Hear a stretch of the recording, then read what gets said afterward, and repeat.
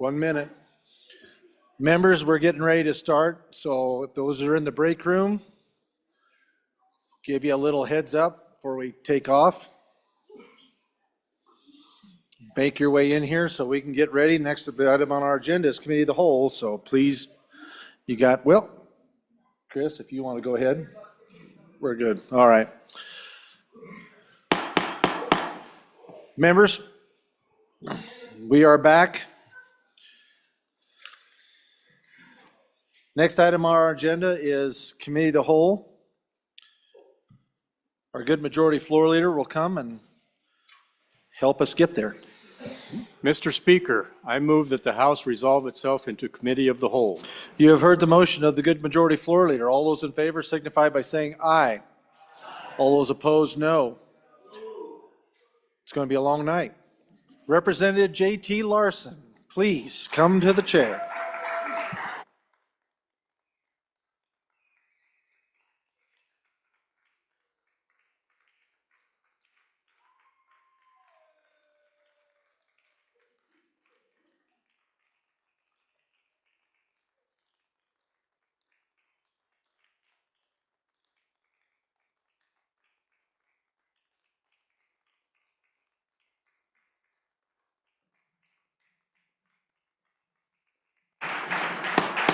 The Committee of the Whole will please come to order. The first bill for our consideration is House Bill 258. The reading clerk will read the bill. House Bill 258, sponsored by Appropriations, State-Funded Capital Construction. Mr. Speaker, your Committee Number 2 Appropriations, to whom is referred House Bill 258, State-Funded Capital Construction, respectfully report same back to the House with the recommendation that do pass with the following amendments. Ayes, Representatives Alaman, Angelos, Bear, Haroldson, Pendergraft, Sherwood, Smith. Representative Bear, Chairman. You have heard the reading of the bill. What is your pleasure, Chairman Bear? Thank you, Mr. Chairman. I move that when the Committee of the Whole rise to report, it do so with the recommendation that the House Bill number 258 do pass, and I further move the adoption of the Standing Committee amendments. I will have my good Vice Chair from the place near the Bighorn Mountains present both the bill and the amendment. All right, Representative Pendergraft. Thank you, Mr. Chairman. Body, you should find on your desk a sheet that looks like this. It is perfectly permissible for this committee in presenting the budget or a budget bill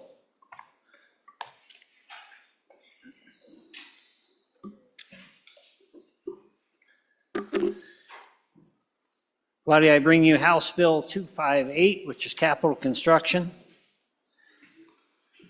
The bottom line, 195 million total one-time funds, 165.8 million from the SIPA, and 25.7 million from private revenue. And just briefly on that, we'll get into each of the projects as we go. But a number of the community colleges that are having work done have received private funds to go into that. And so that's included, it has to be authorized in order for them to spend those funds. So that's included in here. To fund these projects, we are pulling 154.3 million from the LSRA, and it will be transferred to the SIPA account. Now, the House Appropriations Committee streamlined this transfer, and rather than the governor's recommendation to move the money from LSRA to the general fund to the SIPA, and I'm not going to go into all the reasons for doing that, we just streamlined it and moved it directly to SIPA. That's our proposal. Section 1 defines appropriation and provides the abbreviations associated with specific accounts. It also notes that funds appropriated for projects within the bill remain in effect until the project is complete, unless otherwise provided, and any remaining unobligated and unexpended funds revert to the account from which the funds were appropriated once the project is complete. Lastly, the amounts appropriated are intended to provide a maximum amount excluding contingency funding, and what that is there's another account in there that helps handle cost overruns and change orders, things like that. Rather, the amounts may be considered as an up to amount and are not construed to be an entitlement or a guaranteed amount. Section 2, capital construction projects administered through the State Construction Department, herein called SCD.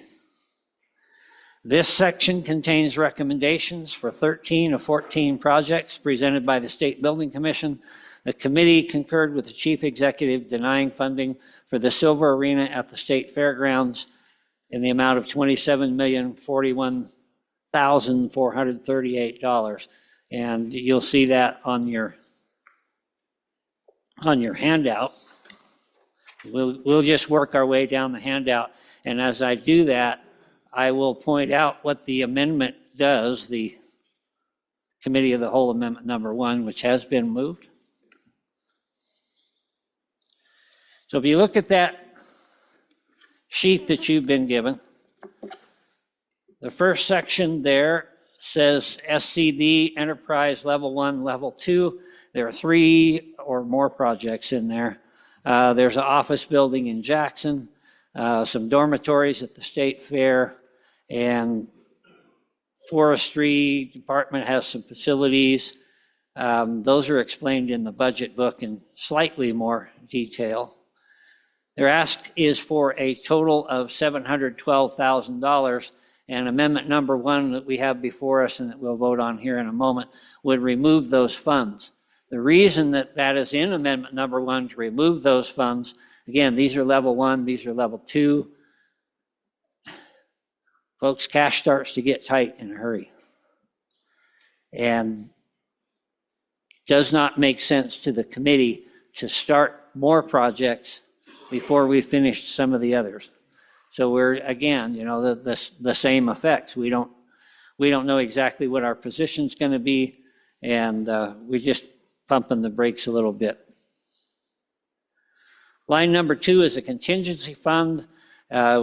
We chose to go ahead and fund that as requested for the governor's rec. It's $3.970 million and change.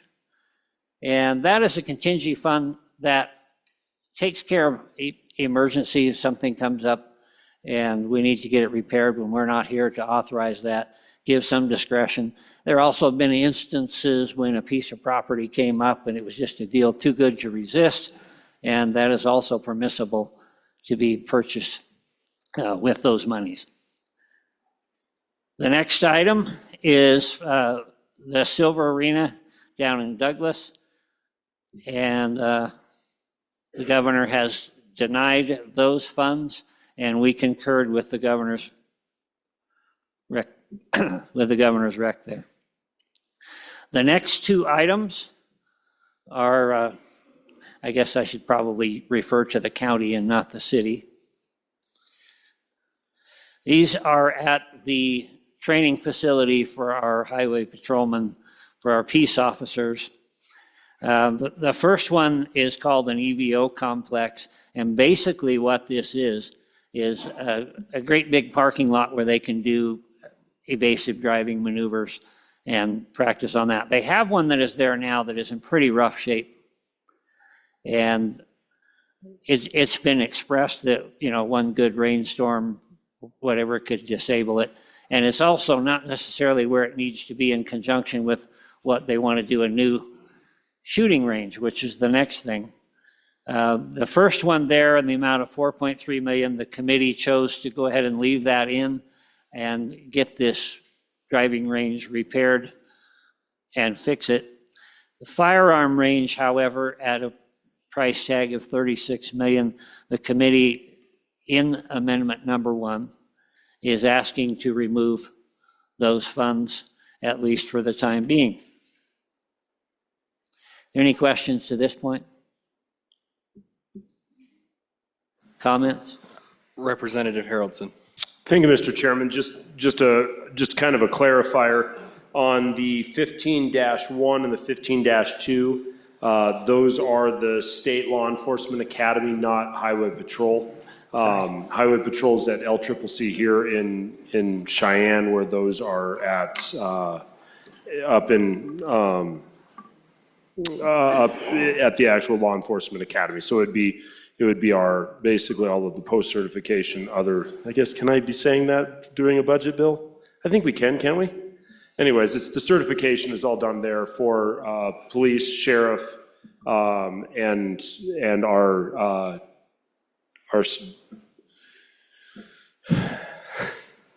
the services for, that takes care of our state parks, I guess I'll just say it, so. Representative Pendergraft. Thank you, Mr. Speaker Pro Tem. I did misspeak myself. The next item, 48-1, is the aforementioned Veterans Home down in Johnson County. And there is allotted $79 million for, frankly, a long overdue. We heard testimony already this morning that that project needs to go forward. I would just make a couple of comments.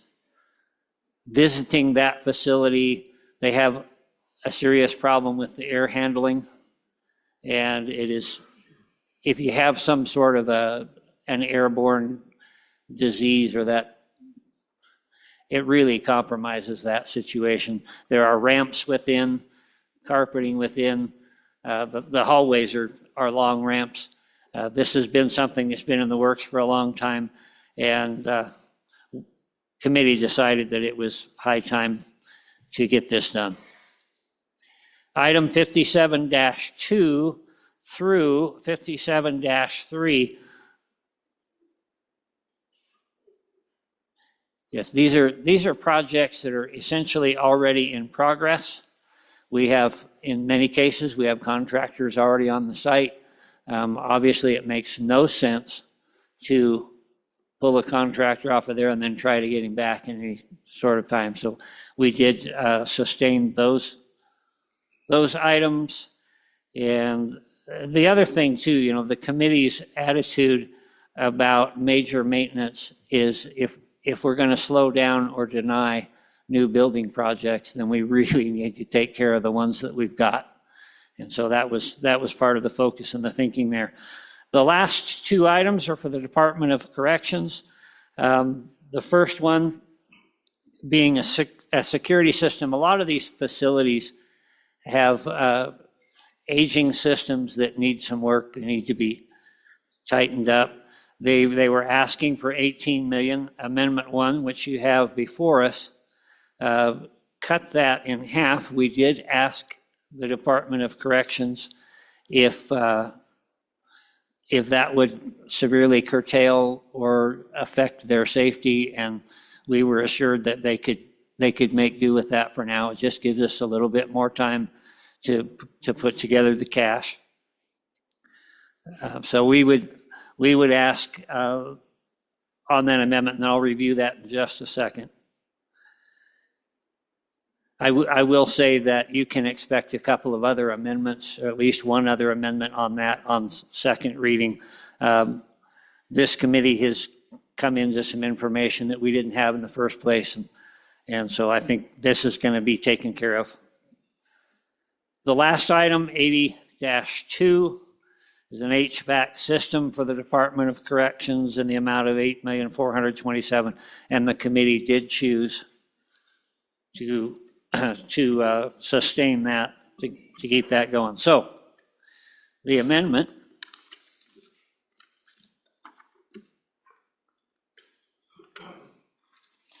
and I'm afraid I don't have it in front of me, but you can pull up the amendment on there. And essentially, there are three items that we're asking you to vote on at this time, to pull out that $712,000, to suspend the $36 million for the firearms ranges, and then the last item is basically to cut that $18 million in half. And again, I would point that there's a second reading amendment coming to address that. Are there any questions? Any questions on the standing committee amendment? Representative Baer. Thank you, Mr. Chairman. Just a comment, just to give the body a little bit more background on the item 48-1, the vet home. So there's federal funding for this home, but we're far enough down the line that we're not sure when we're going to see that money. And I'll just tell you, it's about 51 million. And had we done this construction some time ago, we probably could have come in fairly close to that number. But obviously over time, we had that discussion on the Campbell County High School, these construction jobs get bigger. We decided to support the governor's recommendation of going forward with this construction and funding it completely, anticipating that at some point, and our federal delegation is working on it, getting the Veterans Administration to go ahead and send that money to us, the $51 million. And so we will recapture that money. It will not change over time. It'll always be 51. But obviously the value of that 51 million, if we have inflation, goes down. So the gap between the 51 that the VA is going to pay versus the 79 that it would cost to build this right now. And again, there's contingency in there, and it's not going to be 79 exactly because we don't want to foretell what we're willing to pay for this job until we get the bids. So there'll be potentially reversions from that 79 as well. But I just want everybody to understand a great deal of that could come back in 1 year, 4 years, 10 years, kind of depending on the printing presses in Washington. Thank you. Representative Larson Lloyd. Thank you, Mr. Chairman. If you could, I'd like to have a little more understanding of why you'd like to remove the $712,000 for the level 1, level 2 studies. We generally provided that to as a lump sum to let the department then address level 1, level 2 studies as they come up when we're not in session and not make it site specific. We've tried to keep some money in there that allows that flexibility. So just a little more information on why we're taking that out, please.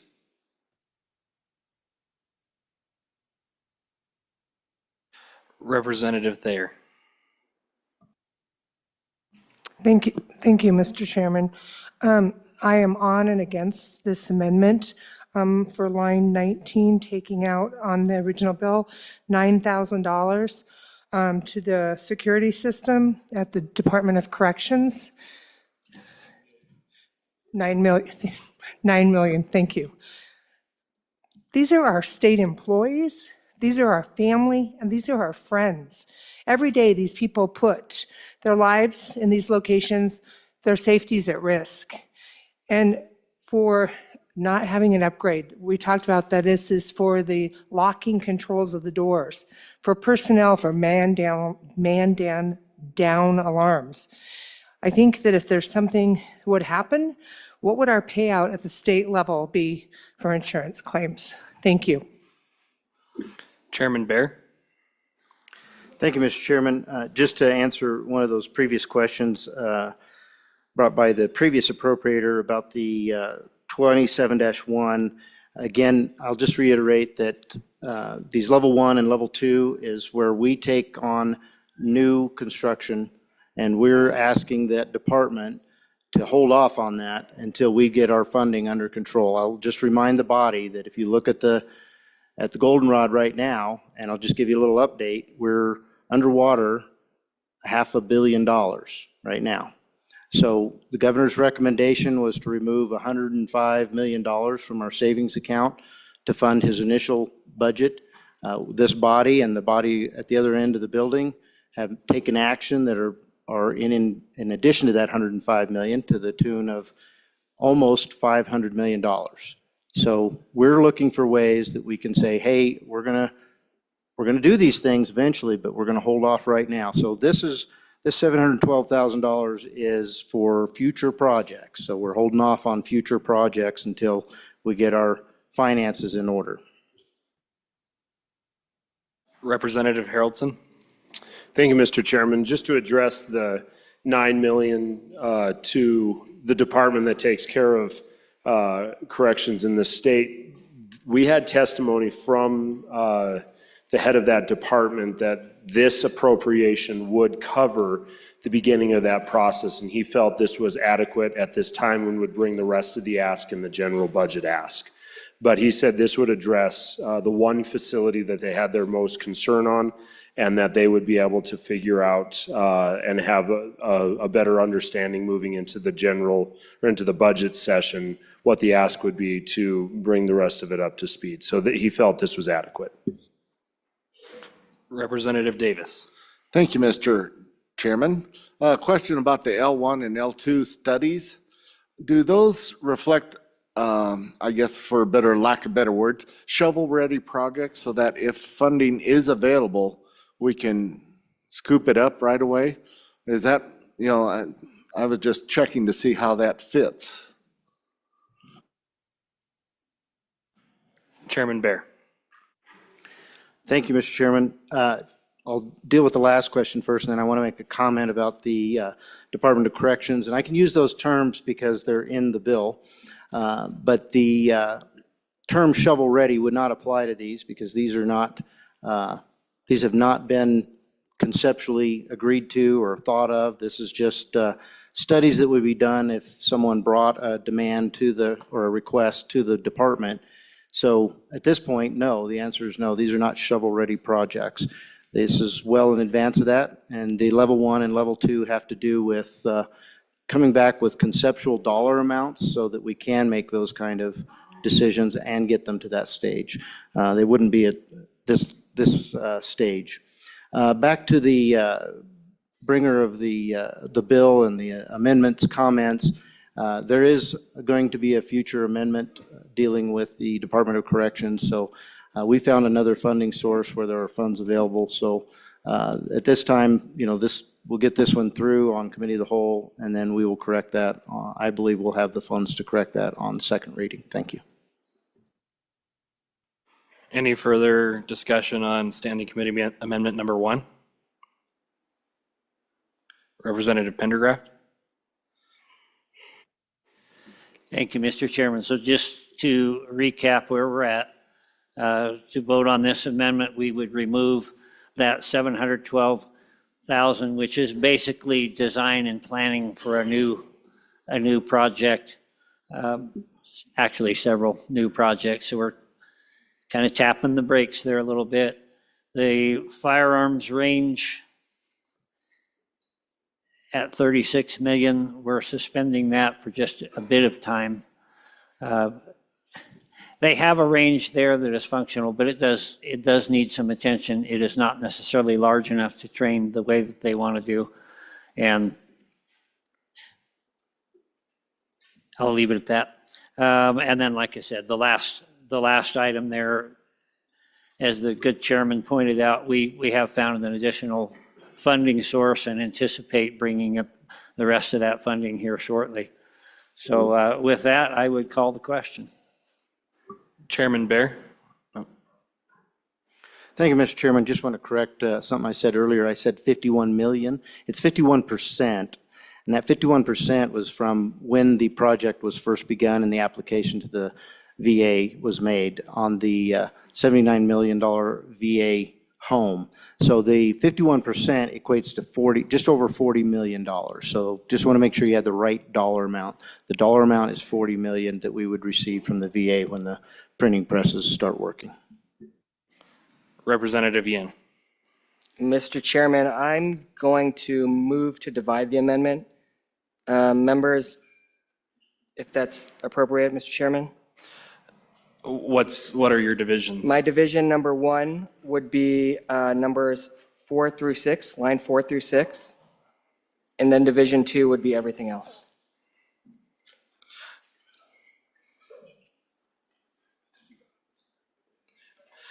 The chair rules that is divisible. Which one will you start with first? Division 1, please, Mr. Chairman. Go ahead. So members, division 1 is specifically about the Department of Corrections security system portion. I understand hearing from the appropriators that they could do without it, but I do think it's important to make sure that it does happen in a timely manner. So I'd ask you to vote no on division 1. Representative Bear. on and for the division, as far as a no vote, I would encourage that no vote. I think we've made it pretty clear we're going to be coming in second reading. We would have brought the money back, but this does bring the money back in for that object. We'll deal with the funding of that in second reading. So on and against, I guess, this division. Representative Nicholas. Thank you. So it might be helpful if you gave us a clue of where that money was going to come from, since you have the idea of it, so that we can vote on this with having knowledge of where that additional 9 million will come from. Representative Pendergraft. Thank you, Mr. Chairman. To answer the question there, there is a sum of $52 million that are set aside for the Department of Corrections. The idea was that was kind of a down payment on a new prison. And being this money has already been attached to the Department of Corrections, we thought that would be a prudent place to go and get that funding. And then when it is time to move ahead on the prison, we just go ahead and tackle that in turn. Any further discussion on Division 1? Chairman Bear, do you have? No. Okay, are you ready for the question on Division 1? Oh. Representative Provenza. Thank you, Mr. Chairman. On and for the division, the department that oversees our prisons is in such a dire situation. They're ordering some of their security parts from an electronic bay where you put in money to, you're getting used parts. That's what's happening. They are dealing with our correction security with parts that they have to order used off the internet. That is severely problematic. One, for the safety of our staff at this department, but also it might provide constitutional concerns for the safety of the people that we are tasked with housing in our corrections facilities. The newest installment of security for this department is over 14 years old. We need this money. Thank you. On and for the division. Representative Pendergraft. Thank you, Mr. Chairman. Just want to clarify, if we vote no on Division 1, that puts the number back at 18 million. And then in the second reading, we plan to bring an amendment that would take that money from the money set aside for the Department of Corrections and actually provide exactly what you're talking about. So we have no intention of not funding that at this time. Representative Yin. Yeah, Mr. Chairman, thank you. Again, I asked for a no vote to make sure that the department gets the money they need for the security improvements. Thank you. Representative Nicholas. Representative Nicholas. Thank you, Mr. Chairman. So just for the edification of the new members, so the 9 million that they want to use to help fund the full 18 million is coming from an account that was created about 6 years ago, roughly, from a good representative from that good Carbon County. And the purpose of it is to begin to pay for and have basically a savings account to build a new prison when the current prison that we have is no longer performing the job that it was lived up to do. And then they take this back even further. If you go about 8 years back, we had a special working group that we were trying to decide back then whether or not we needed a new prison or not. And so we went and we toured the prison, and it was a kind of a working subcommittee of House and Senate members. And then we brought in a couple of consultants that did an evaluation of rebuild versus new. And we concluded from that committee, because I chaired that committee, that if we put in about, I think we ended up putting about 19 million into the project, or building a new one, the price range was anywhere between 60 to 220 million, depending on the type of prison and what we were going to do. But ultimately, we decided not to rebuild. We spent about 19 million to upgrade and to redo portions of our current prison. And that drove then this basically a prison account so that when and if the time comes, and it will come, when we build a new prison, that we'll have the funds to do it, and we won't have to find $250, $300 million for a prison 15 or 20 years from now. So that's the fund that they want to take from. And I have to admit, I have tapped into that fund before for certain things. And so I'm kind of, I can't be too judgmental on that process. I just want to let you know just a little history in the background of how and where that money came from, where there's $52 million and a little history on the prison. So thank you. Representative Geringer. Thank you, Mr. Chairman. I'm just going to ask this question because I'm confused a little bit. We're talking about taking out the 9 million so that we can put it back in on second reading, and I'm kind of confused how that process works. I'm just kind of confused. If you could clarify. Representative Davis. Thank you, Mr. Chairman. I would like a little more information on this account, savings account. Is it vested with the treasurer, or is it just sitting there dormant? The 52 million, is it invested, or I guess what's the liquidability of it? Is that? Representative Pendergraft. Thank you, Mr. Chairman. I would defer to representative at the back of the room before I answer. Thank you. Representative Larson Lloyd. Thank you, Mr. Chairman. And I think a couple of questions we kind of answer on this. So first, to this amendment or the CapCon bill is taking most of the money that we're funding is from the general fund or SIPA. Boom. And so if we vote in favor of the amendment, okay, that goes away. The second reading amendment would then take the 9 million from a separate fund. Okay, now that separate fund, which is the penitentiary land fund or whatever it is, takes money when we take our spending policy amount, the 5%, and I apologize, this old habit's coming out. That's split in half, 2.5 go to the general fund, then you take the other 2.5 and it comes over, it gets split again, 1.25 goes to the LSRA, the other comes into SIPA. As that 1.25 comes into SIPA, which is designed to help fund these kind of projects, we take 10 million off the top annually to go into this prison account. We have used it, and in the past, and it's always been focused on as the good appropriations committeeman, vice chairman notes, we've always dedicated that to that agency that oversees corrections issues, and it's worked relatively well. But just so you understand the structure of that that fund and kind of what we've used it for and historically.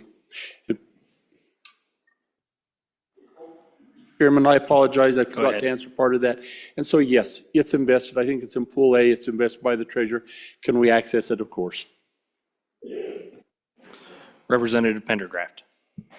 Thank you, Mr. Chairman. So just to sum up kind of a timeline of what's happened here. The ask was for $18 million.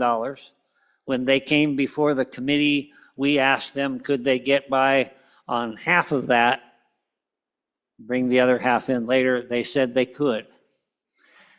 After we wrote this amendment, we became aware of those other funds. So in order to, if you vote no on this division, on Division 1, it will put that 18 million back into play.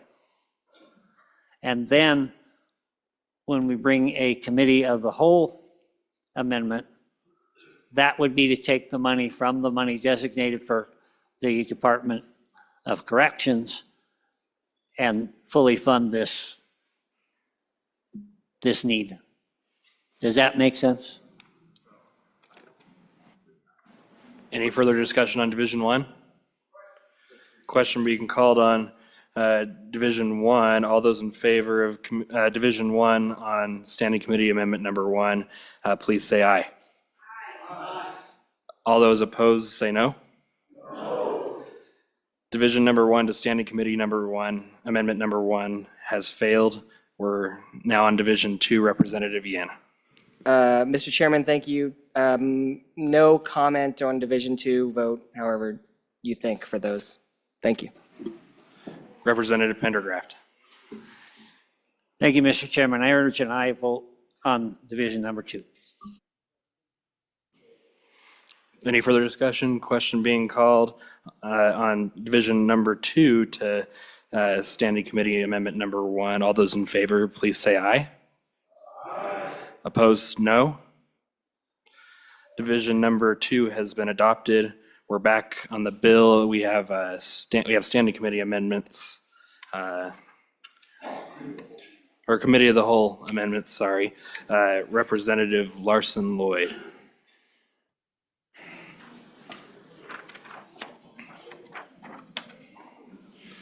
Thank you, Mr. Chairman. I'd like to bring Committee of the Whole Amendment Number 1 to House Bill 258. And this is somewhat of a continuation of the conversation we just had on the penitentiary fund. In 2023, we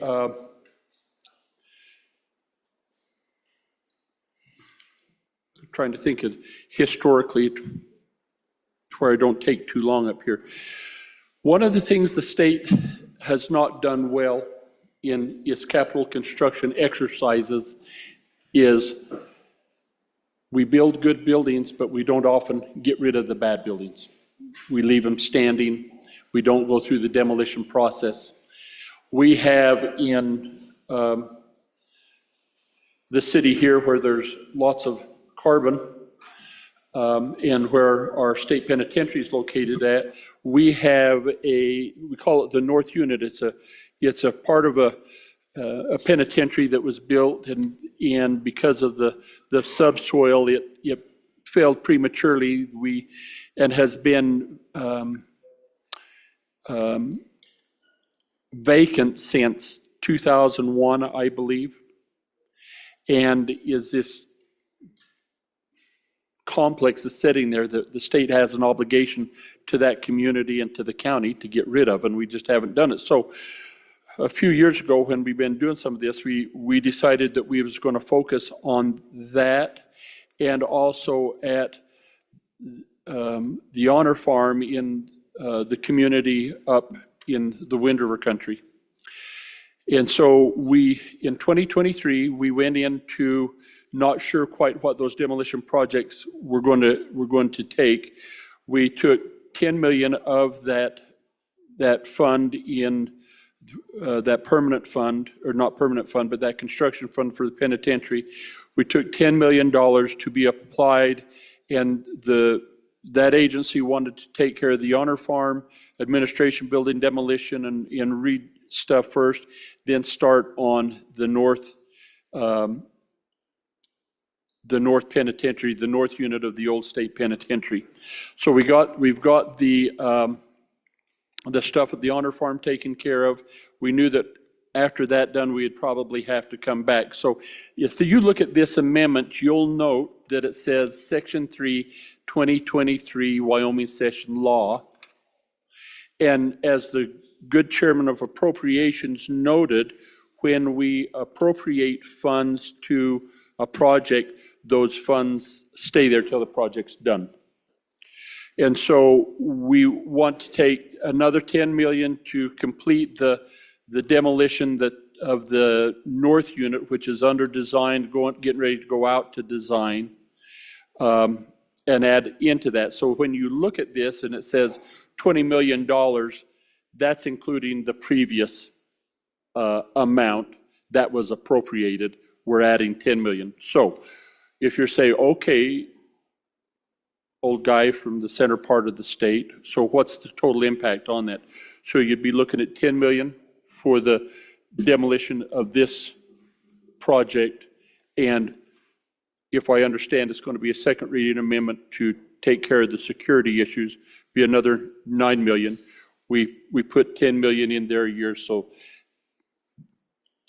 we're staying on top of this, and it's all for the department that takes care of our corrections. So with that, I'd stand for any questions. Chairman Bear.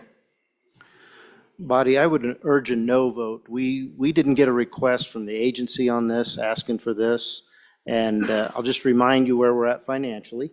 But what is good about this amendment is the fact that it's searching for federal dollars. You may or may not feel good about that, which it could be replaced. But what's bad about it is does not revert those funds that are paid by the feds until 2029. The other issue is it wasn't asked for, and folks, it's not 10 million, it's 12 million. Back in 2023 session laws, we moved 10 million, so this would be an additional 12 million. So I would urge a no vote on this. Representative Larson Lloyd. Thank you, Mr. Chairman. So I'm not quite sure what amendment the good chairman's on. So what this does, there's no federal dollars. We're not asking for federal dollars. We're not doing anything. This is continuing on with an appropriation we started in 2023 to demolish the old north unit of the old state penitentiary, and it's taking the money out of the prison account, just like we're going to do in the second reading amendment for the security system. So I think maybe there's a little confusion there, but there's no federal dollars, there's no reimbursement in the future. This is using that money to take care of the demolition of the north unit. Chairman Bear. Thank you for the clarification, and he is right. I was on third amendment, or the second Cow amendment. But again, I would urge a no vote. There was no ask for this. Thank you. Representative Washit. Thank you, Mr. Chairman, for the bringer of the amendment. Is it reasonable to believe that the director of that agency assumed that there would be ongoing funding given prior actions of this body for the demolition of this north unit? Representative Larson Lloyd.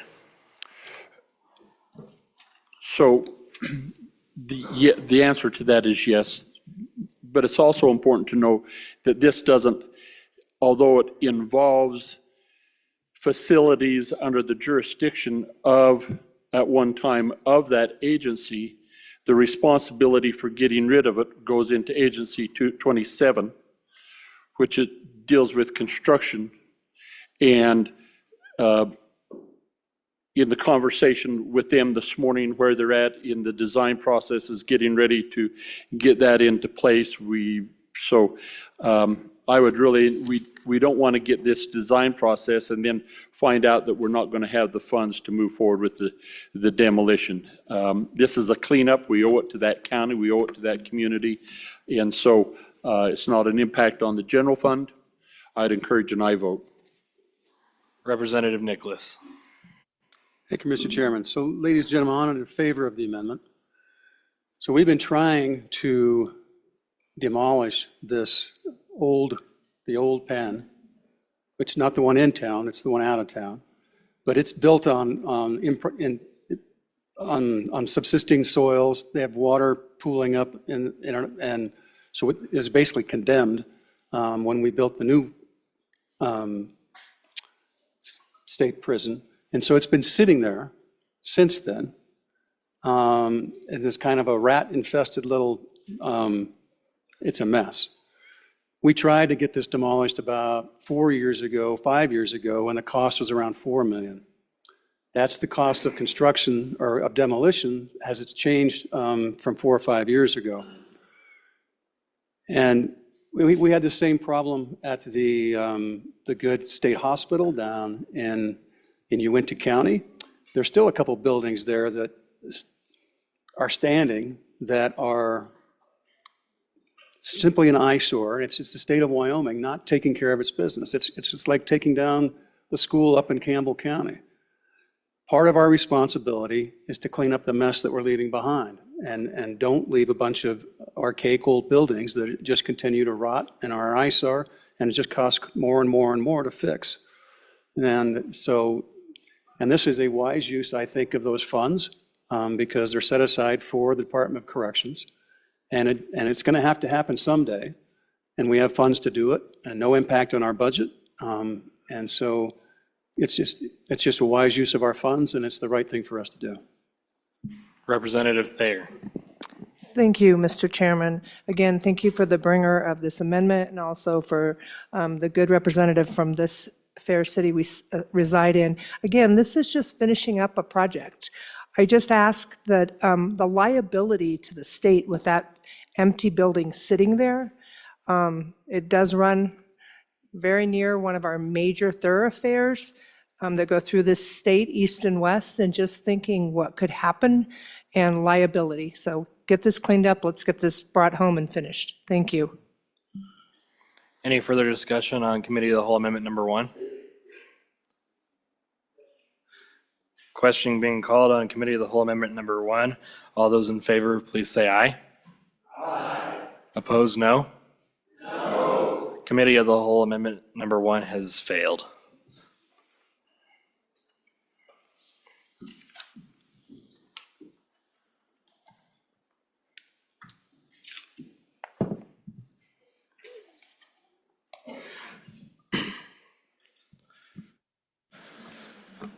We are now on Committee of the Whole Amendment number 2. Representative Larson. Thank you, Mr. Chairman, and at this time I'll move Committee of the Whole Amendment number 2 to House Bill 258 and ask for your favorable consideration.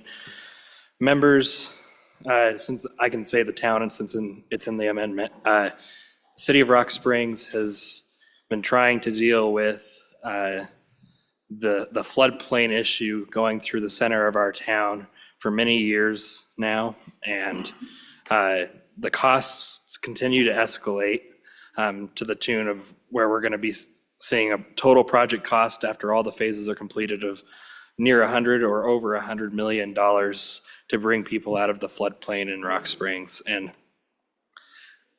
the challenge we have with the floodplain in Rock Springs is it causes our insurance rates on our escrow payments in that part of town to be extremely high, causing homeowners to have to pay roughly the same amount in escrow as they pay for their mortgage payment. This is, if we pass this amendment, this will truly help the kitchen table for citizens of Wyoming and Rock Springs.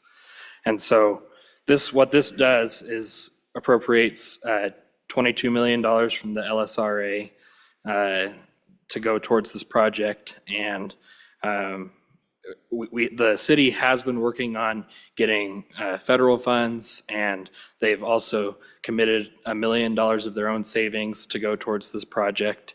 And so we are trying to find other sources of funding. And so we also have a clause in here that says that if we find more federal funds to assist with phase 2 of this project, we'll use those before we use state dollars, and anything else would be reverted back. So with that, I'll stand for questions. Representative Ottman. Thank you, Mr. Chairman. Just a question to the bringer. In those areas, and maybe I missed something when you were talking, but in those areas, was it engineered and perk tests and land tests? Was it backfilled land? Was all that done before these homes were put in there? Thank you. Representative Baer. Thank you, Mr. Chairman. I again would urge a no vote on this amendment for the reasons I gave earlier. Thank you. Representative Wiley. Thank you, Mr. Chairman. Just an answer to the good speaker from the land in between Riverton and Du Bois. So, brief history, Rock Springs, old coal town. We built the town around Bitter Creek that ran through the middle of everything.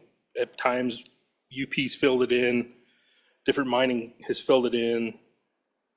So now, every once in a while, you know, when we get these 100-year or 200-year weather events, you know, Bitter Creek turns into the Snake River from up north. And there's actually photos of where people used to whitewater raft and stuff through it. Thank goodness they don't do that anymore because, you know, somebody could get hurt. But yeah, essentially what happens is every decade or two, we get these big weather events, and then half of the old part of town gets washed away, and it's been an issue since then. And it's from, you know, when the town was founded. It's just where they built it. Thank you. Representative Larson.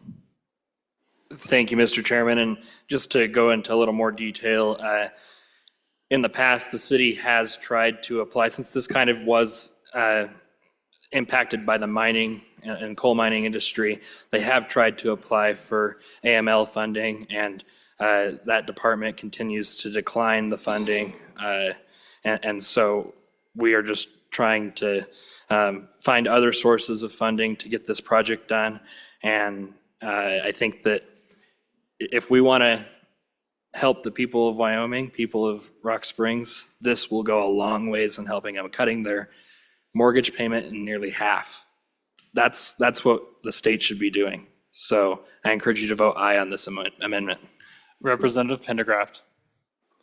Thank you, Mr. Chairman. Again, I would urge a no. I would say that there are at least 60 people in here that could come up with a need that would greatly benefit their community, and some of them are pretty important needs. But at some point, we have to draw a line. This is a supplemental budget. This is set out for emergencies. I guess I would ask, if this is an emergency, why are we just now hearing now when this bill is brought? Why was there not something brought in earlier? So again, I would urge a no to resist. Representative Larson Lloyd. We've heard about this problem every year that I've been in the legislature, and the emergency issue of it. And those poor legislators down there in that part of the world have come with hat in hand over the last 13 years, every year, trying to get a few shekels put together to get that problem resolved. We have been able to, we on several occasions have put, I think, 2 million, 6 million. We have put some stuff to it. We've been able to use some AML money to it. But this is not the first time we've heard from this, and would urge an aye vote on it. Representative Harshman. Thank you, Mr. Chairman. To echo, I think it was probably 2010. And really it's caused by mining. We've gone back and forth. Should be an abandoned mine land site. We've gone back and forth, federal and state agencies. We've had money in the budget. We've had directives in the budget, but these things don't always turn out like you like. And so I think how minerals have impacted our communities in so many ways. I mean, you think of the high school in Sheridan County, the one that keeps winning all those football games, unfortunately. But that high school was built with mineral impact money. I mean, and a grant that came through. I mean, we'd never build a school that size for 900 students anymore. So I think there's so many unique things in our communities all across the state. That new state office building in the center of the state in Natrona County, half of that was built mineral impact funds. So there's all these unique things going on. This issue has been out there before. I don't know, 60 of you served in this House. We've had solutions to it. They've come up short. We've tried and tried again. And it's kind of like the water system in Campbell County, you know. We followed the percentages. spent hundreds of millions, over 100 million in state funds. Never have spent that kind of money on a town's water system, but we did it because it was the right thing to do. And I'll just say, and you look at the history of this state and that community, how it's played in the building of this state and the Transcontinental Railroad and all those things. And this is some of that legacy left over that. And today's people are paying a higher price for it. It's not named Freshwater Creek for a reason. It's named Bitter Creek. And so I urge this body to take a look at this, and I think, yeah, we got elected by 4,000 people, and we represent 9,000, but we are a small town with long streets. And so I think it's important to help our neighbors out on this deal and get this thing finally done, so the next generation of Sweetwater County representatives don't have to come here and keep selling this over and over and over again. So on and for the amendment. Thank you. Representative Larson Lloyd.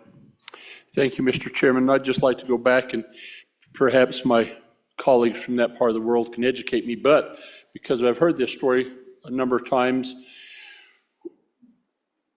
the way this event came about was, as you all understand, the railroad stopped about every 10 miles, and in this part of the world, they mine coal for the railroad for sale, but also for the use of the trains. And they had a mine here by this creek, and they needed to divert Bitter Creek, so they installed a levee so that the water wouldn't go down the mine when it flooded and do these other things.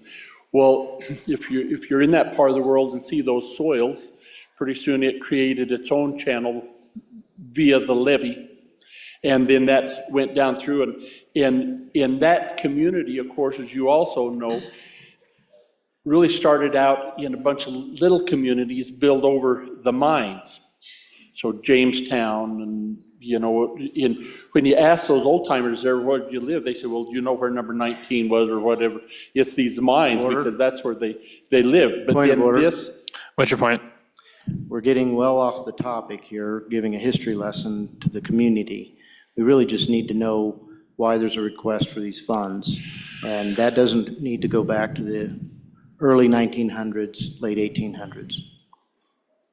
Thank you. Let's please stay on topic. Horse crap. Representative Larson. Well, Point of order. I apologize for that. I shouldn't have said that. But how, if we're going to make a vote on expenditure of state funds, and we're saying that it impacts the city, it's worth knowing how it got there. And that's what I'm trying to share with this body, and to have a little leeway. And so, because it's just not a natural, it was man-made. And so when these guys tried to apply for these other funds and were denied, when other communities got them, it just has been frustrating to these guys from this part of the world in getting that. And so understanding the history of this has validity, as all of the other rationale that we have for appropriating these funds do too, Mr. Chairman. Thank you. Please stay on the amendment. Representative Larson, JT. Thank you, Mr. Chairman. And I would also add that our part of the world is going to be seeing a lot of growth over the next decade. We're booming. And this area of town could be developed further if they didn't have the concern of the insurance costs. I don't think it's fair that the people that are living in that part of town today have to suffer the consequences of the decisions and choices from back then. So that's why I brought this amendment. I think that this will go a long way in supporting our community, the future development of our area, and I encourage you to vote aye on this amendment. Thank you. Representative Wiley. Mr. Chairman, thank you. Good body. My county, my county and my city, we're not asking for a handout or anything. We're asking for a solution to a problem that's been here for a long time, as you've heard in the debate.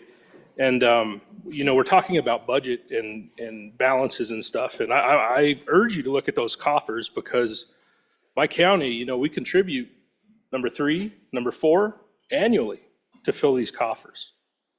I mean, we bring that to the state to help all the other communities, all the other neighbors just down that long road.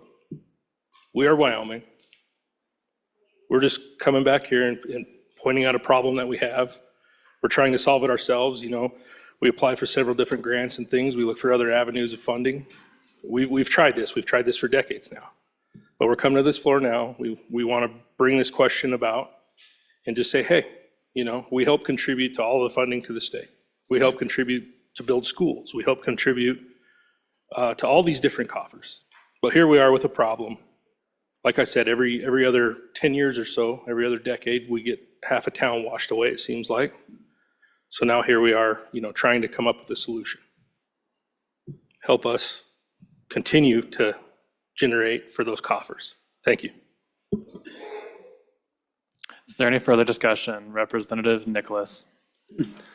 Thank you, Mr. Chairman. And just a little more background information. We have funded Bitter Creek projects when we had a few extra shekels over time.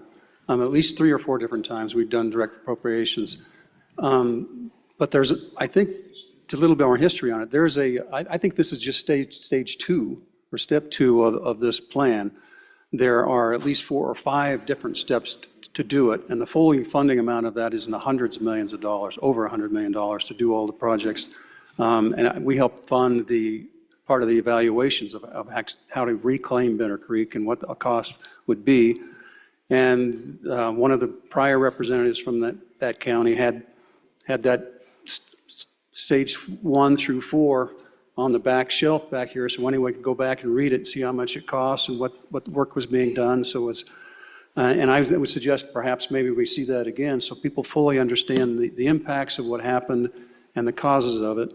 And the ALM dollars, they replied and applied, but they didn't quite fit within the definition of the ALM dollars.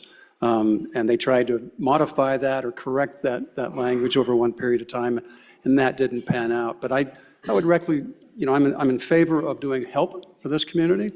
It may be more useful if they can bring a spec tax and add a penny and come back and match dollar for dollar the 22 million and make it so we can get a lot farther on it, and maybe you might have a little more luck.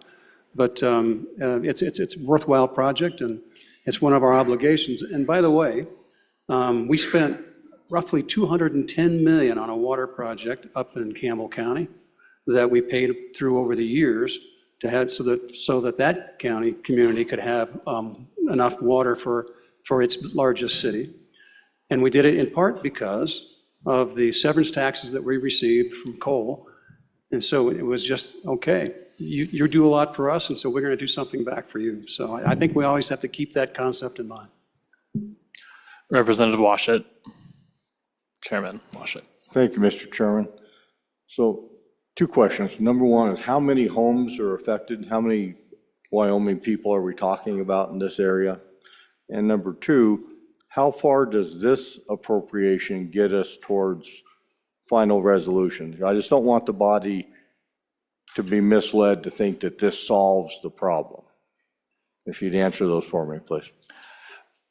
Representative Larson. Thank you, Mr. Chairman. And I don't have the exact number of homes. I know it's in the hundreds of homes, but it's they're spread out through town, through the center of town, old part of town. And so that's what it impacts.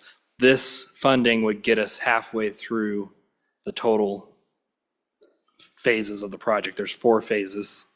So this would get us phase 2 of 4 completed on the project. Is there any further? Representative Harshman. Thank you, Mr. Chairman. As we close this debate out, I just wanted to point out, I appreciate the Appropriations Committee getting up and hammering on this. I mean, that's what they should do, and they do to protect their bill.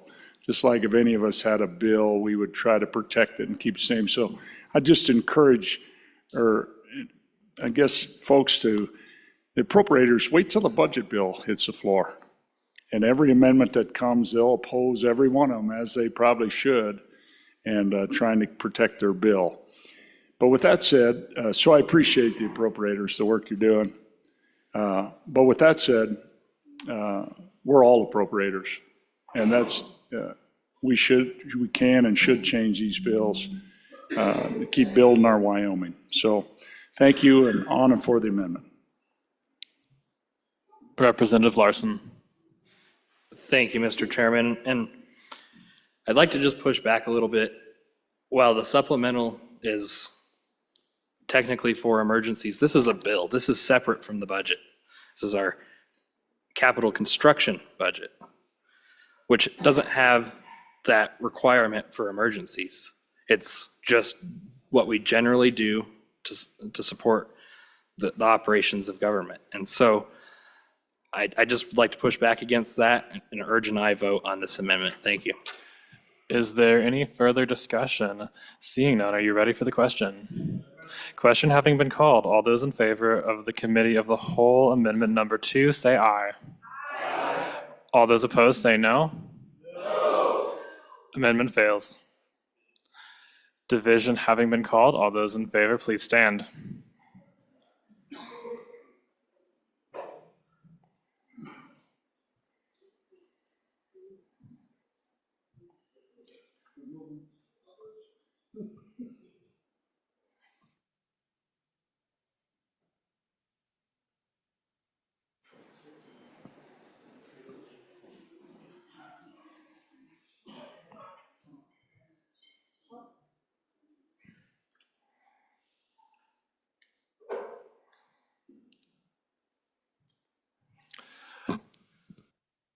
All those opposed, please stand.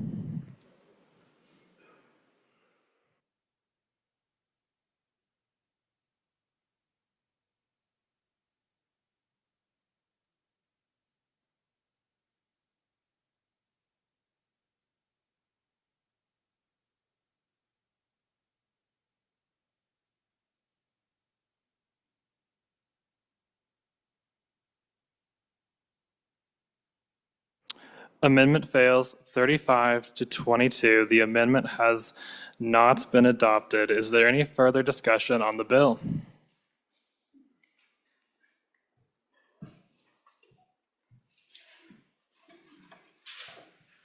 Representative Washit. Thank you, Mr. Chairman. So going back to the appropriation for the EVO driving facility, Committee number 1 over the summer heard testimony from both that agency and also from the state agency that patrols this building. And that agency is also in need of a driving facility. And I just wanted to make 2 questions here. Number 1, if we fund this project, does that preclude the other agency from acquiring an EVO facility that meets their needs? And it would be substantially different, from what I'm led to understand, from the one that's proposed for the Converse County training facility. And number 2 is, are we talking about, with this appropriation, redoing the existing driving track, the existing EVO facility at the Converse County location, or is it going to be built in a new location? And does this appropriation cover land acquisition if we're going to build it in a new location? Thank you. Representative Haroldson. Thank you, Mr. Chairman. Just to answer the questions brought, this is separate from the other driving track. Those were not even in the same conversation, and that was not even brought to us at this time. In Converse County, they have a new piece of property, and this would be completely moving that track to a new piece of property.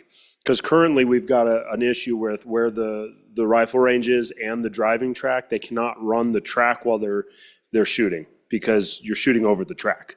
So this would eliminate that track, and move that. And then down the road, as we fund that range, we can do it on that facility, and we won't have to worry about that track being there. So this would be a new piece of property that's already been purchased, and we will place the track on that piece of property separate from the current facility. Is there any further discussion on the bill? Ready for the question? Okay, question being called. All those in favor of Chairman Bear's motion that when the committee of the whole rises to report, it does so with the recommendation that House Bill 258 do pass. All those in favor, please say aye. Aye. Opposed, no. House Bill 258 has passed the committee of the whole. The next bill for our consideration is House Bill 160. The reading clerk will read the bill. House Bill 160, sponsored by Representative Tarver. Voter identification revisions. Mr. Speaker, your committee number 7, Corporations, Elections, and Political Subdivisions, to whom is referred House Bill 160. Voter identification revisions. Respect the report, same back to the House with the recommendation that it do pass. Ayes, Representatives Brown, Heft, Johnson, Knapp, Locke, Lucas, Webb, Weber. Noes, Representative Yin. Representative Knapp, Chairman. You have heard the reading of the bill. What is your pleasure, Chairman Knapp? Mr. Chairman, I move that when the committee of the whole rises to report, it do so with the recommendation that bill number HB 160 do pass. And with the explanation of the bill, I will turn it over to the large representative to my right. Representative Tarver. Mr. Chairman, this is a pretty basic bill. It basically just pulls out school identification cards. I don't know if there needs to be anything else explained there or not. Short and sweet. Is there any further discussion on the bill? Representative Yin. Mr. Chairman, thank you. So school identification cards for voting. There are two places where you give an ID when you vote. So you register to vote. We actually have to accept school identification for HAVA. So that's the Help America Vote Act. We have registration requirements. School ID is one of the types of IDs that must be accepted. So that our list of identifications is specifically for at the polls. So we have voter identification requirements when you're at the poll. So we're talking about things with a photo ID, except for a couple. There's another bill for that. But school IDs are photo identifications, and they come from, it's specific to our university, our community colleges, and our public schools. So we're talking about IDs that are already government IDs because they come from an arm of the government. All of those institutions are arms of the government. So this is removing a type of government ID, and then you have this discontinuity, discongruity between IDs that are acceptable and the clerks have to accept them at registration, but then they have to tell those students that they can't use them when they actually vote at the polls. Any further discussion? Representative Weber. Thank you. On the school IDs, what was done I'm in the committee that this went to, and the people from University of Wyoming even testified that on the IDs, yes, it is a photo of the person. But what is different is that if your name is Robert, you could also put whatever name you want on there. You could put Bobby, Robbie, Ricky. You can put something else on there. When you use that as an ID to come and vote, we don't have Ricky Smith, we have Robert Smith. I think it's confusing, and I think there's a lot of room for fraud and cheating. I'm in favor of the bill. Thank you. Thank you. And just a reminder, we don't use the proper name of the university or other agencies. Yep. Representative Locke. Thank you, Mr. Chairman. And I just want to reinforce what was just said by the previous speaker. We listened to a wide range of testimony from the people who manage that voting process in our counties, and they did an assessment of the school IDs across the state. and they found out that there was a very wide range of disparities, inconsistencies in those IDs. And because of that, they even were concerned that there was a lot of issues with using those IDs. And so I wanted to at least make that clear to the body that testimony was very clear that, again, they did a very thorough analysis, and I think they were even surprised at the disparities and the differences and some of the examples that were presented by the previous speaker. That was just one of many examples that were discussed. So wanted to make that clear to the body. I'm for the bill and wanted to make that clear. Representative Yin. Mr. Chairman, thank you. So let's say I have an ID that says Mike on it. My legal name is Michael Yin. And so I can still register. The issue is if I have Mike on my student ID, they won't accept it. And I think that's logical. The clerks know that. They check against the voter roll. If the voter roll doesn't match the ID, they're not going to accept it. So I'm curious on what the type of fraud that they think will happen, because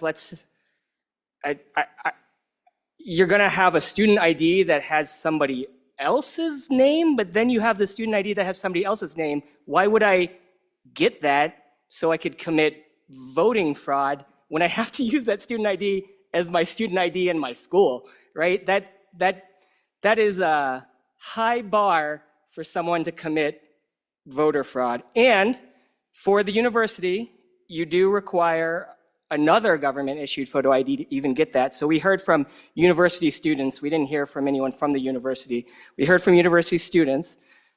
You have to have another government-issued ID to get that new student ID that is now also a government-issued ID, and they're not going to issue something where it's going to be a name of some other voter. That doesn't make any sense. The one concern that we had from the student was their voting location is basically right next to the university, so a lot of people walk there. They don't necessarily carry their driver's license with them. So if they are waiting in a 2-hour line at the end of the day on election day, and they have their student ID and they don't have their driver's license, thinking that they could use their student ID to vote because they used it to register, then they get denied their right to vote. Representative Provenza. Thank you, Mr. Chairman. I'm curious what actual incidents of voter fraud have been identified using student IDs.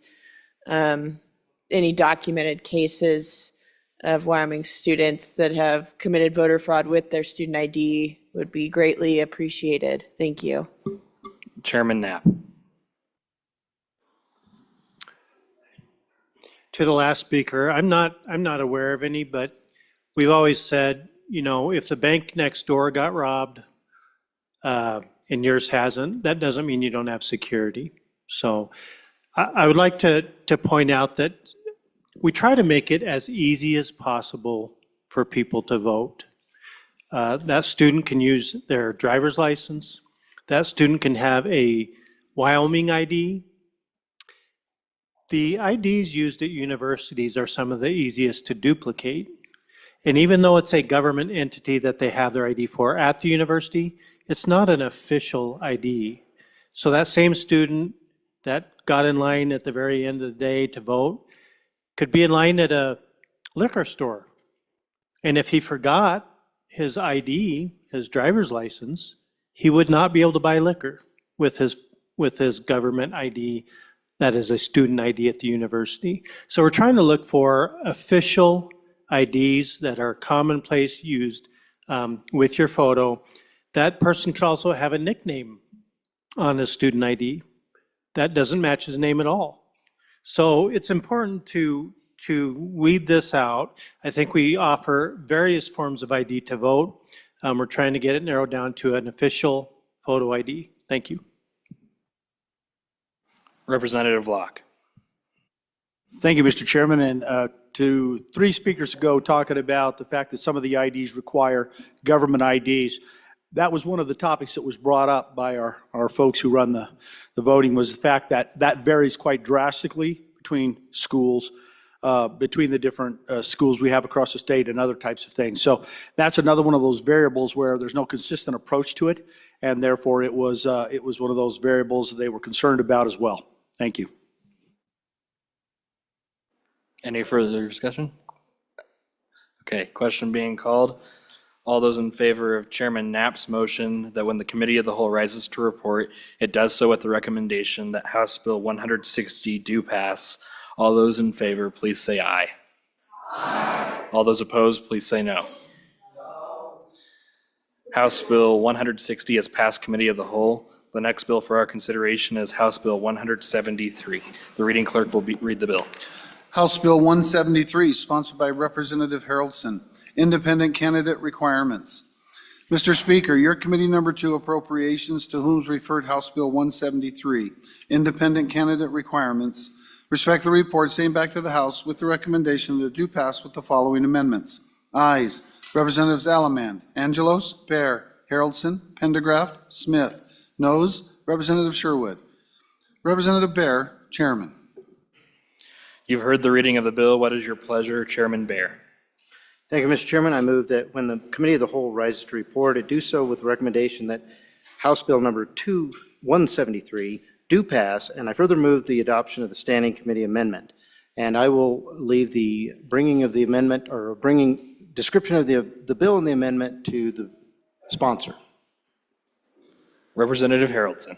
Thank you, Mr. Chairman. So today we have House Bill 173 and its independent candidate requirements. And this is just to bring some clarity and some corrections to the independent candidate petitions, as well as the kind of the overview. And so what I'll do is I'll walk us through the bill, and as I walk us through the bill, I'll read in the amendment. And so page 1, the first thing we see is it came to our attention where it says on page 1, line 3, registered with a major political party. We also put minor in there, just so it's major or minor. I think it's a good catch. And then going through, we see in page 11, section 1, where we are amending 3 subsections, 225301A, 225304, and 225307.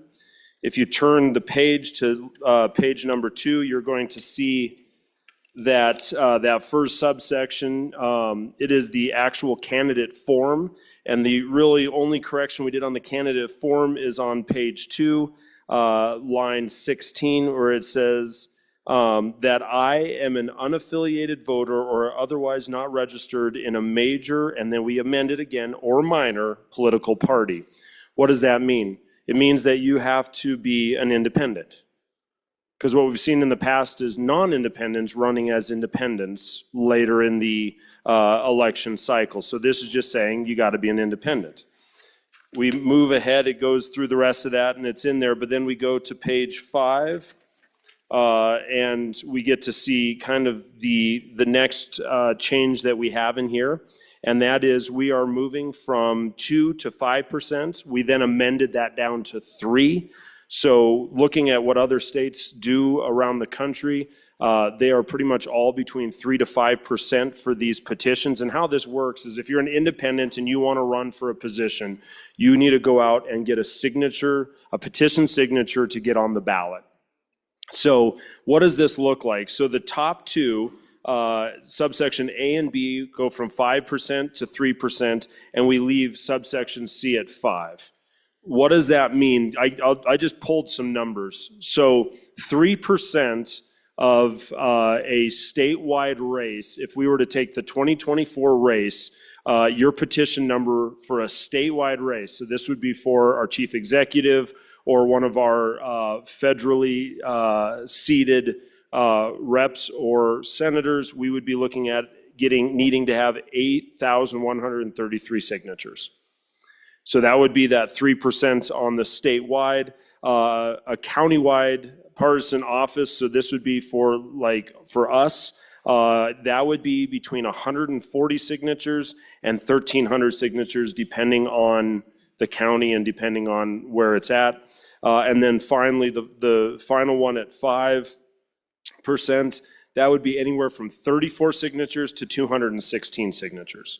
So why did we change those numbers? Because if you look at 2%, you literally could get enough signatures around your kitchen table on some of those smallest races to have a petition signed. We just wanted to bump that up a little bit. Obviously, 216, yeah, that is a little higher. No one's going to have that around their kitchen table, I hope. But at the end of the day, this would just make that a little bit more of where you're going to have to go out and make it known that this is something you're serious about and you have the backing for it. And then the final change is on page 6. Starting on 13 through 16, that correction to 225307, it changes it to where your day that you need to put that filing in would correlate with the normal filing for a race. So what it has been in the past and what we've seen is that people show up after a primary, before a general, and they'll show up literally about 3 to 4 weeks before ballots are being printed, and they show up on the ballot. Well, by then, most of all of your forums have already taken place. Most of all of that's taken place, and we're just finding ourselves at this point where we kind of go, wait a second, that kind of came out of left wing. And so this would make it where independents, they can run in the general like they always have, but they have to have a concerted effort to make it reality. And so this would just be some corrections that would bring the candidate filing for independents in line with major and minor party filings. And with that, I'd stand for any questions. Is there any discussion on Standing Committee Amendment number 1? Okay. Question being called on Standing Committee Amendment number 1. All those in favor, please say aye. Aye. Opposed, no. Standing Committee Amendment number 1 has been adopted. We're back on the bill. Representative Harshman. Thank you, Mr. Chairman. Just a question, Mr. Chairman, on the 81 days. So give us kind of an example. Is that moving from 70 to 81 proposal? Does that move it before the primary election? So the idea now you actually, because we have this, sore loser law, and so we're trying to go about that in a different way then. And I guess, I don't know how many have had an independent run against you. I had one. I won the primary and boom, all of a sudden there were signs up. And I don't think that was a bad thing. But I guess I'm just wondering why we need this bill. What problem has happened out there? I haven't read of anything or heard anything, and I don't know if you've had an independent run against any of you. I have. Anyway, thank you, Mr. Chairman. Representative Haroldson. Thank you very much, Mr. Chairman. So as we've been talking, this actually was something that I too had that happen. And so I was having a conversation with the individuals that run our elections on the county level, and I said, that was kind of interesting, didn't see that coming type conversation.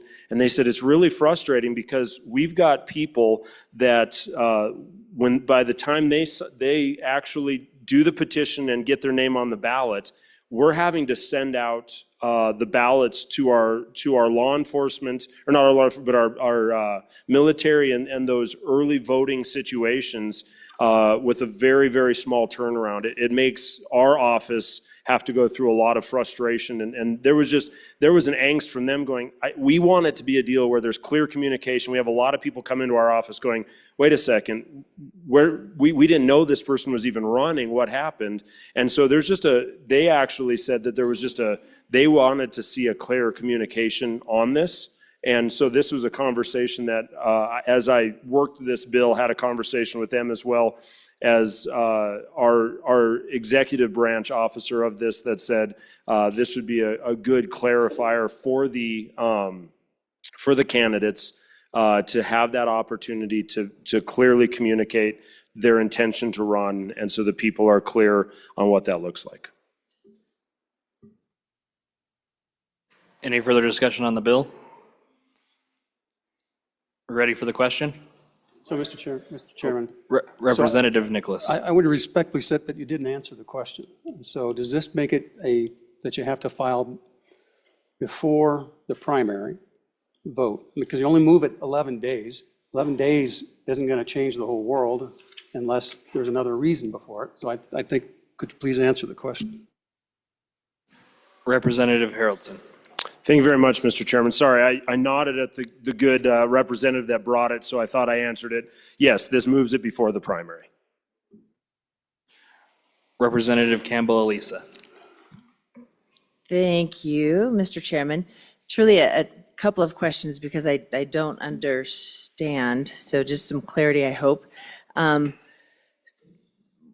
First question would being, yes, what problem does this solve? I'm not sure there is a problem out there. The second question I have is, so we have a person that says we include in their oath that I am not affiliated with a major or minor party. How do we then prove that they are, or that they violated that oath? And what happens if they do? Does it matter? So I'm not sure why it matters. If I can just say on the oath, no, I'm not affiliated, and then it turns out I actually am, there doesn't seem to be a consequence. So I'm not sure what objective this achieves. Thank you. Representative Yin. Mr. Chairman, thank you. For the committee number 2 that heard the bill, what testimony was there from those groups of elected that work to administer elections on the county level? Did they testify on the bill and on the administrability, especially of that new time change? Because the time change, I think, is always the sticking point for that part. Representative Haroldson. Thank you very much, Mr. Chairman. So as we talk about the, on page 2, that candidate form, how you know that is, are they registered with a major or minor party? So if they're currently registered with a major or minor party, they cannot then be an independent, because technically you're not an independent, you're a major or minor party. So that currently is not the case. So you see people say, well, I'm an independent blank. Well, you're not an independent at that point because you're with a major or minor party. So we had both of the entities on the state level as well as on the fed or on the county level, and neither of them had any concern with administering the timetables or the breadth of this. There was testimony from some of our civic organizations stating they thought 5% was too high. And out of that, we brought the amendments to bring it down to 3%. There was also concern about the minor or major party conversation, which is where that amendment came from, and that clarifying language. Representative Yan. Mr. Chairman, so I'm unsure how to vote, but I do think that I want to know why we think that people who are affiliated with the major or minor party shouldn't be able to run as an independent.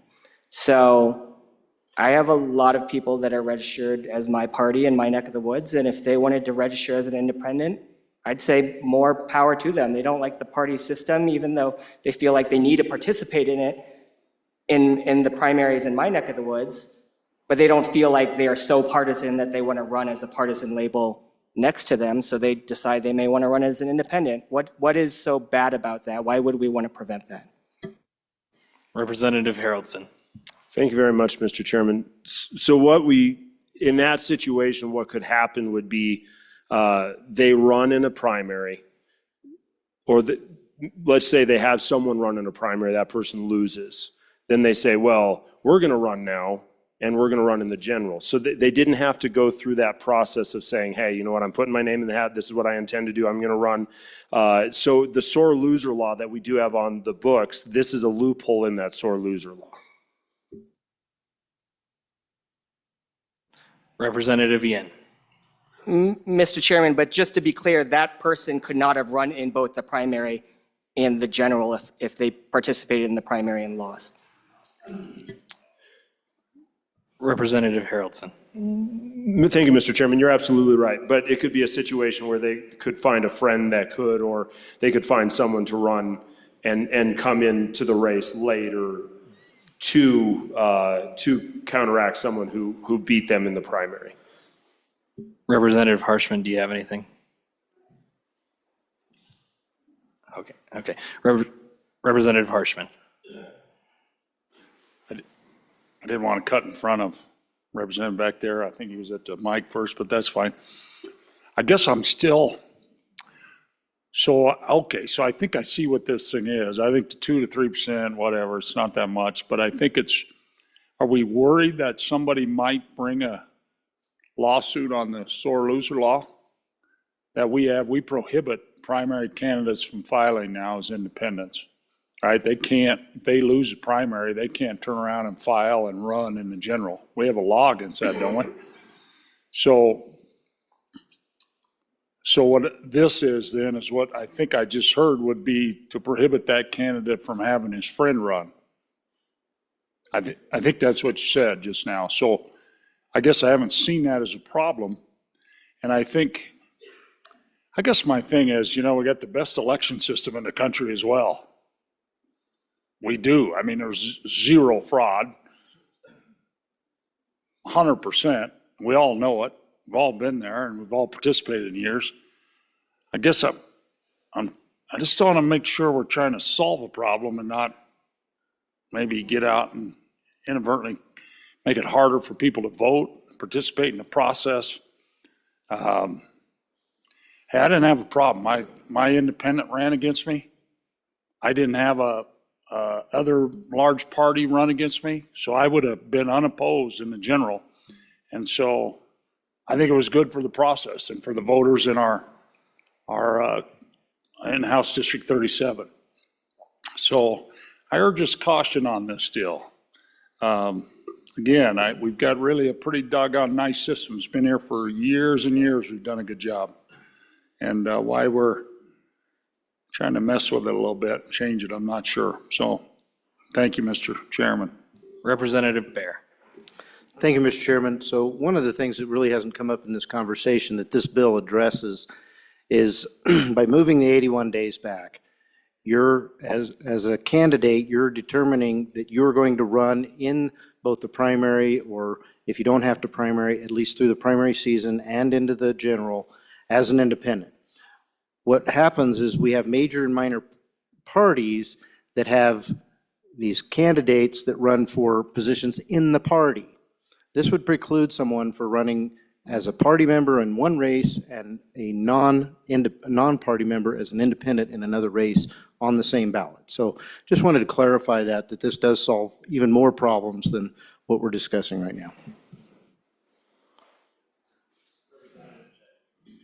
Representative Chestick. Thank you, Mr. Chairman. So it's been said several times here that this is intended to close a loophole in the sore loser law, and I don't see the loophole. I have the sore loser law is one sentence. It's section 22-5-302, and the one sentence says, an unsuccessful candidate for office at a primary election whose name is printed on any ballot may not seek nomination by petition for the same office at the next general election. It doesn't say anything, and that would preclude somebody from running as an independent.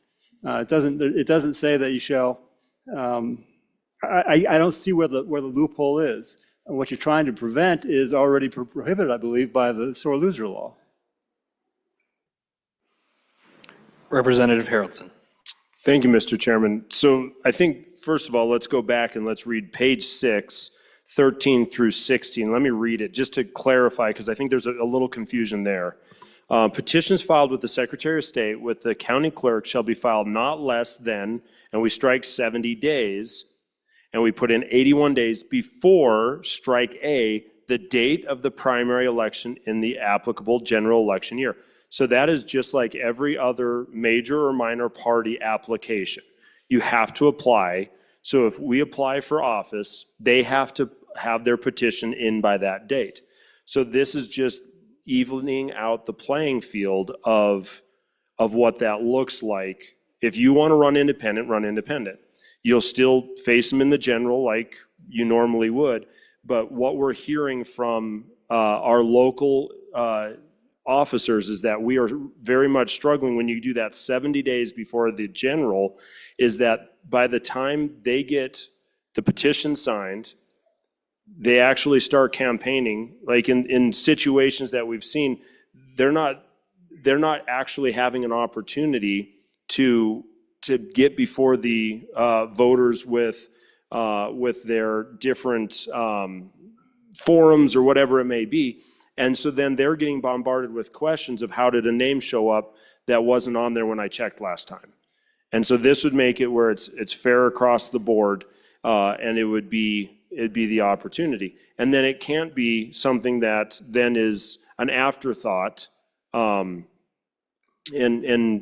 goes through that process. So this is just, I wanted to clarify that because I think that's going to fix, or not fix, but clarify a little bit. It's not just 11 days. This is 81 before the primary, just like you would if you were running for a major or minor party. Representative Harshman. Okay, thank you to the sponsor, and you go back and read that. So the addition of the new language primary election and 81 days before the primary and general is struck. I guess just dawned on me now reading it again. So it's not about the sore loser law. But I think you got to think about, what if you have a close election? 5 votes decide it. Maybe the guy ran unopposed in the primary. Maybe that's the way I was. I was unopposed in the primary, so maybe some citizens say, we got to get him out of there. Let's run as an independent. This would prevent them from doing it. The only thing they could do is a write-in, which we know those are pretty tough. Boy, I just think,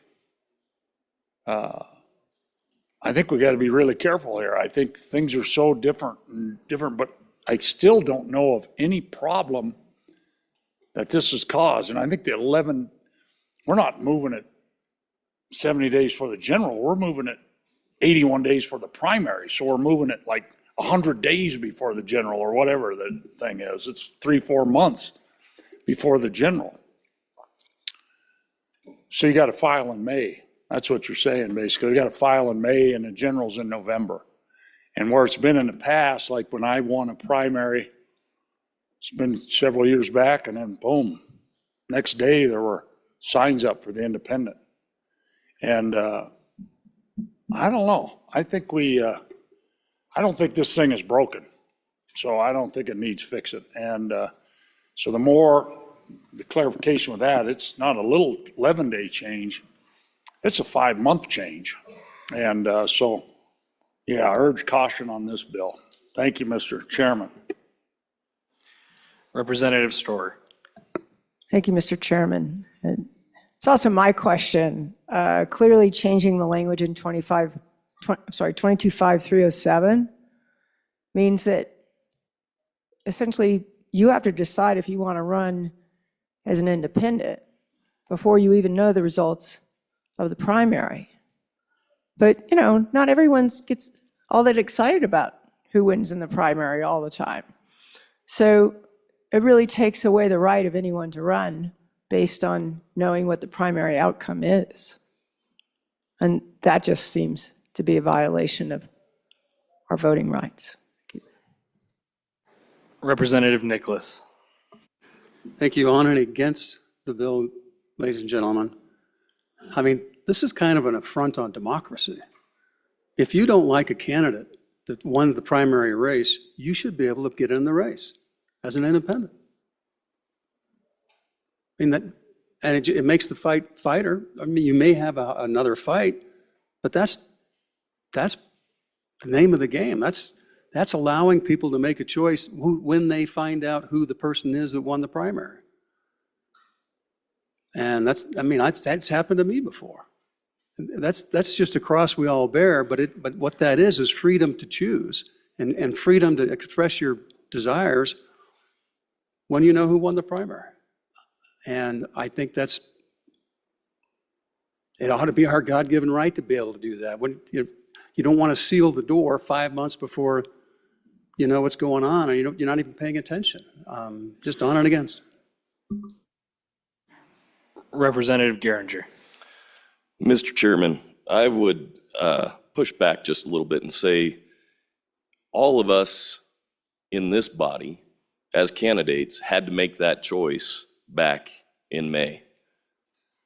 And so it's not an affront to anybody's right to run. You just have to make the choice in a due amount of time. And if you don't like what happened in the primary election, you still have the option of running a write-in campaign. That's the next step in the process. And so I don't think this does anything but enforce what really the intent is. Representative Singh. Thank you, Mr. Chairman. On and for the bill, folks, this does not strip your ability to run as an independent.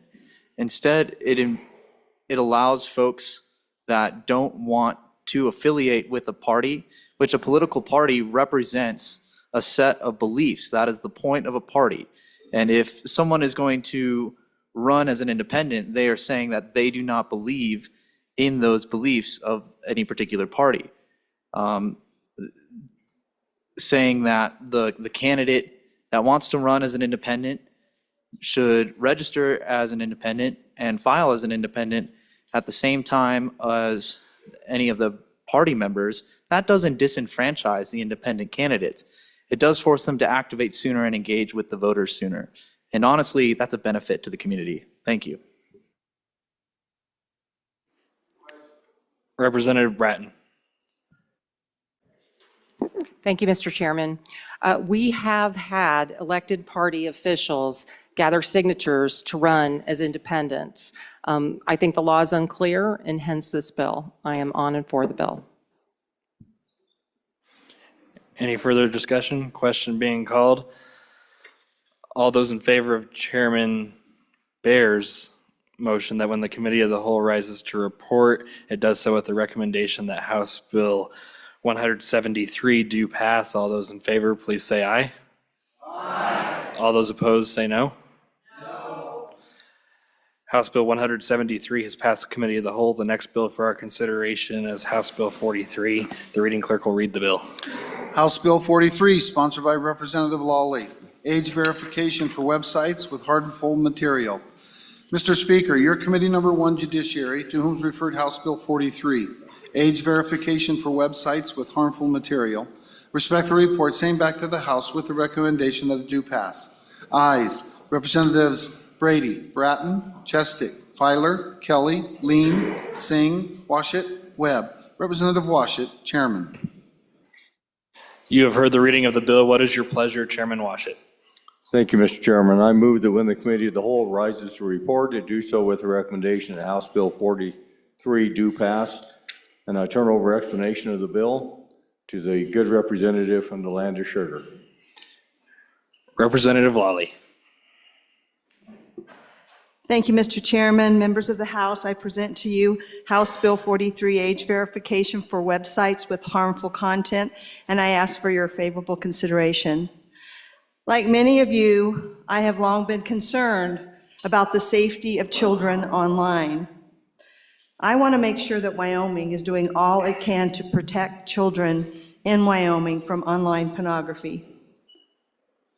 The pornography industry employs sophisticated tactics to trap our children, such as pop-up ads, misleading links, enticing visuals, all designed to lure them into viewing explicit material online. Age verification requirements would prevent a child's exposure to online pornography. House Bill 43 requires internet sites that publish pornographic material to provide age verification for access to their sites, and furthermore, it provides significant remedies for violations.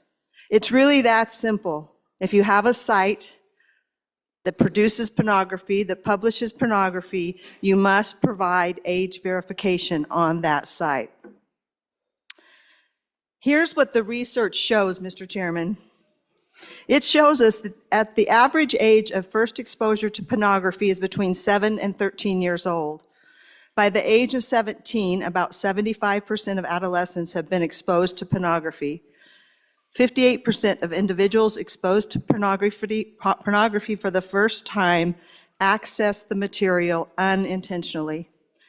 88% of pornographic videos depict sexual violence, while 48% of the same videos include some kind of verbal abuse.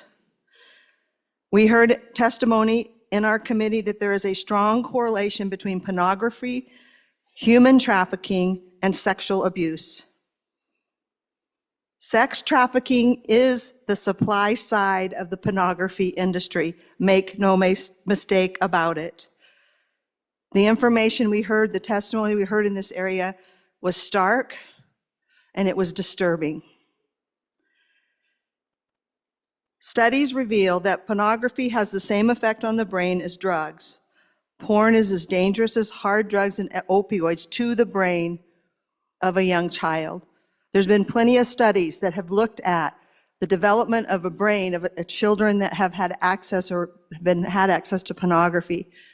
And it is stunning, the effects, and they are lasting, and they are serious. Age verification requirements would prevent this unintentional exposure and reduce overall underage exposure to pornography.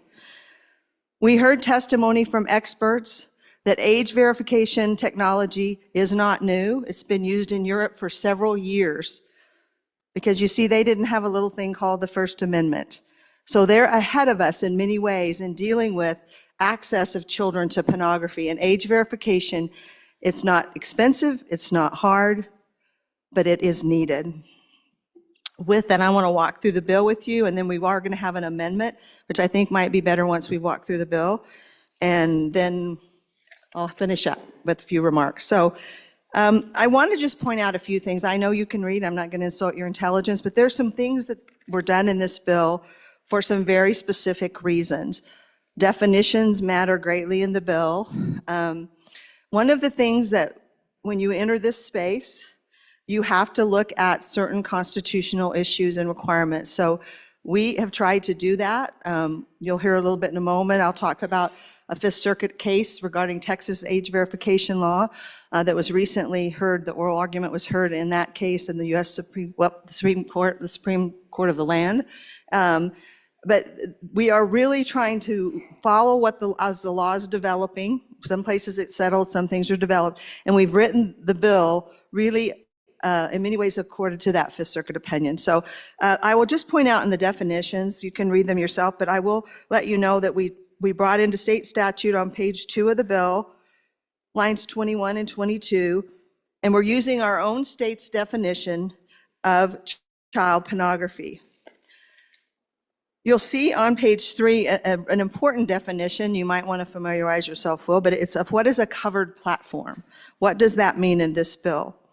The other definition that I would point you to is on page 3, lines 16 through 22, interactive computer services.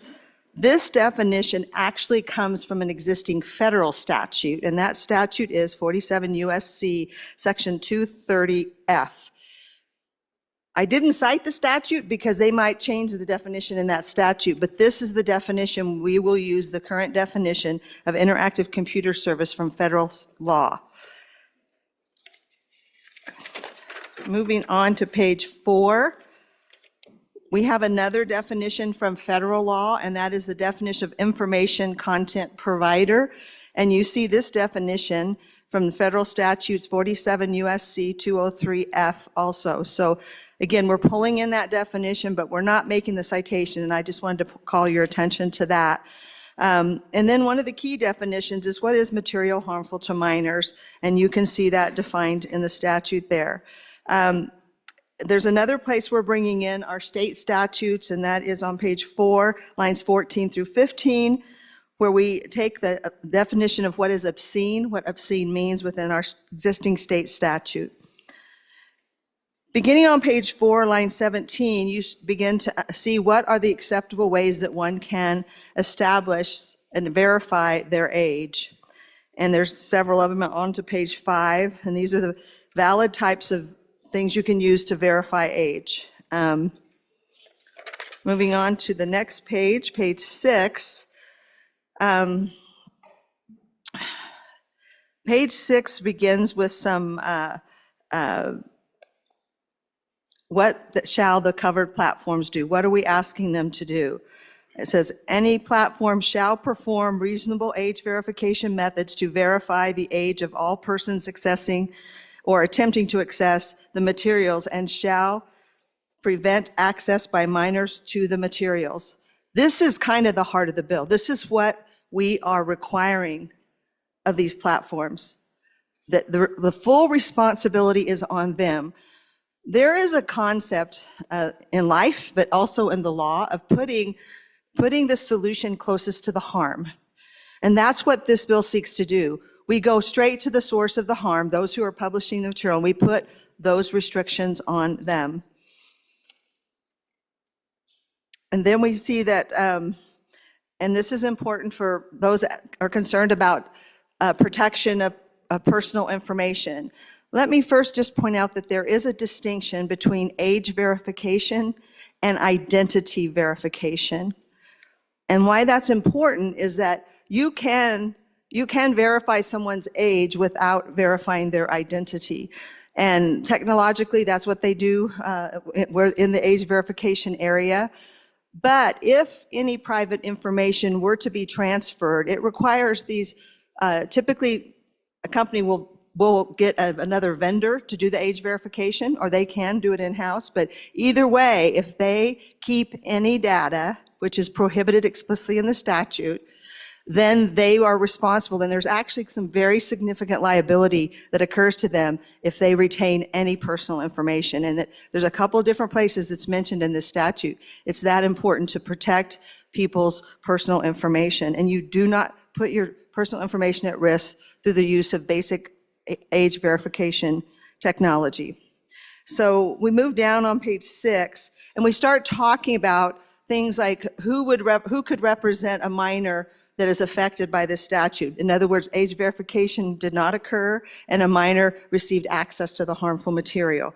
And it talks about parents or guardians of the minor shall have a right to a cause of action on the minor's behalf. So we're just beginning to talk about who can take part in what we're going to see are some causes of action within the bill. And I'll talk in a minute about the fact that these are all civil. That's something to keep in mind, because that's an important part of structuring this law to not have any problems with, again, First Amendment government enforcing this. These is all enforced through private causes of action. So we're going to say who all can do that. So any person, for example, you'll see on page 7, line 4, may bring civil action against covered platforms for knowingly retaining identifying information of the person after access to the material harmful to minors has been granted to the person in violation of, and that's a provision in this particular statute or this particular bill. So we're just showing that, listen, people can sue and they can obtain damages if their identity is affected. There's also a provision for attorney's fees and costs if they prevail. But then on page 9, again, this is really a policy decision that is made in the bill, and it might surprise you a little bit. Page 9 at the top says, in line 2, violations of Wyoming Statute 14-3-502, which is in this bill, shall be enforced exclusively through the civil actions provided in this section. Why would I do that? Why would we write the bill that way? Why don't we let the Attorney General's power they already have in the state of Wyoming under consumer protection? Why shouldn't they help out with this? Well, I wish they could, but what we're doing is protecting against claims that the state is going to interfere with someone's right to produce whatever they want on the internet. So we are very exclusively depending on civil remedies, but these are civil remedies that are, I think, distinct. They're clear, they're powerful, and they will be effective. So, and you'll see just some of the remedies that are provided, but one of the things I want to point out also on page 9, it's lines 6 through 9. No direct or indirect enforcement of this article shall be taken or threatened by the state or any other political subdivision of the state against any person in any manner whatsoever, except as provided in this section. Again, another protection of the bill from claims of some First Amendment violations for the second time. As we move on then, you see that there are some exceptions that applies to minors only in Wyoming. For example, I'm on page 10, line 8. Permanent residents of Wyoming have resided in Wyoming for more than 1 year, or are kind of sojourning, as they call it in the law, but that stay here more than 30 days. So these are the people that the law is intended to protect. And this will be very important to some of you on page 10, line 22 to 23. This bill does not apply to search engines. Search engines really aren't a producer of material and things typically. So they just help you find it if you're looking for it. So they're exempt from this statute for that reason. So now we're going to look on page 11. I want to walk you through a little, some of these shall not. So subject, excuse me, let me go back to this page over here.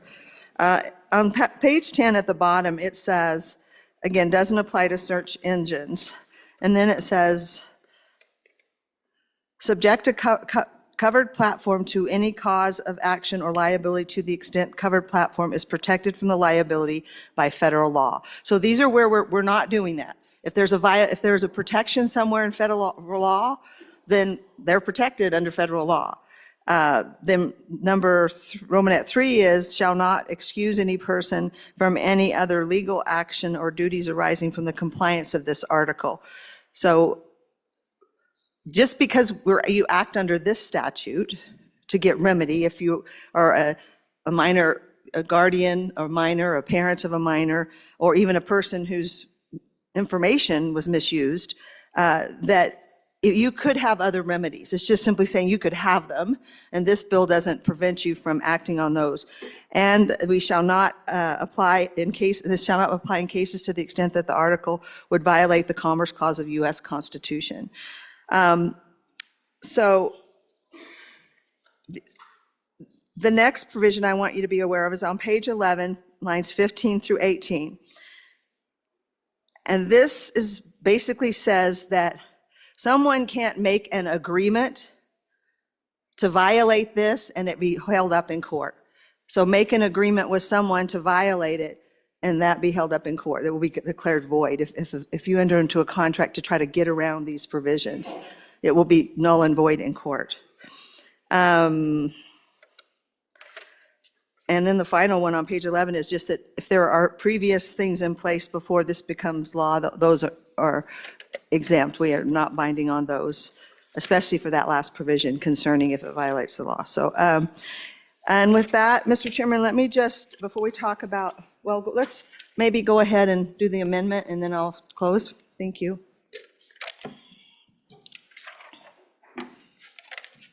Yep, Representative, you want to move that amendment? No. Okay, oh, okay. Oh, I see, okay, I thought, okay, Representative Chestick. Thank you, Mr. Chairman. I'd like to move Committee of the Whole Amendment Number 1 to House Bill 43. This is basically a cleanup amendment. I don't express any view on the merits of the bill with this amendment. I'm just trying to clean up some language so that we all know, A, what we're voting on, but B, when somebody pulls out the Green Book and sees the statute, they can understand it. There is some legal jargon on page 8, lines 18 through 21, that frankly, I had trouble understanding when I first saw the bill. When I used to teach legal writing at the great university over the hill, and I always taught my students to write in plain English, and paragraph G is anything but plain English. It talks about non-mutual issue preclusion and non-mutual claim preclusion. If anybody knows what that means, you're a better lawyer than I am, because I wasn't quite sure what it meant until I had to go look it up. So what I'm trying to do is translate that jargon into plain English, into a language that people will understand, and address the issue that I think the bringer, the sponsor of this bill was trying to address, and I believe we worked out some language that is agreeable. So the amendment replaces that legal mumbo jumbo with no covered platform or information content provider, those are defined terms in the statute, shall be entitled to assert that the outcome of any previous litigation involving other parties, wherever that litigation may have occurred, is a bar to any cause of action authorized by this section. Here's the reason for that amendment. Apparently, there have been situations where the information content providers, the porn sites and the porn manufacturers, will claim that if they're sued by a party, they can say, well, we just had a lawsuit about that particular piece of content in some other jurisdiction, and we won. And therefore, that's conclusive that this piece of content is not pornography, is not child pornography, it is not offensive, and therefore you can't sue me. And the intent is to not, so some other person, other than the person who was involved in that original litigation, anybody else can still try again and sue the information content provider to say, no, in our community standards here in Wyoming are different than they are in California. And in Wyoming, that is considered obscene, and therefore we have a chance to actually try and enforce it in Wyoming using our community standards, which is one of the tests for pornography. So this really is just trying to clean up the language. I think it says exactly what was intended by section G, and I would ask for your favorable consideration. Representative Lawley. Thank you, Mr. Chairman. I would have called this a friendly amendment before he started talking about legal jargon and things, but it is a friendly amendment, ladies and gentlemen. The reason we use legal language sometimes is because they have very specific intent and meaning in the law, which is where this thing is going to be hashed out. But I have no problem with simplifying it, but maybe just a small objection to the criticism of legalese. So again, I say vote for it. Any further discussion on the amendment? Okay, question being called on Committee of the Whole Amendment number 1. All those in favor, please say aye. Opposed, no. Committee of the Whole Amendment number 1 has passed or been adopted. We're back on the bill. Representative Lawley. Thank you, Mr. Chairman. House Bill 48 is legally defensible under current law. There is already an exception in the First Amendment for obscene content. But recently, the Fifth Circuit made a decision that was very helpful concerning Texas's age verification law, which they upheld.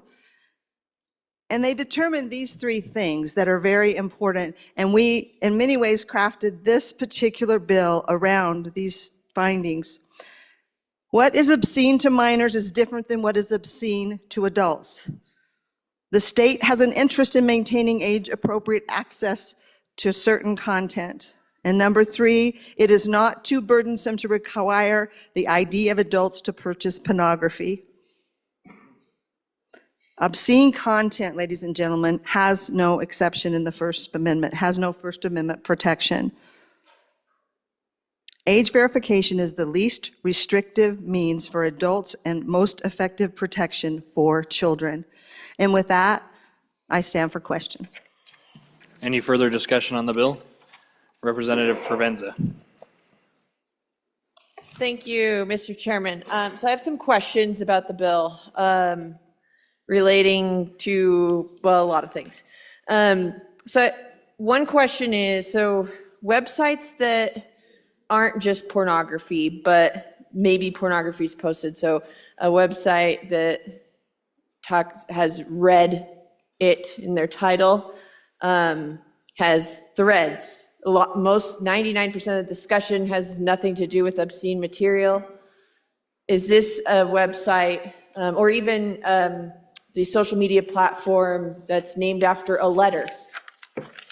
Will we have to provide identification to use a website that doesn't monitor content, but could? And then what does the registry of identification look like for said websites?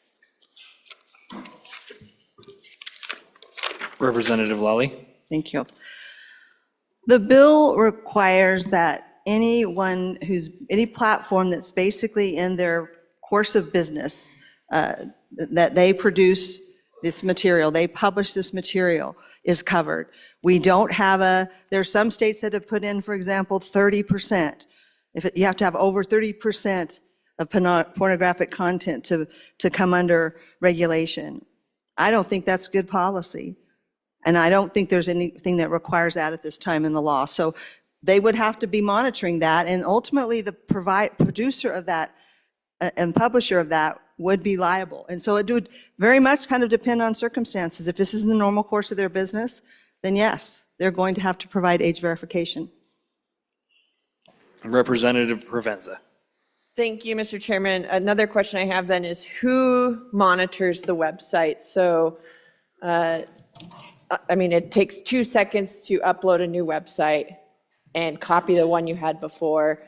So who's the kind of the enforcement mechanism of ensuring that websites are monitored and that they're doing what they're supposed to be? And then under Wyoming statutes with LLCs and people from out of the country being able to put up a website in our search engines, how are we monitoring those those out of country companies? Representative Lally. Thank you, Mr. Chairman. Good question, but I think you may have missed the most important import of the bill, that there is no government monitoring or anyone else monitoring. The bill is enforced through private causes of action based on occurrences. We have a requirement. When that isn't met, there are people that can sue as defined in the statute for private causes of action. There's no call for a list. There's no call for a monitoring. Representative Provenza. Thank you, Mr. Chairman. Being nobody else wants to tackle this issue. I guess part of my concern is, if we're having to save identification cards with content like this, and many people are accessing it legally, and are adults and they can do whatever they want, the problem becomes then, are we breaching our constituents' privacy when that data is inevitably leaked? There's no protection for people in this bill for their personal freedom of what they choose to do in their private time. And that data might be leaked, and I don't know how we protect them when they've been following the law but then have to be in a registry. Representative Campbell Elisa. Thank you, Mr. Chair. I think I'm with good representative, across the room, trying to wrap my brain around all of this and maybe what that means, because it's not a thing I'm familiar with juggling mentally.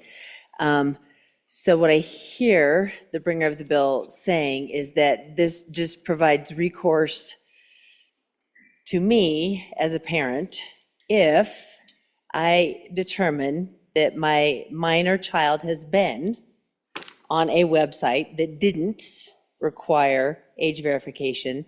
This bill then provides me with the opportunity to file suit against them. That would be my first question.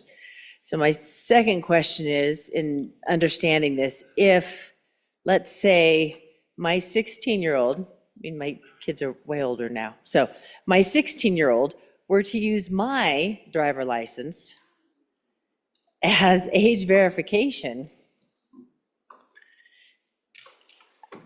I don't know how that would fall into that, or how this would fall into that, because I could see that happening a lot, right?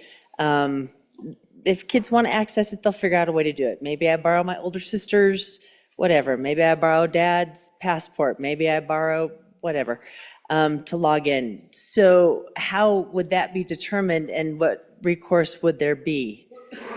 I'm just trying to figure out how our kids are going to work around this. Thank you. Representative Lally. Okay. Thank you, Mr. Chairman. First to the previous question. Parents have control over their children. Now, if a child, fraudulently takes your driver's license and enters it in as an age verification, that could happen. That could happen. But I think, again, age verification and identity verification are a little bit different. But again, could the people get around it? Well, maybe they could, but not easily, in my view. And can I go ahead and go back to this question over here? Yes, go ahead. Okay. So the good representative talked about how do we, protect the people that are legitimately using these sites. Well, again, the age verification process does not retain personal identity information, but the bill does charge. For example, you look on page 6.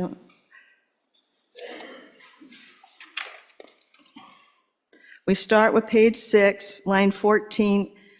Any covered platform or third party that performs the required age verification shall not retain any identifying information of the person after access has been granted to the material. And then you can go on through the bill in a number of places, including on page 7, and there's a couple other places where we specifically list damages if that were not to be complied with. So there are protections, actually quite strong protections in this bill. If the either age verification being done by a third party or the covered platform itself keeps any of that information. Representative Washit. Thank you, Mr. Chairman.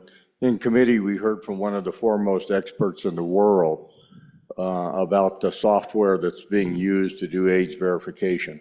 And I recall one example, she talked about that it wouldn't just be a possibility you take somebody else's driver's license and enter information and then it's okay, now you can access the site. But rather you would basically hold up the driver's license and they would scan the image of the driver and the information off the driver's license, and then they would look at the user also having an image and compare the image of the user who's trying to use that ID card with the image that's on the ID card to verify that my son looks nothing like me. Yeah. Representative Yin. Mr. Chairman, thank you.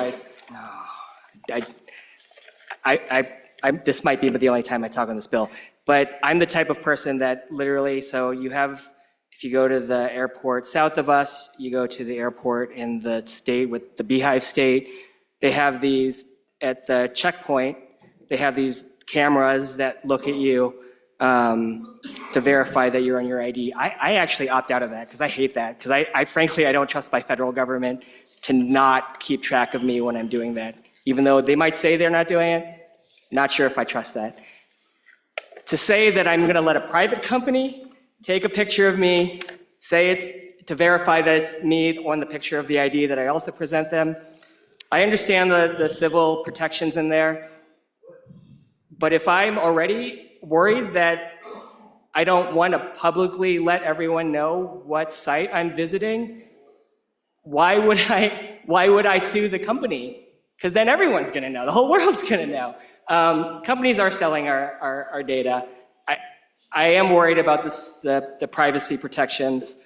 Civil liability, it's something, but I'm not sure if it's enough, so maybe we can put some more in it.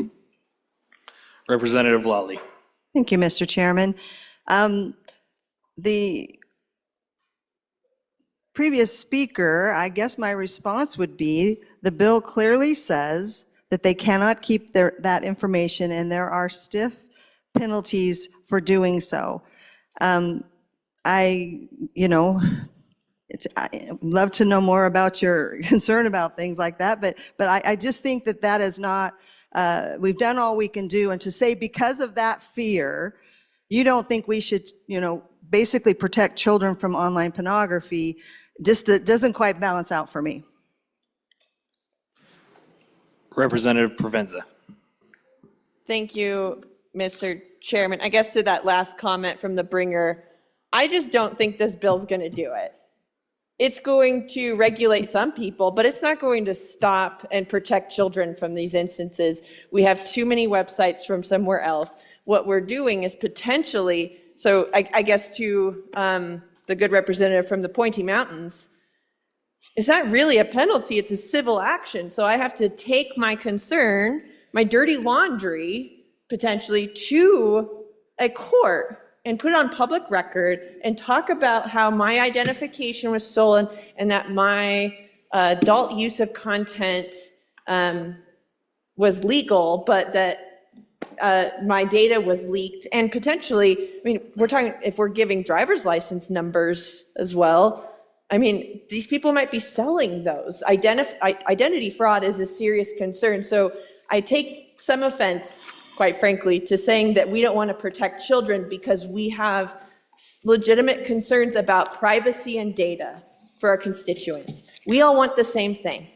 We want to protect children. We want to protect our constituents. We want to do something, but poking or finding issues that we have with the bill and having questions is not an indicator that I don't care about children's safety.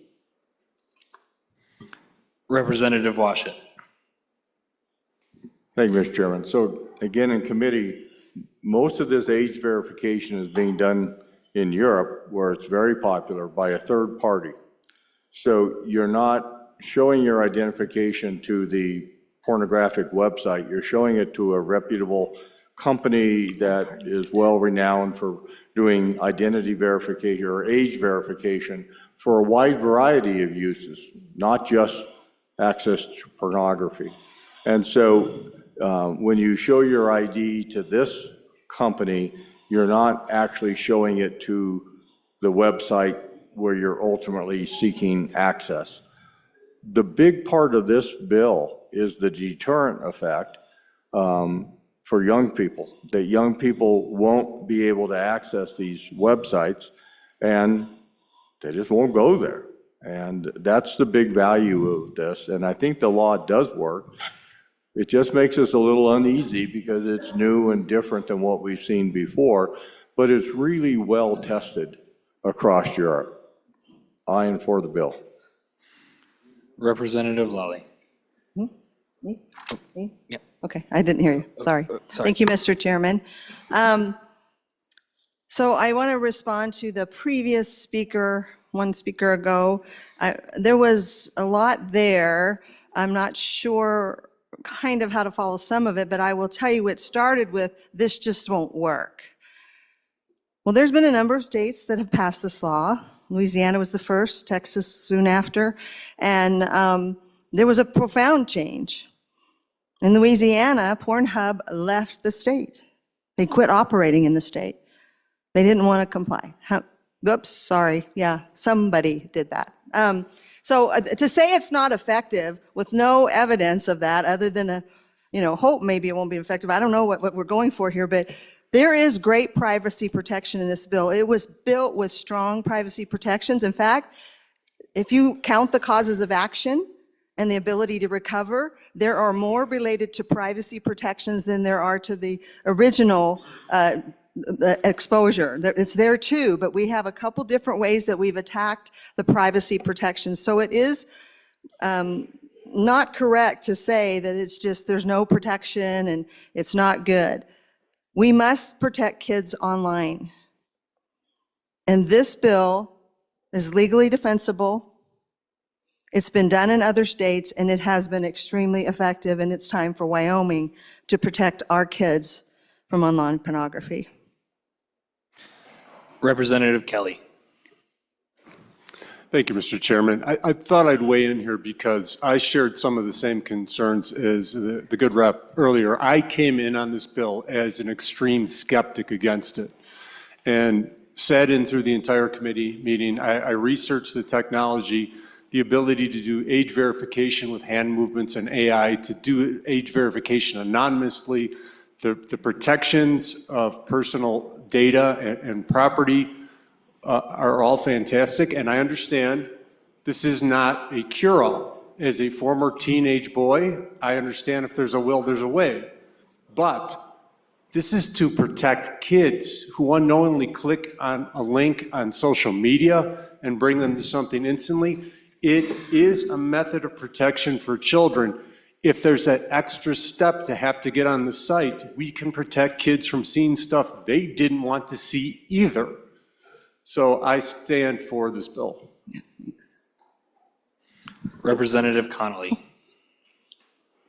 Thank you, Mr. Chairman. I stand in favor of this bill. I helped one of the co-sponsors on it.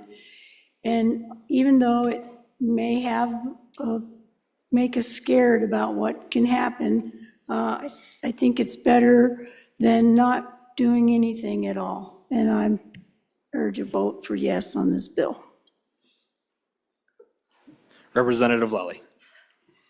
Thank you, Mr. Chairman. I want to return back here to probably for me the most stunning part of the testimony in committee, and it is the connection between early exposure to pornography and the road to human trafficking. We had plenty of evidence of that, and it was astounding. The stakes are high here, much higher than we even want to believe because it's almost incomprehensible. And with that, I will say, I ask for your support for House Bill 43. Thank you. Question being called. All those in favor of Chairman Washet's motion that when the Committee of the Whole rises to report, it does so with the recommendation that House Bill 43 do pass. All those in favor, please say aye. Aye. All those opposed, no. House Bill 43 has passed the Committee of the Whole. The next bill for our consideration is House Bill 64. The reading clerk will read the bill. House Bill 64 is sponsored by Representative Nyman. Chemical abortions, ultrasound requirement. Mr. Speaker, your committee number 10, Labor, Health, and Social Services, to whom is referred House Bill 64, chemical abortions, ultrasound requirement. Respectfully report, same back to the House with the recommendation that it do pass. Ayes, Representatives Klauston, Gugelmas, Heft, McCann, Ottman, Rodriguez, Williams, Wasserberger. Noes, Representative Yan. Excused, Representative Stivar. Representative Rodriguez, Williams, Chairman. You have heard the reading of the bill. What is your pleasure, Chairman Rodriguez Williams? Thank you, Mr. Chairman. I move that when the Committee of the Whole rises to report, it does so with the recommendation that House Bill 42 do pass, and I further move adoption of the Standing Committee amendments. And I would like,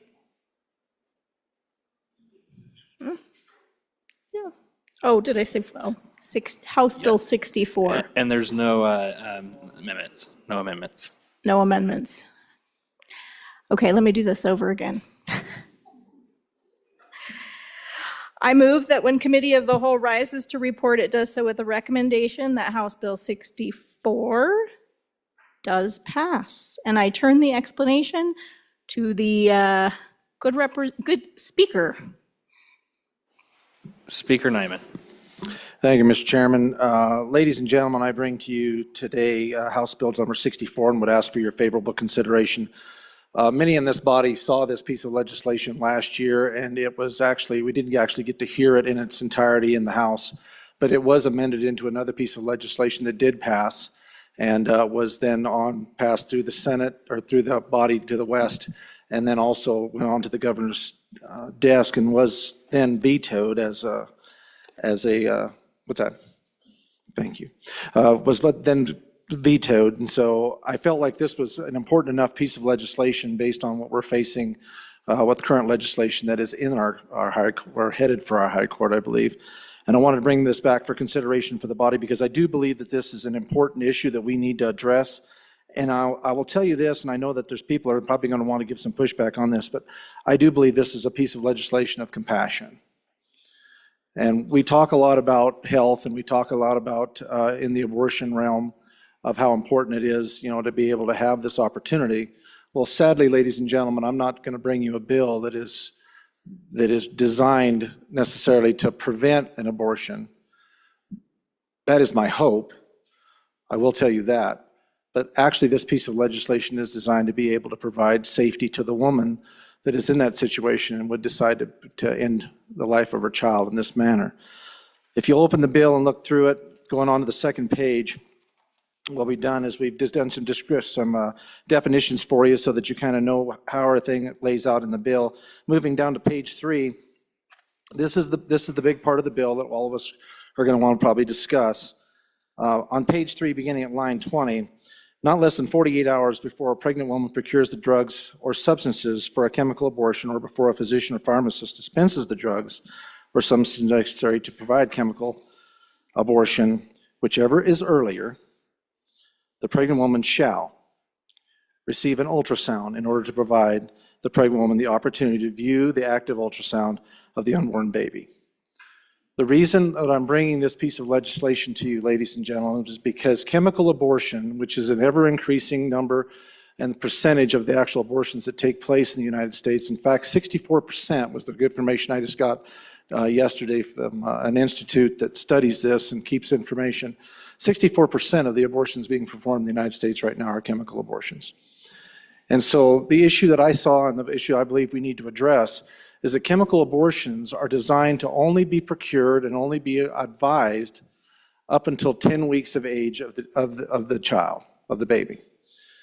The chemicals are not designed to be able to end the life of a child above that age. And with the proliferation of people that are able to procure these chemicals through mail and otherwise, there is no requirement to go to a doctor to make sure that you know the actual age of the child before you take these chemicals or can purchase them and utilize them. So the issue is, the desire of this piece of legislation is to make sure that sadly, that the mother knows that the baby is in proper placement, that it is the proper age and gestation to be able to end the life quickly. And that's why I ask that you would consider this to be a bill of compassion. Also in the fact that compassion for the health of the mother, that if we take these drugs and the fetus or child, or whatever you want to call it, zygote, I call it a baby because that's what it is. If the baby is progressed farther along in gestation than what she would realize, then that chemical struggles to be able to end the pregnancy, and it creates tremendous problems for the mother. Excessive bleeding, extended period of time, all of this being done without the watchful care of a doctor. These happen at home. And so that's the other issue that we're dealing with here. So my feeling is, and what I say and I believe, is that if we have compassion for the woman who has been in this situation, whether by design or because she feels like she's being forced into this situation, she needs to know for her own health, safety, and protection. And we need to also have compassion for the baby whose life is being ended, because I don't want that little person inside of there to struggle. I don't want them to have to fight through not enough chemical in order to be able to end their life. So that's what this bill's about. This bill's about a responsible act to make sure that within 48 hours before you can take those drugs or procure them, you need to find out, one, first of all, if this is an ectopic pregnancy. Chemical abortions are not recommended for ectopic pregnancies. Another one, 20% of pregnancies are actually miscarriages. So why would we want to knowingly, without an ultrasound, put a woman through something where that child is already passed and her body is reabsorbing it, or it's going through the sloughing process? So that's the question, ladies and gentlemen, is are we going to do this in an effort to try to be able to provide her some safety and protection? And quite frankly, let's be completely transparent. I do want that little tiny person to have the opportunity to be seen once before its life is ended, and maybe it may get another chance at life. There's no requirement that they can't have the abortion. It's simply making sure that if they do opt to have the abortion, that it can be done quickly and for safety of the mother and for compassion for that child as well. So with that in mind, I would be glad to stand for any questions you might have. Thank you. Representative Yan. Mr. Chairman, thank you. So, when we think of an ultrasound, we think of that ultrasound wand, you put it over the belly, put some gel on the belly, non-invasive. That's not a big deal. The bill requires, right? So we're talking about medication abortion. The good sponsor said it has to be within 10 weeks. To be able to see the requirement on page 4 of the quote-unquote heartbeat, it has to be a transvaginal ultrasound. So that means sticking a wand inside of a person to do an ultrasound. If the government told me that I had to have something stuck inside me to do something I legally can do right now in the state of Wyoming, I would probably give the government a lot of words and a lot of gestures, because the government shouldn't be doing that. It shouldn't be telling me that I have to stick something inside of me to do something I legally should be able to do. The second part is that this deals with, the only real exception of this requirement is for ectopic pregnancy, and a couple of other ones, but it really doesn't cover the wide ranges of pregnancy complications that could happen that a doctor might prescribe a medication abortion. So we don't have to talk about elective abortions. We can just talk about abortions where the doctor recommends that this is necessary for you to be able to preserve your ability to be pregnant in the future, right? For women who want to have a family, we're saying we still require you to stick a wand inside of you to make that happen, and then wait, and then we can come do it. Is that freedom?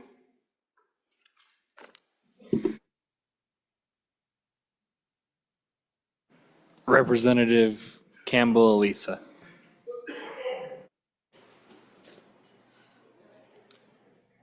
I don't know if my name was said. Okay. I had other commentary.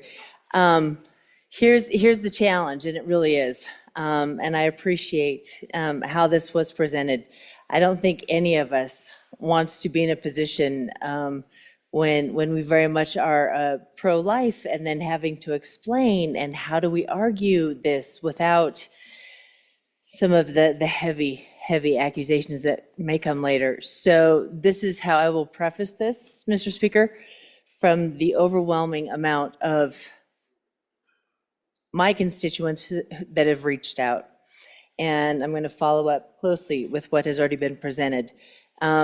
This is what government overreach looks like.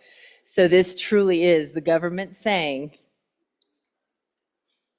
we are going to usurp the patient-doctor relationship and decide what is best. And decide for those women, yes, transvaginal ultrasounds are not fun, having been on the receiving end of those. And I can't even imagine as a government entity saying, we're going to dictate to you what that looks like. What we're telling our medical professionals is that we don't trust their ability to do the blood work, to do that. There's so many ways that we can identify age and stage that are not as invasive. We are telling our physicians, our doctors, that we don't trust their verification. We don't trust their ability to have these conversations with their patients. So we're going to make that decision for them. That is not the place of government, to make those medical decisions, and that's exactly what this is. It is a medical decision. And I will push back a little bit against the idea that we are doing this to be of, to protect women and their quality of health and their well-being. If this were a medical decision and truly cared about the physical well-being, the medical condition of these patients, the opportunity, so on page 4, lines 3 and 4, when we say this shall happen, to create an opportunity to view the active ultrasound of the unborn baby and hear the heartbeat, that has nothing to do with the medical condition. It is a shaming tool, right? And here's why I say that. I worked in the high schools, 2 of our high schools, for a couple of years. I actually had a 14-year-old student come to me who had engaged in physical activity with an older family member, not necessarily by choice. So came to me, what do I do? What do I do? Having never been in that situation before, I said, let's find you some resources.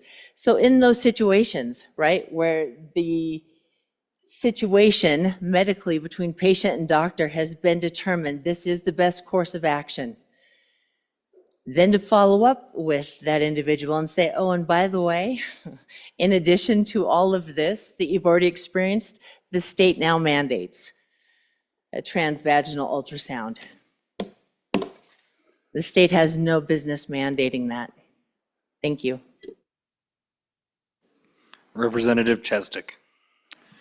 Thank you, Mr. Chairman. My remarks are much shorter now that the good representative from just north of my county took what I was going to say, a lot of what I was going to say, but I have a few other comments to add to what she so eloquently just spoke of.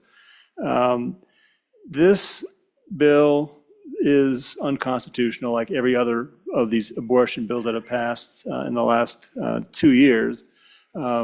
This Article 1, Section 38 of the Hawaiian Constitution says that the state shall not interfere with the right of individuals to make their own healthcare choices. This is a healthcare choice, and this mandates a healthcare procedure that is really not necessary. It's unnecessary. It mandates it, and therefore it's forcing a healthcare choice on a woman who otherwise wouldn't need it. So for that reason, it's pretty clearly in violation of the Hawaiian Constitution. The good bringer of the bill spoke very eloquently about the supposed medical necessity for these procedures. But when you read paragraph B on the bottom of page 3 to the top of page 4, as my colleague from north of me just did, that's pretty clearly shows that that's not really the intent. So for example, why require 48-hour waiting period? What's the point of that? Why can't a rural person who has a hard time getting to the sparse maternal health care services, OBGYN services that we have in this county, why wait 2 days? What's the point of that? That's not medically necessary. That is an attempt to try and discourage this abortion from happening. A lot of that paragraph tries to discourage abortions. It is an attempt to reduce the frequency of abortions and try to literally shame women into not having the procedure. And it clearly interferes with their right to health care choices. And I therefore urge a no vote on this bill. Speaker Nyman. Thank you, Mr. Chairman. I'd like to go back and kind of touch on some of the questions that have been asked. And they're good questions, and I appreciate the debate, and I appreciate the conversation. To the idea that it's going to be required, and I have some other information here, and I was going to bring some amendments, in fact, to that very same position right there, because in talking with some people and nurses, they said, weight is not the biggest issue. Said it's gestation. It's the weeks of age. They said, so we do a Doppler ultrasound. They said you don't have to listen to the heartbeat. What you go in there and you do is you can see the heart actually beating. You can't hear it, but you can see it, and they measure the femur or the distance across the skull of the child. Now bear in mind, ladies and gentlemen, some of you wear these feet. This is the actual size of a 10-week-old human fetus, human baby. That's how big we're talking about. It can't be bigger than that to take these drugs, suggested. And that was in 2016. That was required by the manufacturers that they had to have an ultrasound. You had to have doctor visits. Some states require up to 4 doctor visits before you can take this medication. So as far as saying that I'm trying to do something that's going to prevent you from potentially having this abortion, I keep hearing that as we want to make sure that your safety is protected and that we know that the medication is going to work properly, not only for the lady, but for that baby. Speaking to the idea of cruelty, our laws are very clear on rape and incest. That is acceptable, but actually right now, because everything is tied up in court, abortions are unrestricted in Wyoming. And that was a question that was asked of me in the committee. I'm talking about the abortions that are being done right now. The women that are being affected and the babies that lives are being ended. That's why this is important now. And all of this, bear in mind, is subject to the decision that will be made eventually by the Supreme Court in the state, and it clearly lays that out in the bill. And I would also say to the idea of cruelty,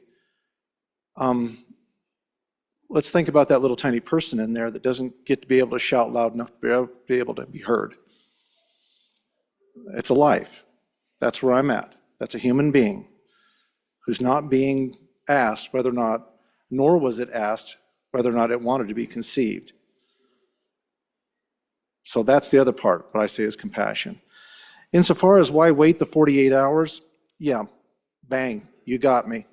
I want the mother to be able to have time to think about this. Because, ladies and gentlemen, Plan B drug is also on the rise of ladies that actually have the chemicals and then change their mind. And they take the Plan B in an effort to try to save that baby after they've decided that this was probably not the direction they wanted to go. So yes, I do think that in a situation where you're being forced with the decision of ending a life and putting your own in potential peril, I don't think it's a bad thing to think about it a little bit. And then go ahead. There's nothing in here stopping you. If you want to finish that, then do it. And to the part about the state legislature not being able to say anything, we need to continue to read on down into Article 1, Section 38. And a lot of times in this conversation, this, I believe, gets missed. And if you don't mind, I'd like to read with you Section C of Article 138 that says clearly the legislature may determine reasonable and necessary restrictions on the rights granted under this section to protect the health and general welfare of the people or to accomplish the other purposes set forth in the Wyoming Constitution. I'm talking about health and I'm talking about welfare. Article 1, Section 38, Article 1, Section 38, Part C. So I think that's pretty clear. This legislature does have the right to say something about what happens, and we have that ability. I'll end with that. Wait for any other questions. Representative Lawley. Thank you, Mr. Chairman. I just wanted to respond to the speaker a few moments ago, the former professor from over the hill. I would say it's inaccurate to say at this point that these bills are unconstitutional. That is way premature, and the Supreme Court, the highest court in the land of Wyoming, is deciding those matters.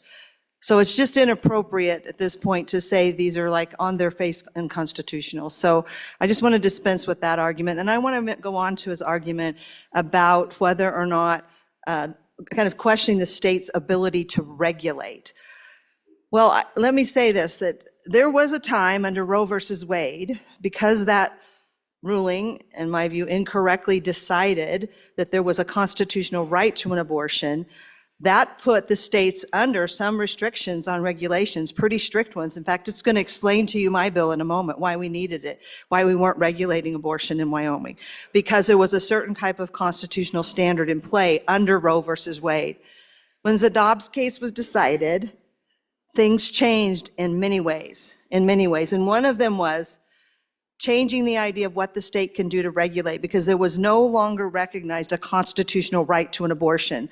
That opened up more opportunity for the state and responsibility for the state to regulate. So it's just flat legally wrong to suggest that the state does not have the right to regulate abortion And so I wanted to straighten that out again on and for the bill.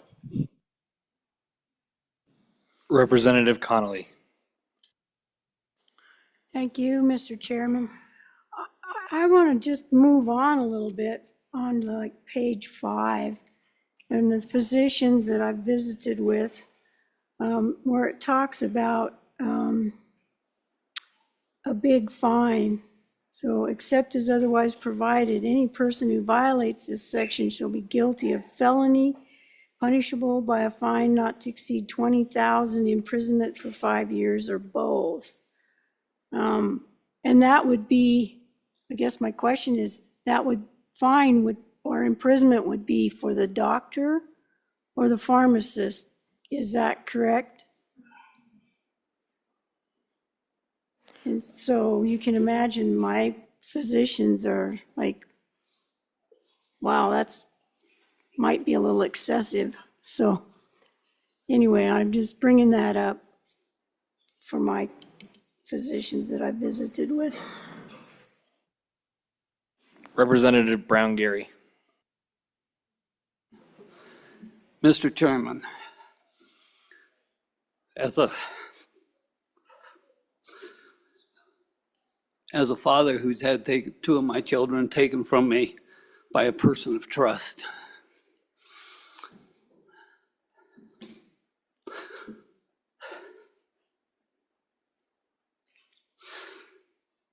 and I think about this and a time to make sure that this child doesn't suffer.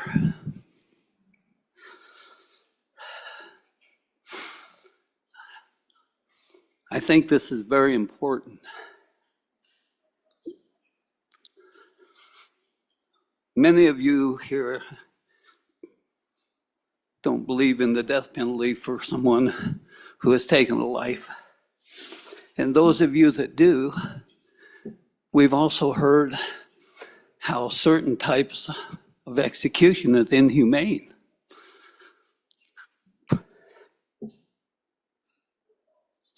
We feel for a prisoner so much that we have to do injection so that they don't suffer. But now we're not even willing to take a step to make sure a child does not suffer.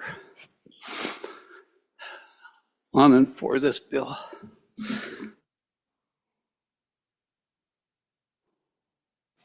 Speaker Nyman. Thank you, Mr. Chairman. In regards to the fine, I guess I tried to come up with whatever I thought a human life might be worth. I think that's a low fine. I mean, life is precious and it's irreplaceable and we're all unique. I do think that there has to be something on here stringent enough to make people realize that this is not something you mess with, because in my mind, you're messing with 2 lives. And especially with the idea that you can order this stuff. This is not required. In 2016, they required it. In 2021, that disappeared. There are no requirements. And I think of all the different times and the different stories I've read and I've seen, and as I've studied this, where women are at home having to go through and procuring this medication and take those drugs, and the issues that they deal with, if it's wrong, if it's a different type of pregnancy, a different location, hemorrhaging, bleeding, women have died from this. I guess I don't think it's a bad idea to at least give them an opportunity to be able to know and have some contact with the ability to know what's actually going on in there, so that they can make an actually well-founded decision. So to me, it's a matter of life and death. So I think it deserves a penalty that's going to make people stop and think before they do this. As far as, I appreciate the testimony of the gentleman that just spoke. You know, and it is hard for me, ladies and gentlemen. I mean, I wonder sometimes what we're doing as human beings. When I went down to listen to some testimony on, we're concerned about how quickly we can kill a predator and make sure that it's dispatched cleanly and quickly. And we've got people piling into rooms waiting to make sure that we as a state make sure that never happens again. But I don't know, I guess it's hard for me to wrap my mind around the idea that we would struggle with why we would not want to support something like this. So. Representative Provenza. Thank you, Mr. Chairman. I just want to have some clarification. Abortion medication, particularly at this stage in pregnancy, is safer than pregnancy. It's safer than forcing me against my will to carry to term. So let's be honest, this isn't medically necessary. I think we know that. I think this is a workaround because our Constitution and the courts. So I think we should just be honest here. If we want to ban abortion, which I think is, the intent is to limit abortion, we have another one coming up, bring a constitutional amendment, send it to the voters. Don't have a workaround on them. Just let them choose. Do they want to ban abortion or not? And I think we don't do that because we know the people of Wyoming don't want to infringe on our personal liberty to make our own healthcare decisions. So I would ask that we keep the government out of my doctor's office, out of my vagina, and out of my Constitution. Any further discussion? Question being called. All those in favor of Chairman Rodriguez Williams' motion that when the Committee of the Whole rises to report, it does so with the recommendation that House Bill 64 do pass. All those in favor, please say aye. Aye. All those opposed, no. No. House Bill 64 has passed Committee of the Whole. The next bill for our consideration is House Bill 214. The reading clerk will read the bill. House Bill 214, sponsored by Representative Thayer. Local government payments, electronic payments. Mr. Speaker, your Committee Number 3 Revenue, to whom is referred House Bill 214, Local Government Payments, Electronic Payments, respectfully report same back to the House with the recommendation that it do pass. Ayes, Representatives Brown, Campbell, Lean, Locke, Lucas, Riggins, Storer, Stivar, Wharf. Representative Locke, Chairman. You have heard the reading of the bill. What is your pleasure, Chairman Locke? Thank you, Mr. Chairman. I move that when the Committee of the Whole rises to report, it do so with the recommendation that House Bill 214 do pass. And I yield the floor to the representative from the south center part of the state to present the bill. Representative Thayer. Thank you, Chairman, and thank you, good Chairman of the Revenue Committee. Today, I am presenting House Bill 214 to you for a favorable consideration. It's a pretty straightforward bill. It authorizes local governments to pay claims and demands through electronic payment. They may, it is an option. It is another tool in their toolbox. And the bill amends State Statute 15 for cities and towns and 18 for counties. And all due diligence, if we would look through the bill on page 1, it just simply adds in statute 15 that they may make payments through electronic. Same thing on page 2, 15-4302. Again, procedure. The procedure has not changed, whether they're making checks or warrants. They are just adding electronic payments. The same thing for counties. 18-3511, accepting of electronic payments, and all restrictions and procedures have not changed in this cleanup bill. This bill will provide efficiency and security and save money. In 2005, House Bill 104 was passed, and through direct deposits, counties and local governments were able to make payroll, but not anything besides that. Recently, checks have been intercepted in the mail, and there is something new that's happening. It's called washing of a check, and that's with your household product. You can take acetone, which is nail polish remover or bleach, and they can just change the pay and the amount. Most recently, from County 6, there was a check that was washed 20 times the amount of what it was written for.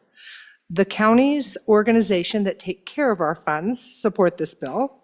There was testimony that the money person in our county where the water is sweet did testify that the counties have systems in place to do these electronic payments again, and that there is a benefit, that especially like for the payees in special districts, that there are a lot of times that they're waiting for these checks to smaller special districts, or maybe the check got intercepted or just lost, and they can't clean up their books. So again, the money person over in the Sweetwater County is very for this.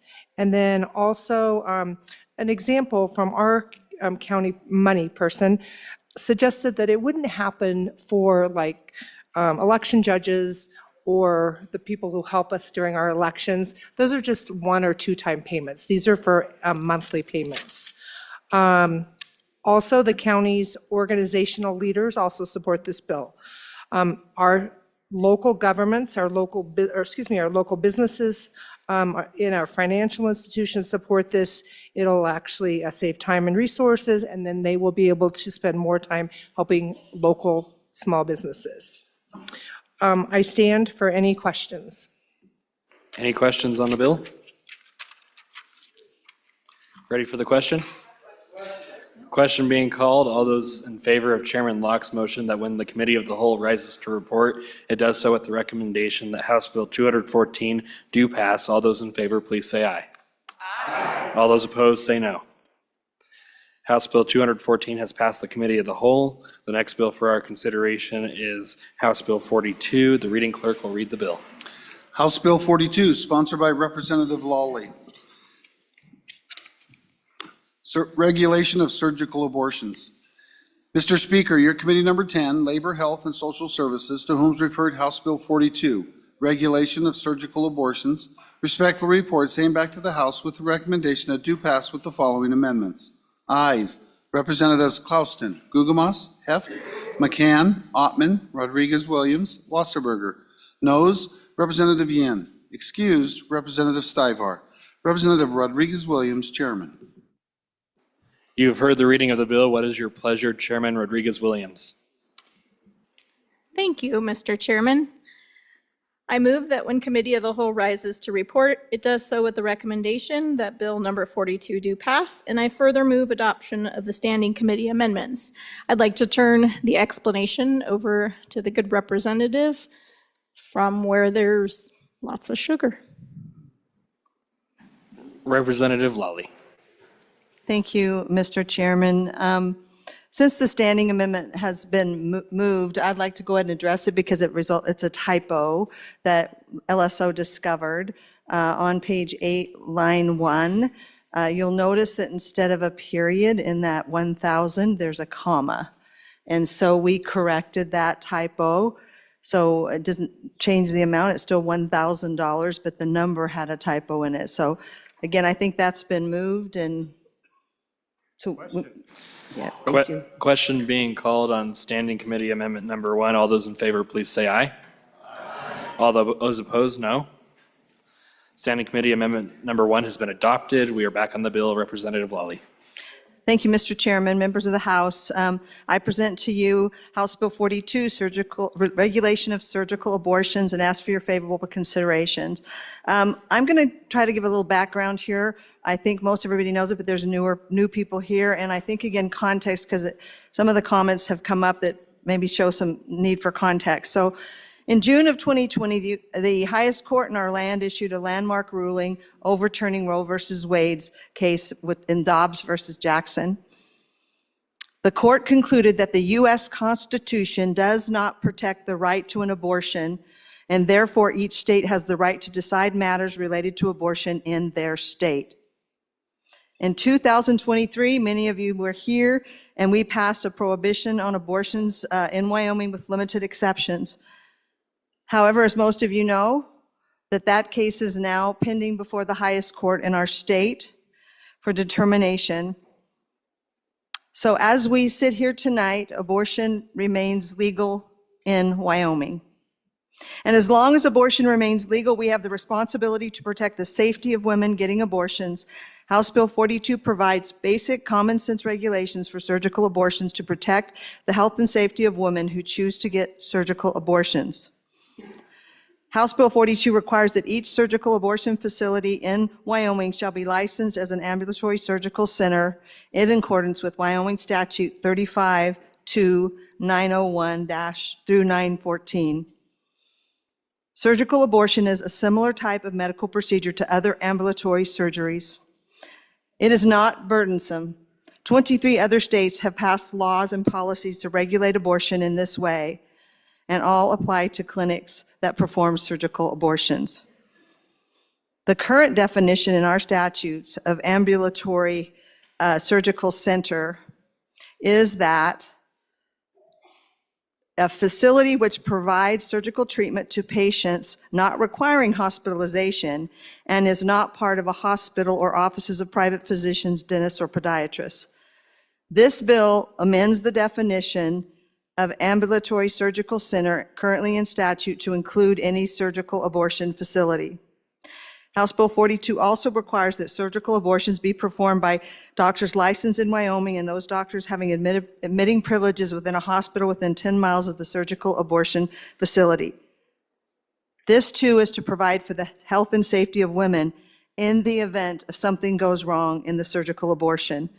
Continuity of care is extremely important and necessary in such situations, and to address these unexpected medical issues in a timely and effective manner. This bill also requires the reporting of surgical abortions and a statement that the abortions were in fact performed by doctors licensed in Wyoming. The bill includes penalties for violating the provisions of the law, varying from misdemeanor fines of $1,000 to felony for not less than 1 year and no more than 14 years in prison for a doctor not licensed in Wyoming providing abortion in Wyoming. A version of this bill passed in 2024 and was vetoed by the governor. As you've already heard, we rolled parts of the bill you heard a little bit ago concerning chemical abortion because it didn't have the opportunity to be introduced during the budget session. So with that, I will stand for questions. Any questions? Oh.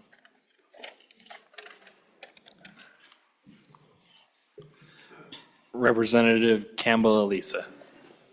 Thank you, Mr. Chairman, because I have not had enough, fun this afternoon. So, two questions, concerns I have about this bill. One, it seems very targeted and discriminatory. I know of one facility in Wyoming that this bill targets. It happens to be a facility in my district, in my county, but when there was one facility, one business, one individual that state statute targets, that is concerning to me. So not only does it, target one facility, it is discriminatory. The second issue I have is on page 7, line 16. And this is the portion where no person shall perform a surgical abortion in Wyoming who is not licensed with admitting privileges at a hospital located not more than 10 miles from the facility. My concern with this is the constitutionality because it does violate what the Supreme Court ruled in 2016, and the highest court of our land, in 2016, said a state may not require a physician who performs or induces an abortion to have active admitting privileges at a hospital within 30 miles of the abortion facility, and it may not require the abortion facility to meet state minimum standards for ambulatory surgical centers. Supreme Court ruling, the highest court of our land, made that decision in 2016, and this bill clearly violates that. Thank you. All right, so I'm going to let Representative Lawley address that, and then we do have a committee of the whole amendment, so we'll get to that in just a second. First of all, I'd like the citation on your case, please, to the mic.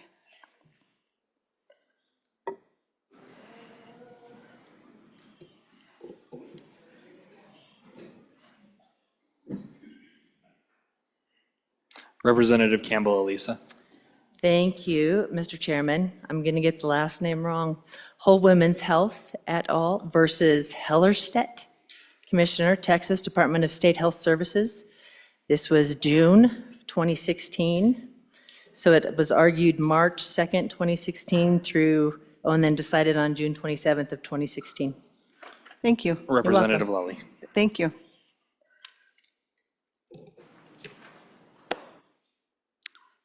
Ladies and gentlemen, this is why I went through the history. There's a whole body of law that exists in this area under Roe versus Wade that had a certain kind of standard because Roe, as I said in my opinion, incorrectly decided there was really a constitutional right to an abortion.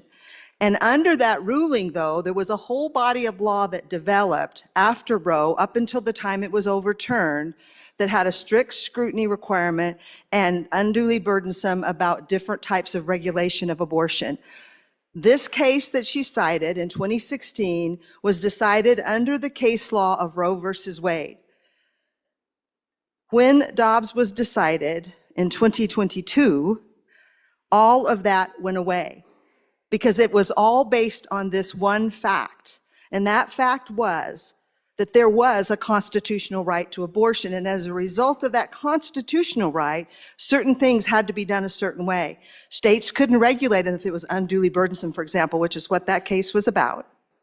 And that was the law at that time. But effectively, this case she talks about was overruled when Dobbs was decided because that is no longer the standard because Dobbs specifically overruled Roe versus Wade and said there is no constitutional right to have an abortion in the United States of America, and it opened up for the states all kinds of ways they could regulate. The word target that she used is the term that was used under the Roe era.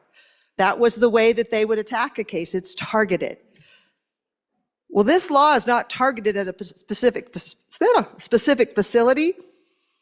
It is targeted at any facility in this state which will seek to perform abortions. There was another facility that closed that could reopen tomorrow. So it's not seeking to regulate one particular facility. The fact that we only have one doesn't prevent us from regulating. We have really full open authority to regulate in the state of Wyoming under the Dobbs decision. We can regulate as we see fit. It's a state's power and I would say responsibility for us to regulate that as long as abortion is legal in Wyoming, we must protect the safety of women. And we are behind in that because of the Roe era. And it puts states in a very difficult position to navigate the law and what was unduly burdensome. So many states like Wyoming just put their hands up and said, we're not going to do anything. And they didn't do regulation, much regulation at all.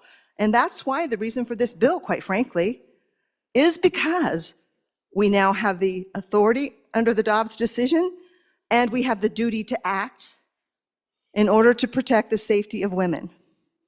So again, I just would tell you and encourage you to look at this bill, understand there's a need, and the bill's designed to meet the need. Representative Conley, you want to move your committee of the whole amendment? Thank you, Mr. Chairman. I move the Committee of the Whole Amendment number 1 and ask for your favorable consideration. And I will now explain my amendment. I think it's a friendly amendment. It is. It's on page 5, line 11. After abortion facility, insert other than a hospital. And then on page 7, line 7, after performed, insert at a surgical abortion facility. And page 7, line 16, after surgical abortion, insert at a surgical abortion facility. And that's just to clarify, make it a little easier to understand. Any questions? Representative Lally. Thank you, Mr. Chairman, and thank you, Representative, for bringing that. It is a friendly amendment. When I was trying to roll back what we did in 2023. This is something we did in 2023 because what it is directed to is that we're not talking about hospitals. Hospitals have much higher regulation than an ambulatory surgical center. So we don't need a bill for them. And we had made that clear last time, but when we were trying to separate out the different amendments that got put on, somehow this dropped. And so it was an oversight, and so it is a friendly amendment. We're not trying to regulate hospitals who are under a much more stringent regulation than ambulatory surgery centers. So I would say on and for the amendment and call for the question. Any other discussion on the amendment? Representative Conley, any other discussion? No, I was just pretty pleased with that. Thank you. All right, question being called on Committee of the Whole Amendment number 1. All those in favor, please signify by saying aye. Aye. All those opposed, say no. Committee of the Whole Amendment number 1 has passed or been adopted. We're back on the bill. Representative Lawley. Oh, Representative Chestek. Thank you, Mr. Chairman. I want to go back to the discussion that we were having right before we had the discussion on the Committee of the Whole Amendment just now. And I just want to push back a little bit on one of the comments that the good sponsor of the bill suggested, that Dobbs showed that there is no constitutional right to abortion. That's a little bit overbroad. What Dobbs did is said that the United States Constitution does not have such a right in it, but it left open the question of whether state constitutions do have a constitutional right to abortion. And I believe the Wyoming Constitution does, in several places, have that right. But the most important one, of course, the one I've cited before, Article 1, Section 38, which has been held by a judge in Teton County to protect the right to abortion. So there is a constitutional right to abortion under the Wyoming Constitution. Now, what the level of scrutiny is, I think that might be an open question in Wyoming, but the point of this bill is to burden the exercise of that right. It's clear that there's no other intention but to do that, so I'm therefore opposed to this bill. Representative Lawley. Thank you, Mr. Chairman. As it stands today, there is no right to an abortion in Wyoming. The comment I made about no federal right to an abortion, and it is the federal right that developed all the case law, and a federal case that was cited by the good representative who brought up a 2016 case. And that is now different. All of that law is different. It is even uncertain right now in Wyoming what it would look like if indeed a court of competent jurisdiction declared there to be a right in Wyoming. I don't agree with the conclusion of the former professor that the Constitution of Wyoming creates a right to abortion. There's no indication, that provision is vague. I could give you all the arguments, but I have a completely different legal conclusion than he does. So again, we'll just leave it at that. But the federal right to an abortion was the issue that created all the case law about regulation, and in particular, the case that was cited by the good representative from the center of the state. Representative Lean. Thank you, Mr. Chair. On and for the bill, I want to say to the good representative that mentioned the one facility within our state that offers these procedures, that there's not a licensed MD there every day of the week. And what happens to those women that have a botched procedure? I want to know that when women choose this route, that they're taken care of as well.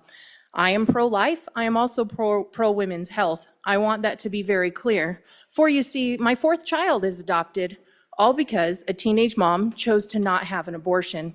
He is the light of our life, and we have a lot of joy for him. I am on and for this bill. Representative Washit. Thank you, Mr. Chairman. Just as long as we were talking about the Constitution, I can't help but think that we often overlook Section 2 of Article 1 in the Wyoming State Constitution. It says, equality of all in their inherent right to life, liberty, and the pursuit of happiness, all members of the human race are equal. And I have a hard time seeing how that baby, even before it's born, is not part of the human race. What other race would it be of? Representative Lawley, do you have any further discussion? Seeing no further discussion, question being called. All those in favor of Chairman Rodriguez-Williams' motion that when the Committee of the Whole rises to report, it do so with the recommendation that House Bill 42 do pass. All those in favor, please say aye. Aye. All those opposed, say no. House Bill 42 has passed Committee of the Whole. The next bill for our consideration is House Bill 131. The reading clerk will read the bill. House Bill 131, sponsored by Representative Knapp, ballot drop boxes, prohibition. Mr. Speaker, your committee number 7, Corporations, Elections, and Political Subdivisions, to whom is referred House Bill 131, ballot drop boxes, prohibition, respect the report, same back to the House with the recommendation that do pass with the following amendments. Ayes, Representatives Brown, Heft, Johnson, Knapp, Locke, Lucas, Webb, Weber. Noes, Representative Yin. Representative Locke, Vice Chairman. You've heard the reading of the bill. What is your pleasure, Chairman Locke? Thank you, Mr. Chairman. I move that when the Committee of the Whole rises to report, it do so with the recommendation that House Bill 131 do pass, and I further move to adopt the Standing Committee amendments. I yield the floor to the Chairman of Corporations for the explanation of the bill. Chairman Knapp. Thank you, Mr. Chairman. I'll deal with the bill first and then the amendment. This bill is about the chain of custody. So in any election, it's important for our electors to have, number one, the right to vote. That's ultimately the most important thing. But in that, there becomes two other factors in an election, and that is the chain of custody and the audit capability to see what happened after the vote. So today we're dealing with ballot drop boxes, which deals with the chain of custody. Ballot drop boxes are found nowhere in statute, and this bill would simply ban ballot drop boxes. It would require that a vote is either handed to the clerk or mailed, and does away with the possibility of a chain of custody being broken, whether that ballot is stolen from a drop box, damaged, destroyed, in other words, spoiled. This takes care of non-uniformity around the state, and now I will dispense with the Standing Committee Amendment number 1 to House Bill 131.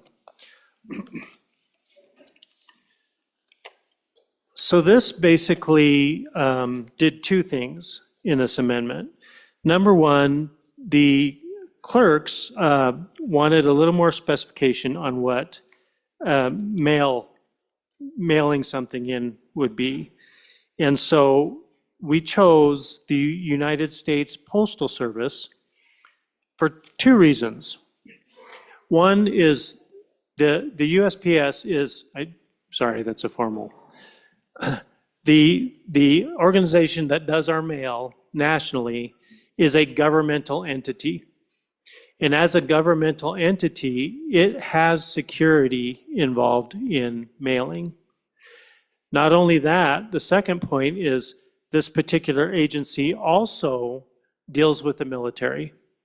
And so on any ship, this was in testimony as well, but any ship, any foreign base, you do have a office there that deals with this postal service and does have security as well, and so it does not break that chain of command. So that was chosen. The second thing we did was to identify the clerk's ability to take the ballot by hand. And so it says, within the county where the ballot was issued as provided by Wyoming statute 22-3-104, sub H, sub II. So I would ask for a favorable vote to this amendment, Standing Committee Amendment Number 1. Any further discussion on Standing Committee Amendment Number 1? Question being called. All those in favor of Standing Committee Amendment Number 1, please indicate by saying aye. Aye. All those opposed, say no. Standing Committee Amendment Number 1 has been adopted. Back on the bill, I believe we do have a Committee of the Whole amendment as well. Representative Knapp. Yes, I would like, Mr. Chairman, thank you.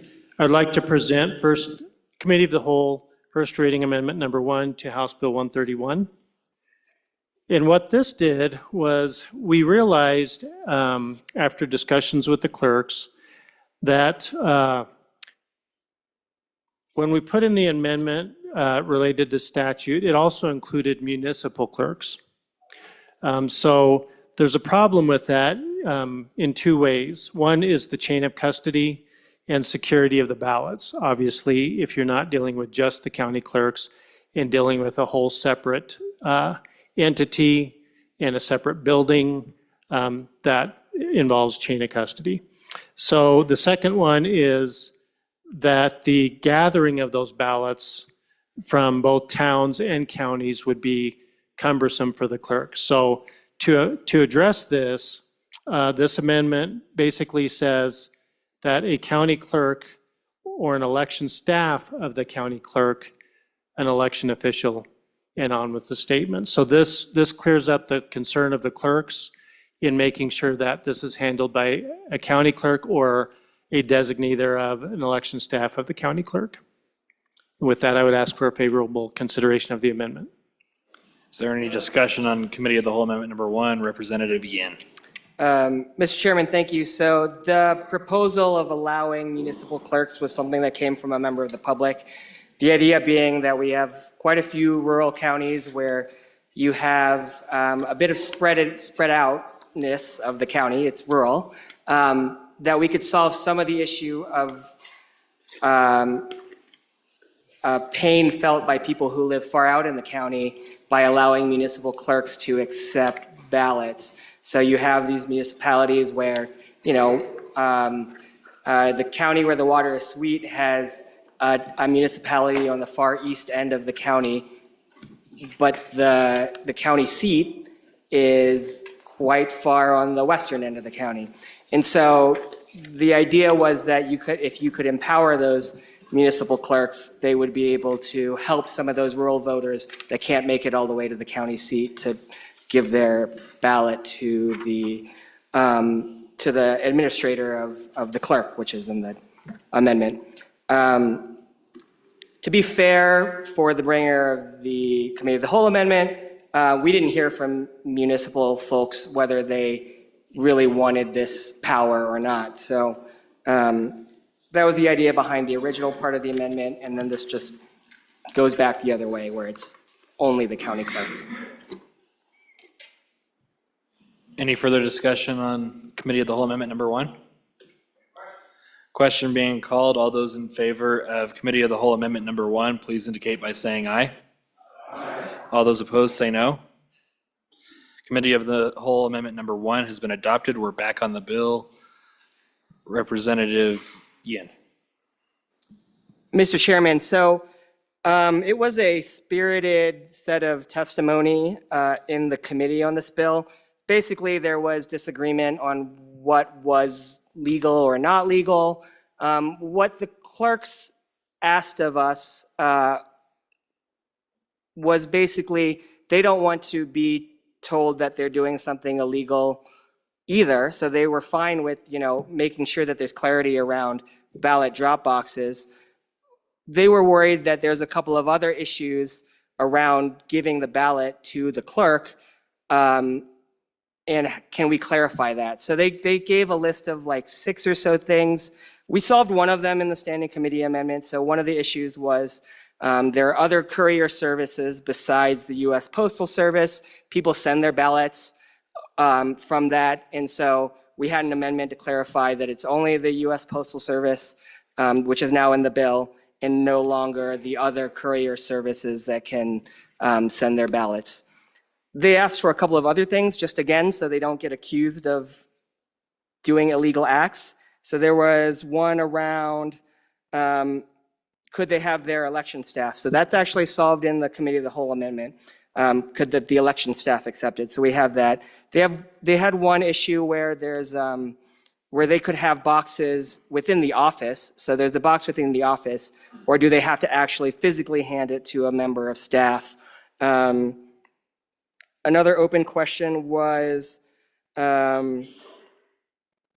if they have, so a lot of these counties have drop boxes for business filings, right? So you have county paperwork for all kinds of things.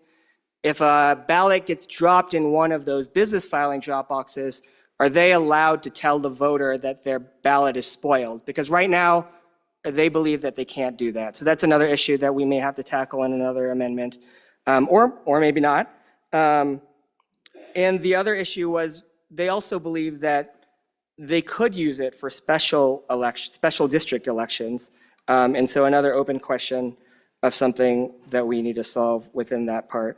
I apologize to those folks who gave testimony of all the issues that they had. There was definitely one more, but I don't have the notes for that. But just bringing that context to everyone in the members.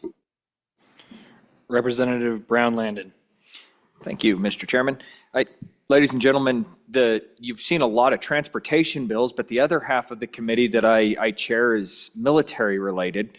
And so this question comes strictly from a military relations point of view. When we adopted the Committee of the Whole Amendment, it wasn't really until my seatmate and I started talking.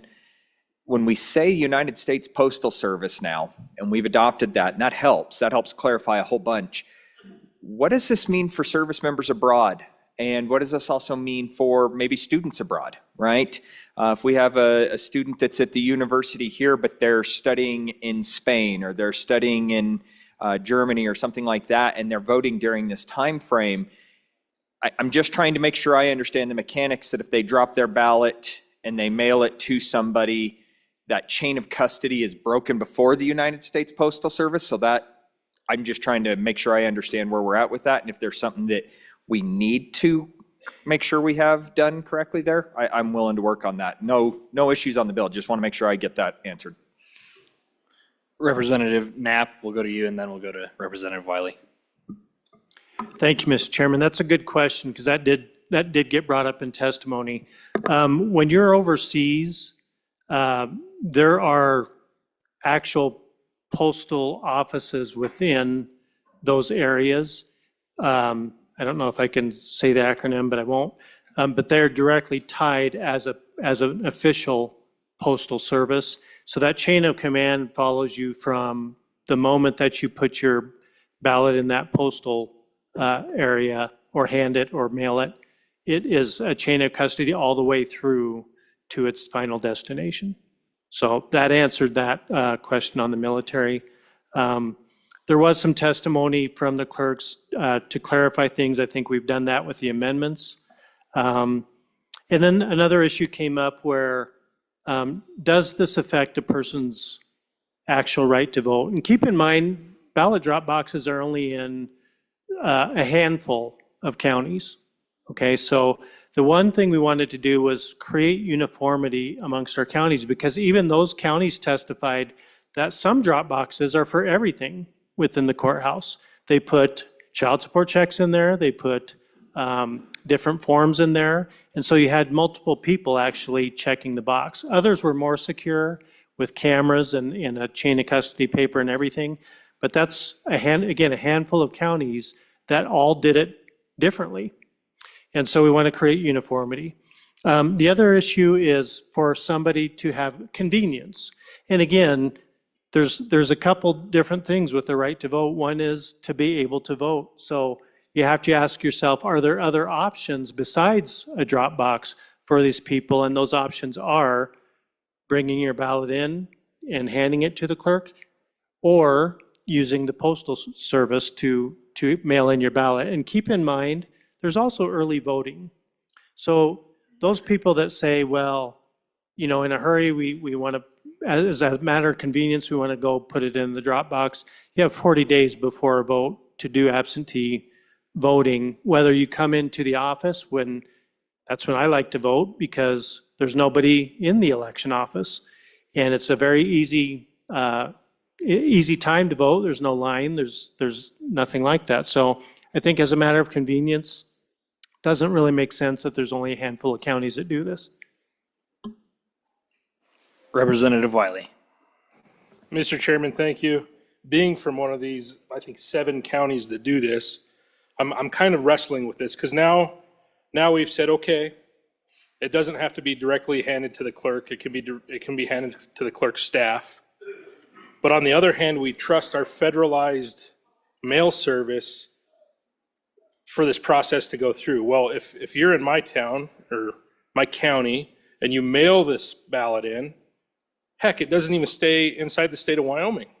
It goes from my post office to the state to the west of us, to a large city, gets reprocessed, probably touched 10, 15 different times, and then brought back to the county and mailed to the clerk, which gets touched again by the staff and then the clerk.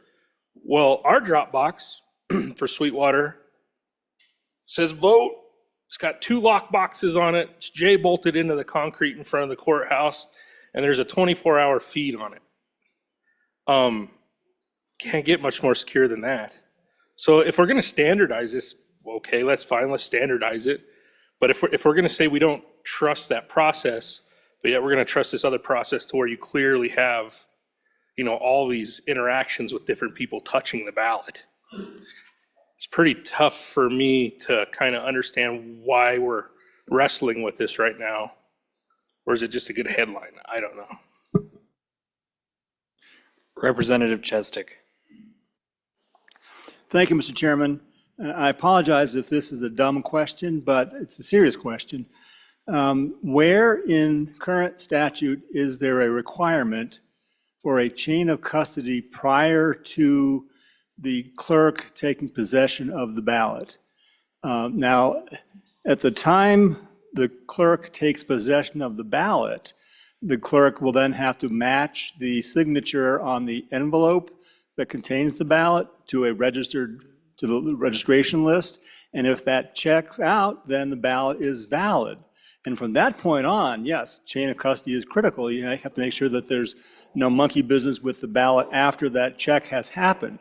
But the real security to validate ballots happens only when the clerk comes into possession of the ballot.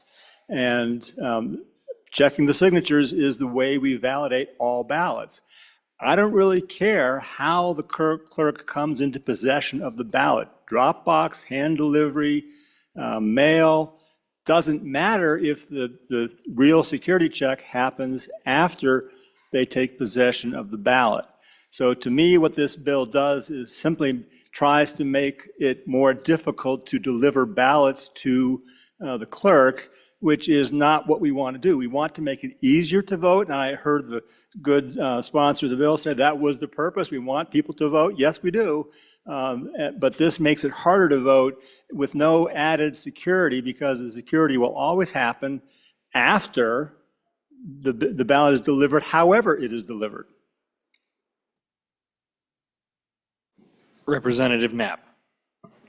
Thank you, Mr. Chairman. So to answer that, I would say this, that security through the service that the federal government runs as a mail service is there and available. It is considered a chain of custody. The clerks also testified that they consider chain of custody very important before they get the ballot, because a couple of those, and I got to be honest with you, the clerks have done a good job in trying to, if they did have one, to try to maintain some kind of chain of custody. There were a couple that were more loose, but they would have 2 people go out to check the box, actually have a chain of custody form, so one of them being the witness and one of them being the person that checked the box, fill out the form and bring it into the courthouse. So it is important to have that chain of custody. And with that, I think there's one other. Representative Johnson. Yeah, I'd just like to say that we live in Wyoming, and the majority of everybody here has a four-wheel drive. I'm sure they have a logging chain, and if they had cameras on the outside mail drop box and somebody wrapped a log chain around that and drove off, you just lost all those ballots. You would have no way to ever find those again. And so you would disenfranchise those voters. It's not secure. They might, oh, okay. So I would just appreciate that you vote for this bill. Thank you. Representative Wiley. Mr. Chairman, thank you. I think the exact same thing would happen if a mail truck went off the road. Folks in my community, you know, we have a lot of shift work, very industrial. You know, they need to be able to walk and drop something off if they want to. And I still think it's more secure than the mail service. The same mail service which strongly advises you not to send a check in the mail or money in the mail. This just doesn't make sense. You know, I think I changed my mind. I think this is a political bill after all, 100%. Representative Bratton. Thank you, Mr. Chairman. In a state far to the northwest of us, somebody threw, I'm not sure if it was a firecracker or if it was some other sort of combustible, and burned up 2 full ballot boxes. So I appreciate what the representative was saying about the boxes being chained and secured, but those ballots were spoiled by fire that was thrown down into the secured ballot boxes that were, so thank you. Representative Connolly. Thank you, Mr. Chairman. I just want to reiterate what our clerk's office thought on the U.S. Postal, am I supposed to say that? U.S. Postal Service, is that okay? It's in the bill, Representative. Oh, okay, good. So our mail goes, it's going to be going to a state south of us before it goes back into our county, and they have had issues with ballots in the mail. So that is a legitimate concern. Thank you. Any further discussion? Representative Yin. Mr. Chairman, the only one more point I wanted to make was that the U.S. Postal Service isn't actually run by the federal government. It's like a quasi-private public entity. Board's appointed. That's about it. Any further discussion? Representative Knapp. Mr. Chairman, thank you. If I could just wrap it up. The intent of the bill, I assure you, is for what I think is important and I believe in, and that's uniformity, the ability and the right to vote, the chain of custody, and those are the issues that involve ballot drop boxes. So with that, I would ask for your favorable consideration. Okay, seeing no further discussion, question being called. All those in favor of Vice Chairman Locke's motion that when the Committee of the Whole rises to report, it does so with the recommendation that House Bill 131 do pass. All those in favor, please say aye. Aye. All those opposed, say no. No. House Bill 131 has passed the Committee of the Whole. The next bill for our consideration is House Bill 62. The reading clerk will read the bill. House Bill 62, sponsored by Representative Heiner. Prostitution amendments. Mr. Speaker, your Committee Number 1 Judiciary, to whom is referred House Bill 62, Prostitution Amendments, respectfully report same back to the House with the recommendation that it do pass with the following amendments. Ayes, Representatives Brady, Bratton, Chestick, Filer, Kelly, Lean, Singh, Washit, Webb. Representative Singh, Vice Chairman. You've heard the reading of the bill. What is your pleasure, Chairman Washit? I move that when the Committee of the Whole rises to report, it do so with the recommendation that House Bill 62 do pass, and I further move the adoption of the Standing Committee amendment. I'll turn over explanation of the bill to the sponsor, and when he's done, I'll take up the Standing Committee amendment. Majority Floor Leader Heiner. Thank you, Mr. Chairman. So first I'll explain the reason behind the bill, and then I'll explain the bill. So in Wyoming, the sexual assault statutes, there's two types of crimes defined: sexual intrusion and sexual contact. Sexual contact means touching with the intent of sexual arousal, gratification, or abuse of the victim's intimate parts by the actor, or of the actor's intimate parts by the victim, or of the clothing covering the immediate area of the victim or actor's intimate parts. So in our prostitution statutes, only sexual intrusion is considered a crime. There are a number of there's a number of massage parlors in Wyoming that may be allegedly offering customers manual sexual stimulation or a hand job without fear of prosecution right now. So sexual contact is often an entry for victims to enter into the full-blown world of prostitution and human trafficking.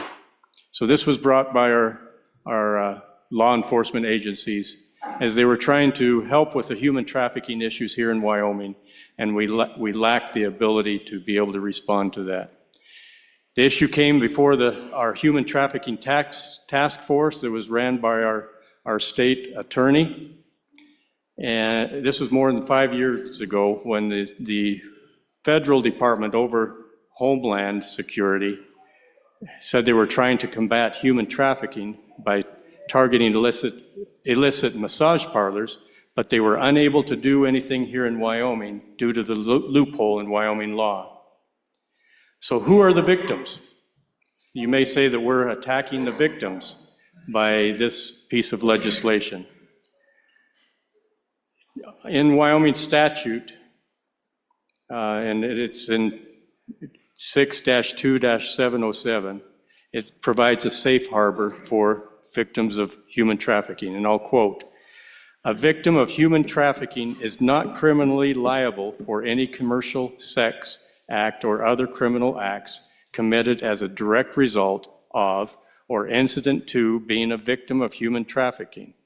So by furthering this, we're not going to be punishing the actual victims of human trafficking. This is actually to help them get out of a situation so that we can help get them out of that deal. So let's talk about an incident in one of the counties here that a few years ago. A victim that was in this kind of a situation said that she testified that the police never arrested her. She was questioned, and they offered to provide shelter away from the traffickers and other assistance. So having coverage in both parts of the statute give law enforcement more tools to actually help those that are in human trafficking, whether prostitutes or in massage parlors. These are the victims, but we're trying to get them out of these bad situations. So bringing this closer to home, we may have heard, we heard testimony in committee about another case here in Wyoming. The sex worker was trafficked into this country from another country. She was paid in the currency of her home country, but the amount of money she was paid converted into US dollars is equivalent to 11 cents for every customer she was doing this with. 11 cents. This is essentially debt bondage. She had no freedom to leave the people who trafficked her in this country, and she was forced to perform these sexual acts. So going into the bill, on page 2, it talks about Wyoming Statute 6-4-101 definitions, and we're adding in those definitions intimate parts on the top of page 2, means as defined in 6-2-301. And that gives all these definitions of private parts, and I won't go into those. I don't understand them. I'd have to look them up myself. I don't want to do that, so I'm just assuming those are there, the right things. But the meat of this bill is in the next part. It says sexual contact means touching with the intent of sexual arousal, gratification, or abuse of another person's intimate parts by the actor, or of the actor's intimate parts by the other person. And then it says, or of the clothing covering the immediate area of another person's intimate parts. And so the standing committee amendment will delete that part because there's some confusion with lap dancing and whether that's going to be a criminal offense or not. So the good chairman will take care of that here in a moment. But the rest of this bill is conforming amendments into Article 7, which deals with human trafficking, and Article 6, solicitation of active prostitution, just conforming amendments into those to make that so that this is it's another tool for our law enforcement agencies so that they can get these victims out of a situation and they can legally do that and get them where they can be helped. So appreciate your favorable consideration, and I turn the time over to the good chairman for the amendment. Chairman Washit. Thank you, Mr. Chairman. So your committee number one heard some questions after the bill was presented about situations involving what's colloquially known as a lap dance and whether or not that would be prohibited contact under this statute. And we had the benefit of having a highly experienced investigator from a neighboring state testifying via Zoom. And he indicated in that state that the presence of clothing under their statute meant that the contact was not prescripted by the statute. And so we discussed it, decided that deleting the language pertaining to the clothing covering the intimate parts was the appropriate way to handle the situation. And secondarily, on the Standing Committee amendment, there was a desire to make this act immediately available and effective upon completion of all the requirements, so we changed the effective date. And that's your Standing Committee amendment, and I urge your support. Any further discussion on the Standing Committee amendment? Question being called on Standing Committee Amendment number 1. All those in favor, please indicate by saying aye. All those opposed, say no. Standing Committee Amendment number 1 has been adopted. We're back on the bill. Representative Connolly. I stand in favor of this bill. I don't know if we all realize just how much human trafficking we have with our interstates going through Wyoming and different other locations. It's a really serious problem, and this bill is going to take care of one of the main issues that law enforcement needs to deal with, and it's going to help the victims. So I would really appreciate your vote in favor of this bill. Any further discussion on this bill? Question being called and seeing no further discussion. All those in favor of Chairman Washit's motion that when the Committee of the Whole rises to report, it does so with the recommendation that House Bill number 62 do pass. All those in favor, please signify by saying aye. Aye. All those opposed, say no. House Bill 62 has passed Committee of the Whole. The next bill for our consideration is House Bill 63. The reading clerk will read the bill. House Bill 63, sponsored by Representative Rodriguez-Williams, Working Animal Protection Act.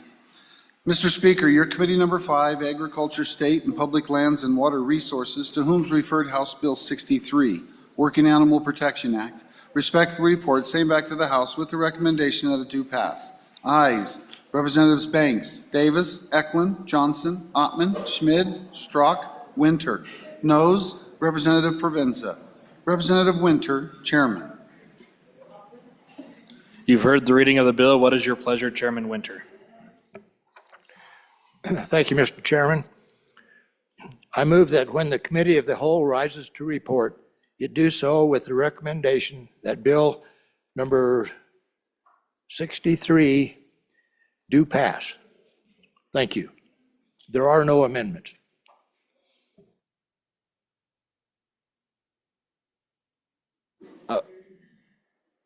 Who is presenting? Oh, Representative Rodriguez Williams.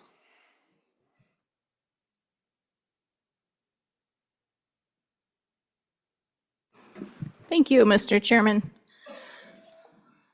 I introduce to you House Bill 63 titled Working Animal Protection Act. Mr. Chairman and members of the body, this legislation is intended to protect legal law-abiding animal enterprise from radical animal rights extremists' agenda. These groups have found it easier to promote their agenda at the municipal level. Local bans on working animal industries destroy animal ownership, job opportunities, and revenue that animal exhibitors, carriage companies, and others bring to the state for citizens all to enjoy. Local bans on working animals deny families access to opportunities to view and or interact with animals just because it doesn't align with certain groups' ideology. Traveling fairs and animal exhibits teach the importance of true conservation of species, as many of these animals' native habitat is no longer disappearing or has disappeared. On page 1 of the bill, we create new law that protects working animals, and they can be used, or no, it states that no city or town shall enact an ordinance or a policy that terminates, bans, or unduly restricts a person from using a working animal in lawful commerce or any animal enterprises. This does not supersede any municipal ordinance or policy that relates to public health or public safety. And this bill does not or shall not be interpreted to amend any other Wyoming law that relates to animal care, public health, or public safety. As defined in this bill, working animals means a non-human animal that's primarily used for the purpose of performing a specific duty or function in commerce or an animal enterprise, including human service, legal hunting, agriculture, ranching, husbandry, transportation, education, competition, tourism, entertainment, or exhibition. The term shall not include rabbits, llamas, cattle, swine, sheep, goats, poultry, or any other animal that's used primarily for the production of food or fiber. And Mr. Chairman, I would stand for any questions. All right, I believe we do have a committee of the whole amendment. Representative Geringer. Mr. Chairman, I move Committee of the Whole Amendment Number 1 on House Bill 63. I'm proposing this amendment just to explicitly add search and rescue animals and military and law enforcement animals. Just a little extra something to strengthen the bill. Thank you. Any discussion on Committee of the Whole Amendment? Representative Rodriguez Williams. Thank you, Mr. Chairman. On and opposed to the amendment. I think the amendment's really unnecessary. What the representative's trying to describe is basically working animals that are used as first responders. I think it would be odd for a subdivision of the state to ban first responders such as police dogs, police horses, fire dogs, and search and rescue dogs. And ultimately, the amendment isn't all inclusive of those first responder working animals. Any further discussion on Committee of the Whole Amendment Number 1? Question being called. All those in favor of Committee of the Whole Amendment Number 1, please indicate by saying aye. All those opposed, say no. Committee of the Whole Amendment Number 1 has been adopted. Division being called. All those in favor, please rise.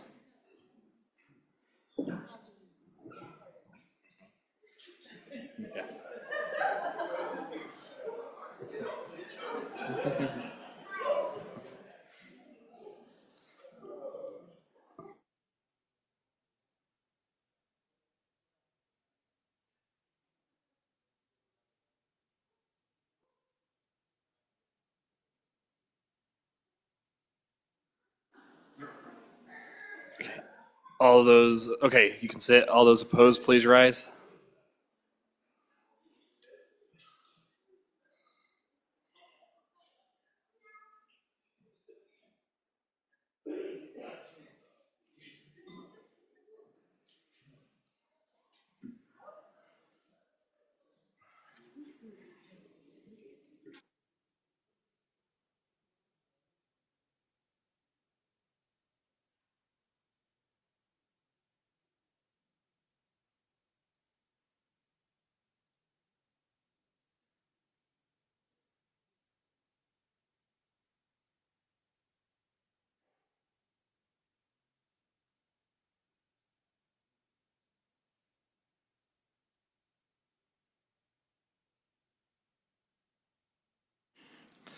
The amendment has failed 25 to 32.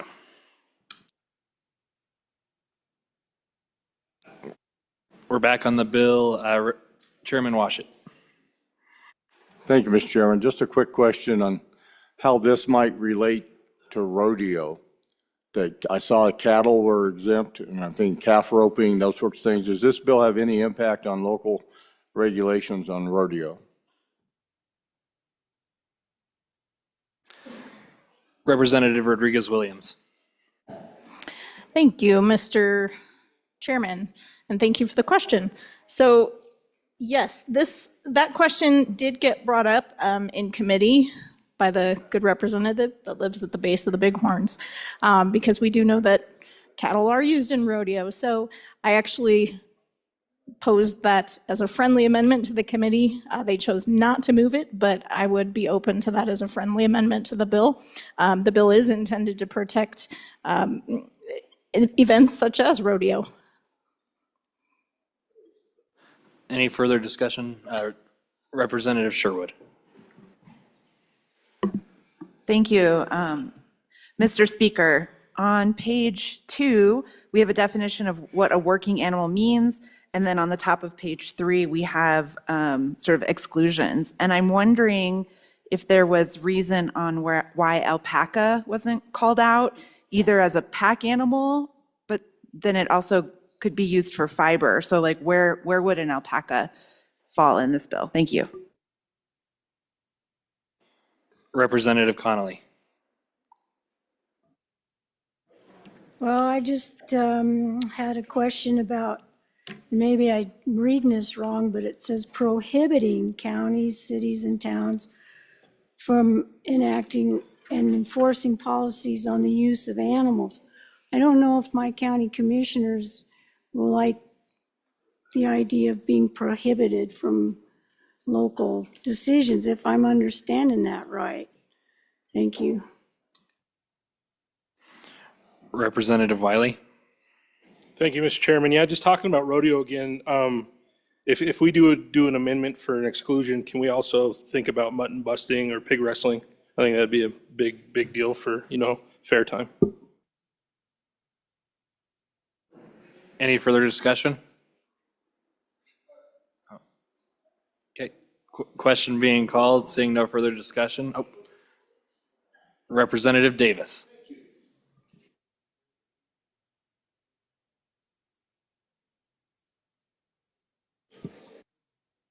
Thank you, Mr. Chairman. The good representative that brought this bill, if I'm reading this correctly on page, whatever is this, 2? The term shall not include rabbits, llamas, cattle, swine, sheep, goats. Is that correct?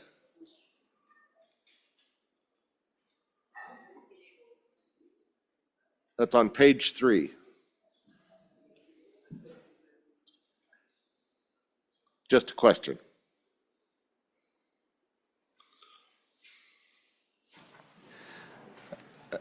All right, so just so the members know, there is pizza in the back room. But Representative Rodriguez-Williams. Thank you, Mr. Chairman. So to the last speaker, yeah, I'm reading the same thing. That's what it says. What you read is what it says. And then conversely to the speaker before that, the good representative from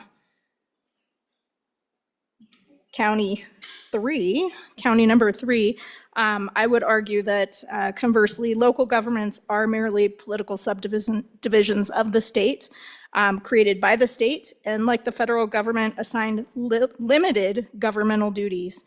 And so, again, the intention of the bill is to protect our Western heritage and to protect working animals. And then in regards to alpaca, interesting point, because yes, they are used for fiber, and yes, they are used to work as well. So if that were brought as a future friendly amendment, I would entertain that idea as well. Any further discussion on the bill? Question being called. All those in favor of Chairman Winter's motion that when the committee of the whole rises to report, it does so with the recommendation that House Bill 63 do pass. All those in favor, please say aye. Aye. All those opposed, say no. House Bill 63 has passed the committee of the whole, and the next bill for our consideration is House Bill 27. The reading clerk will read the bill. House Bill 27, sponsored by Transportation, Disabled Parking Windshield Placards, Revisions. Mr. Speaker, your committee number 8, Transportation, Highways, and Military Affairs, to whom is referred House Bill 27, Disabled Parking Windshield Placards, Revisions, respectfully report same back to the House with the recommendation that do pass with the following amendments. Ayes, Representatives Banks, Brown, Geringer, Larson, McCann, Nicholas, Posey, Tarver, Wiley. Representative Brown, Chairman. You've heard the reading of the bill. What is your pleasure, Chairman Brown? Thank you, Mr. Chairman. I move that when the committee of the whole rises to report it, do so with the recommendation that House Bill 27 do pass. Further, move the adoption of the standing committee amendment. And what I would like to do, Mr. Chairman, if I could, just quickly explain that, and then I'll turn over the explanation of the bill to the good representative where the water is sweet. Ladies and gentlemen, all we're doing here is moving out the effective date for 6 months for the department to ensure that they have time to get the new placards printed and up and running for permanent registration. This is just giving them an extra 6 months as opposed to trying to crunch everything in and promulgate rules on this in a very fast heartbeat. So would urge your acceptance of the extension on the effective date. Any discussion on the standing committee amendment? Question being called. All those in favor of standing committee amendment number 1, please indicate by saying aye. Aye. All those opposed, say no. Standing committee amendment number 1 has been adopted. We're back on the bill. Representative McCann. Thank you, Mr. Chair. This is a relatively simple bill. It's just updating the placards to the system that the new system that they have. For some reason, we got to put this in legislation that they have to be able to print, whether it's a permanent or temporary, with them being able to put an expiration date on it, depending on what the physician writes. So it basically just updates that system between the placard and printing them out. And I stand for questions. Any questions on the bills? Seeing none, question being called. All those in favor of Chairman Brown's motion that when the committee of the whole rises to report, it does so with the recommendation that House Bill 27 do pass. All those in favor, please indicate by saying aye. Aye. All those opposed, say no. House Bill 27 has passed the committee of the whole. The next bill for our consideration is House Bill 103. The reading clerk will read the bill. House Bill 103, sponsored by Representative Sherwood, Columbarium Regulation. Mr. Speaker, your committee number 2, Appropriations, to whom is referred House Bill 103, Columbarium Regulation, respectfully report same back to the House with the recommendation that it do pass. Ayes, Representatives Alaman, Angelos, Bear, Haroldson, Pendergraft, Sherwood, Smith. Representative Bear, Chairman. You've heard the reading of the bill. What is your pleasure, Chairman Bear? Thank you, Mr. Chairman. I move that when the committee of the whole rises to report, it do so with the recommendation that House Bill 103 do pass. And further, I leave the explanation of the bill to the good representative from the county over the hill to our west. Representative Sherwood. Thank you, Mr. Chair. This is the bill that you guys have been dying to hear. All right, it's been a long night and the conversation has been diverse and challenging. So I bring you a constituent bill. This is an amendment to current statute that helps us modernize the building material that we use to build our above ground structures where urns are stored. So when I got the call from the good local official who oversees our cemetery, I had to Google it because I didn't know what this was, but it turns out that these are gaining popularity and we have multiple communities who are attempting to build these, but our current statute is so old that their permits are being denied. So what this bill does is just update the structures while maintaining soundness and weatherproof so that they won't deteriorate. So on page 2, lines 15 through 21, you see that we are updating the materials that can be allowed for exterior walls and roofs. On page 3, lines 1 through 4, this applies to exterior doors. And then lines 6 through 9 applies to the interiors. So, knowing that it's been a long night, some of you get on pizza and stretching, I ask for your favorable consideration for my cemetery bill. Thank you. Any further discussion on the bill? Seeing none, question being called. All those in favor of Chairman Bear's motion that when the Committee of the Whole rises to report, it does so with the recommendation that House Bill 103 do pass. All those in favor, please indicate by saying aye. Aye. All those opposed, say no. House Bill 103 has passed the Committee of the Whole. The next bill for our consideration is House Bill 61. The reading clerk will read the bill. House Bill 61, sponsored by Representative Banks, State Land Lease Preference Amendments. Mr. Speaker, your Committee Number 5, Agriculture, State and Public Lands and Water Resources, to whom is referred House Bill 61, State Land Lease Preference Amendments, respectfully report same back to the House with the recommendation that it do pass. Ayes, Representatives Banks, Davis, Eklund, Johnson, Ottman, Provenza, Schmid, Strzok, Winter. Representative Winter, Chairman.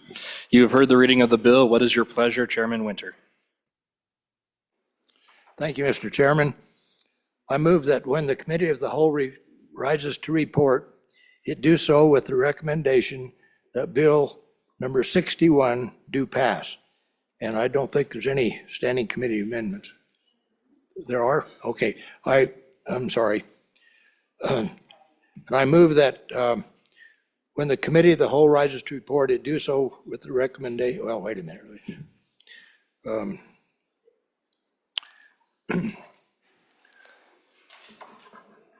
Representative, if you could just further move that the standing committee amendment. Thank you. I further move that the standing committee amendment do pass. Thank you. Representative Banks. Yes, Mr. Chairman, thank you. So, body, I bring House Bill 61, nice cleanup bill to our state land leases.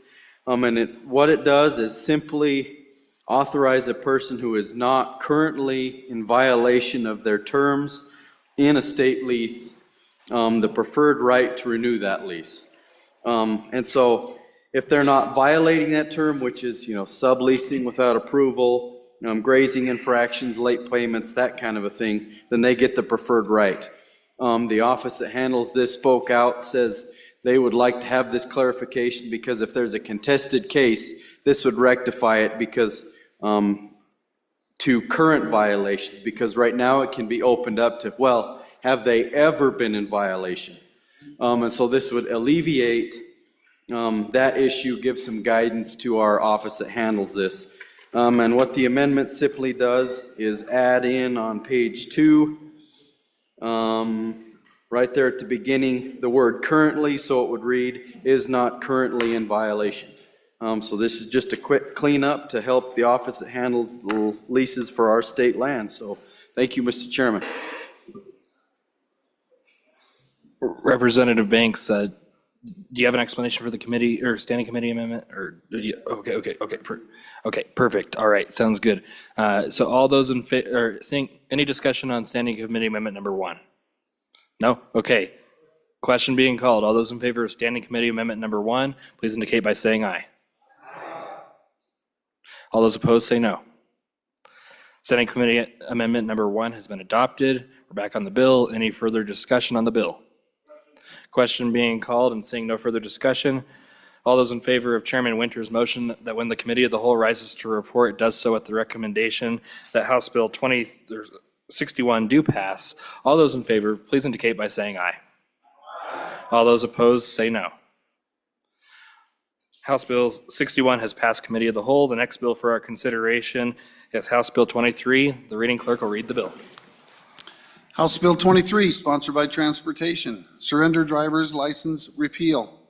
Mr. Speaker, your Committee Number 8, Transportation, Highways, and Military Affairs, to whom is referred House Bill 23, Surrender Driver's License Repeal, respectfully report same back to the House with the recommendation that do pass with the following amendments. Ayes, Representatives Banks, Brown, Geringer, Larson, McCann, Nicholas, Posey, Tarver, Wiley. Representative Brown, Chairman. You've heard the reading of the bill. What is your pleasure, Chairman Brown? Thank you, Mr. Chairman. I move that when the Committee of the Whole rises to report, it do so with the recommendation that House Bill 23 do pass. Further move the Standing Committee amendment, and I'll also dispose with this amendment quickly as well. This was just a simple correction that our department actually caught. This is in the title of our statutes, so it was pretty easy to overlook. You'll just notice that we're striking license and. That is a super simple catch. Everything else is conforming amendment, so I would urge an adoption of the Standing Committee amendment.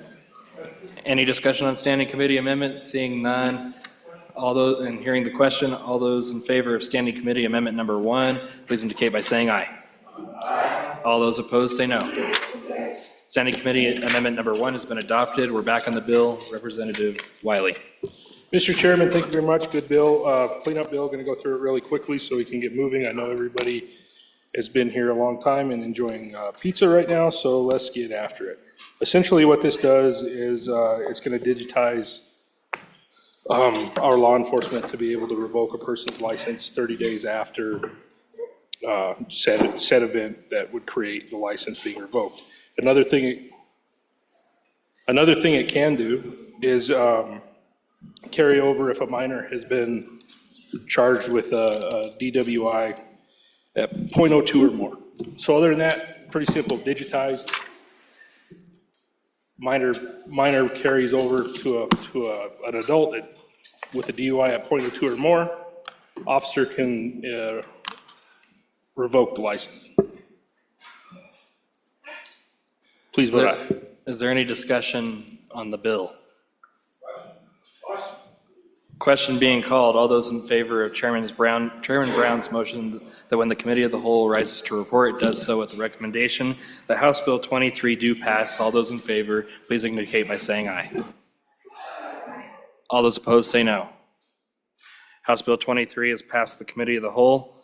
The next bill for our consideration is House Joint Resolution number 4. The reading clerk will read the joint resolution. House Joint Resolution 4, sponsored by Representative Stivar. Constitutional Amendment, Veterans Property Tax Exemption. Mr. Speaker, your Committee Number 3 Revenue, to whom is referred House Joint 4, Constitutional Amendment, Veterans Property Tax Exemption, respectfully report same back to the House with the recommendation that do pass with the following amendments. Ayes, Representatives Brown, Campbell, Lean, Locke, Lucas, Riggins, Storer, Stivar, Wharf.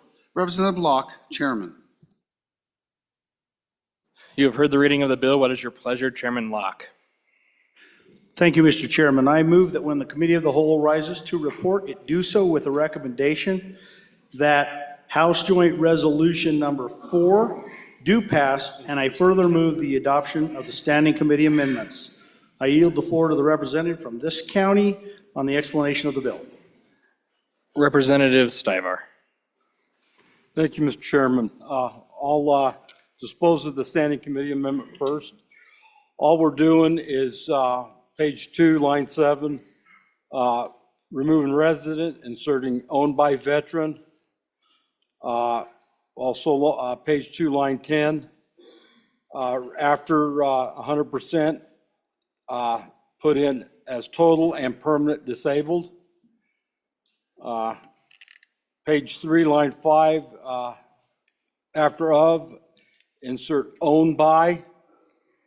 Line 3, page 3, line 7. Trying to make this work is after 100%, insert as total and permanent disabled. That lines up with the wording from what's on the veterans paperwork that is given from the VA. This joint resolution, 20 states already have done 100% tax exemption for veterans for their property tax. You got to remember, only 1% of citizens join the military.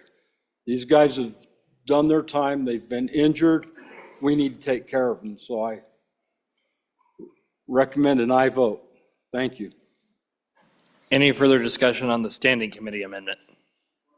Question being called. All those in favor of Standing Committee Amendment number 1, please indicate by saying aye. All those opposed say no. Standing Committee Amendment number 1 has been adopted. We're back on the joint resolution. Any further discussion on the resolution? Representative Haroldson. Thank you, Mr. Chairman. Just a question. Do we have a number of veterans that we would be affecting with this bill in the state of Wyoming?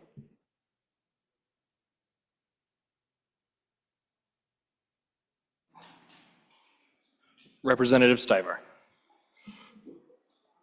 Thank you. There's approximately 2,965 according to the bill. Thank you. Representative Brown. Thank you, Mr. Chairman. Just curious why we're doing this as a constitutional amendment as opposed to a bill, something that if we needed to adjust later on, putting something into the Constitution is, I would not call it permanent, clearly. We can adjust it as needed, but it's a much higher threshold. And just kind of curious what the reasoning is behind that.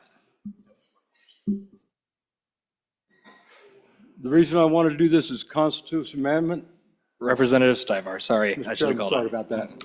The reason I've run to this as a constitutional amendment is for that exact purpose.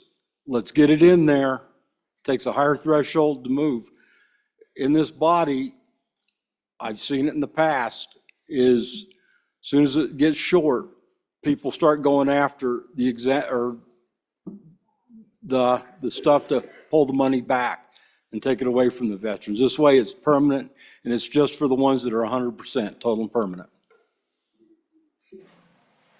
Representative Filer.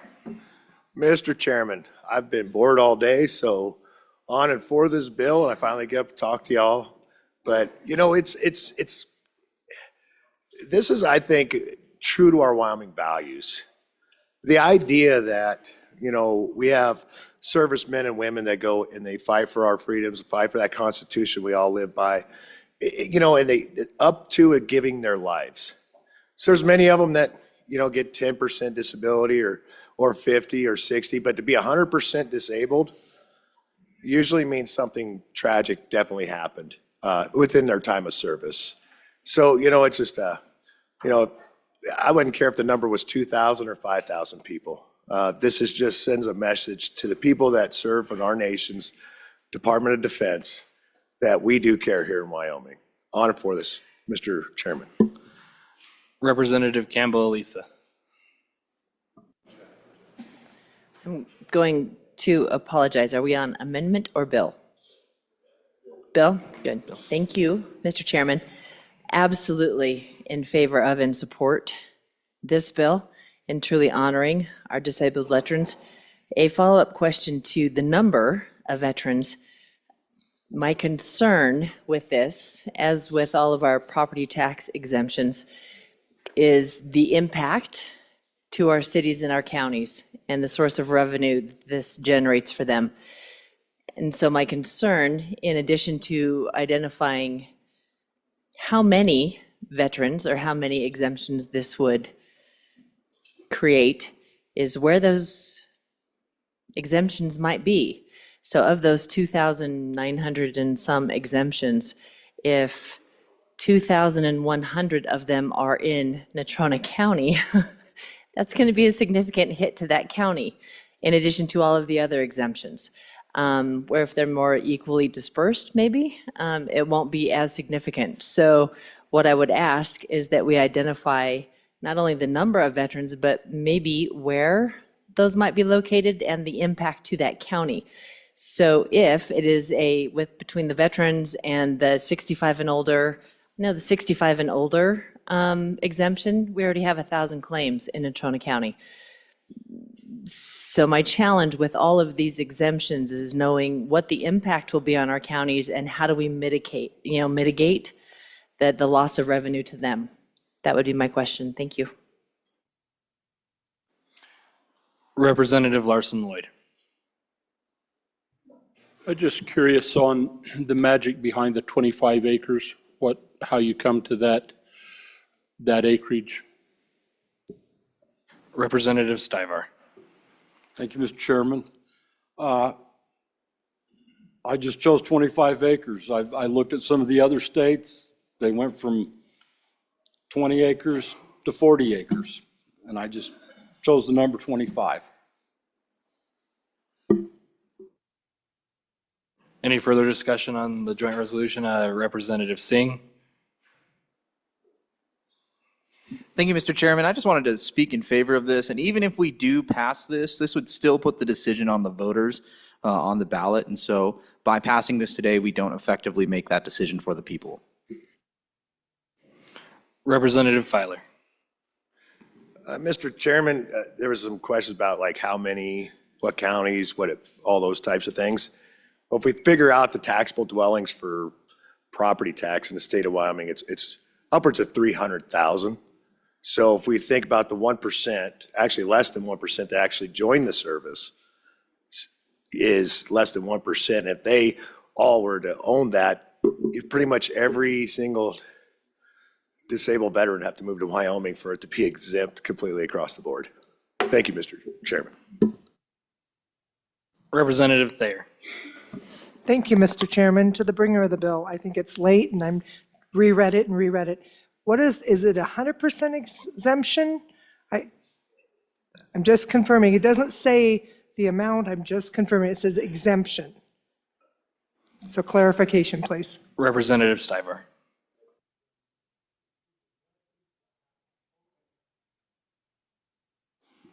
Thank you, Mr. Chairman.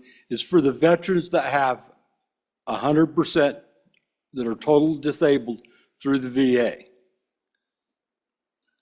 Representative Thayer? In one other thing. Representative Stiver? The 69th legislature will be the ones making the rules on this if it passes. Representative Brown? Thank you, Mr. Chairman. So it's actually underneath the Constitution, and where it would be going in is exemptions from taxation. So it would be just like your church, just like your state, any and all property that is listed underneath there would be completely exempt from taxation. So as you can see, that list is very narrowly defined right now. I don't disagree with my good Laramie County representative that this purports our values here. And I don't even mind sending this to the voters. I'm personally going to be a no vote on this. And there's a small reason why on this, ladies and gentlemen. We have so many exemptions right now passing through this body and what we're trying to do here. I'm not sure how we're ever going to be able to pay for what we're coming out of here with. We still have to have some level of revenue coming into this state, take part of the $70 million that we just sent over to the roads and our schools, as the good representative from the center part of the state mentioned. I have a bleeding heart for veterans. I generally have absolutely, I don't know that I have a single no vote on any veterans bills that are out there, to be honest with you. But this one is maybe a step too far in my books. I also agree with the representative up there by the big land of the mountains that we have a very unique thing of 25 acres. Well, go up to the northeastern or northwestern part of the state, that could be a substantial amount of money that we're exempting from that county on taxation. And so I'm not 100% sold on this idea, unless we can maybe tighten it up a little bit, second reading, third reading, then maybe I'll be a little more supportive. So as of right now, I won't even say on and against, maybe just me against. Representative Filer? Mr. Chairman, I thought I was done.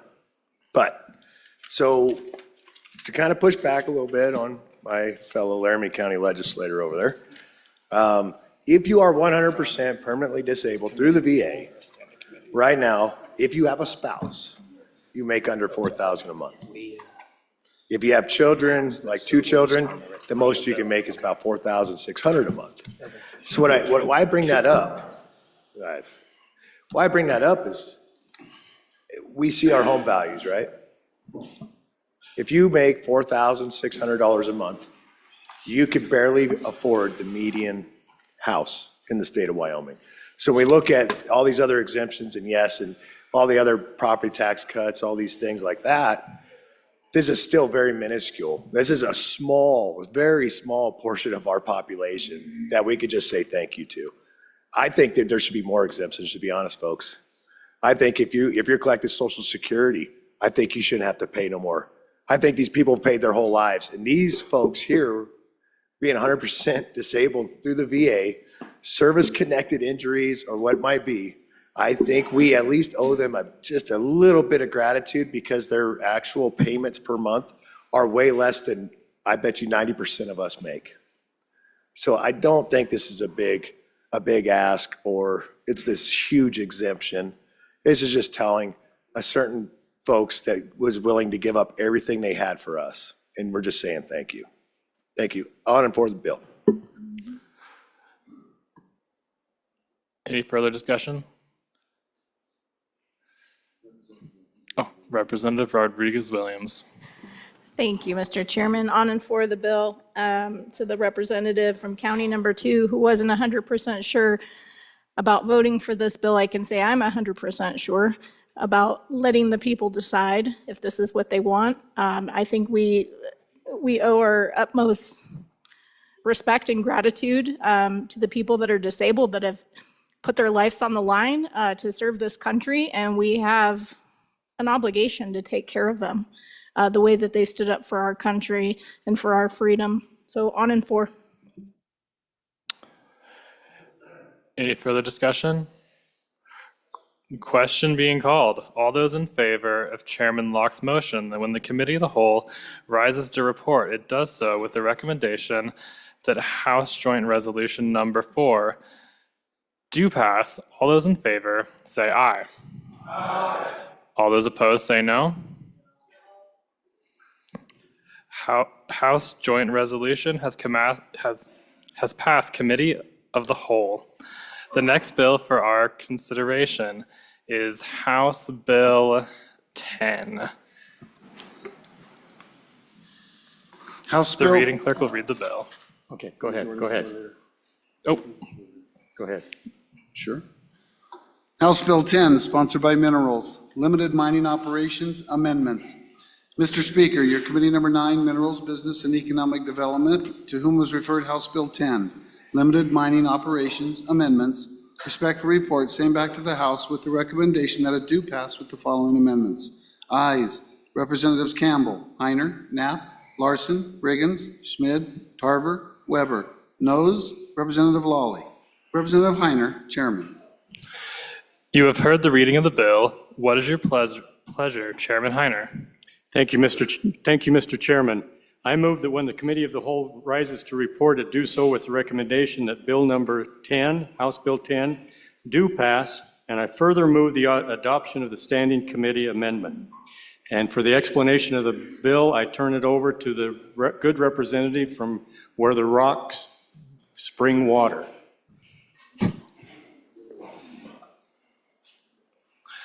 Representative Larson. Thank you, Mr. Chairman, and I'll start out with the Standing Committee amendment for explanation here. Members, what this does is just add limestone to the list of rocks in that list that this legislation applies to. It was just omitted by error in the drafting process, so I ask for an aye vote on that. Is there any discussion on the amendment? Are you ready for the question? Question having been called, all those in favor of Standing Committee Amendment number 1, say aye. All those opposed, no. The amendment has been adopted. There's a Committee of the Whole amendment. Representative Larson. Is there a Committee of the Whole amendment? I'm not sure, but I can explain the bill and then if there's a. Please go ahead. Okay. Thank you, Mr. Chairman. So, members, this bill aims to address the upcoming rare earth industry that we have coming into Wyoming. And this provides a process for them to see if there's a viable resources on the property that they would like to mine before they move into a full-scale small mine permit. So I'll just go through a few things of what the bill does, and then I can go through the bill. One, it expands limited mining operations to all non-coal minerals. And the reason why it's specifically non-coal minerals is because the federal government manages some of the legalities around around coal. So we can only apply this to non-coal minerals. Number two, it grandfathers the bond rates that are currently in place for existing LMO limited mining operations around the state. So if you already have one, those are grandfathered in. And then it raises the bond rates to address inflation for new limited mining operations. It also codifies rules from the department that deals with our environment, and eliminates the small mining operation category. So I actually misspoke earlier. It's eliminating the small mining operation category. This just would become the step between exploration and a large mine. So we can go through the bill now. So if you turn to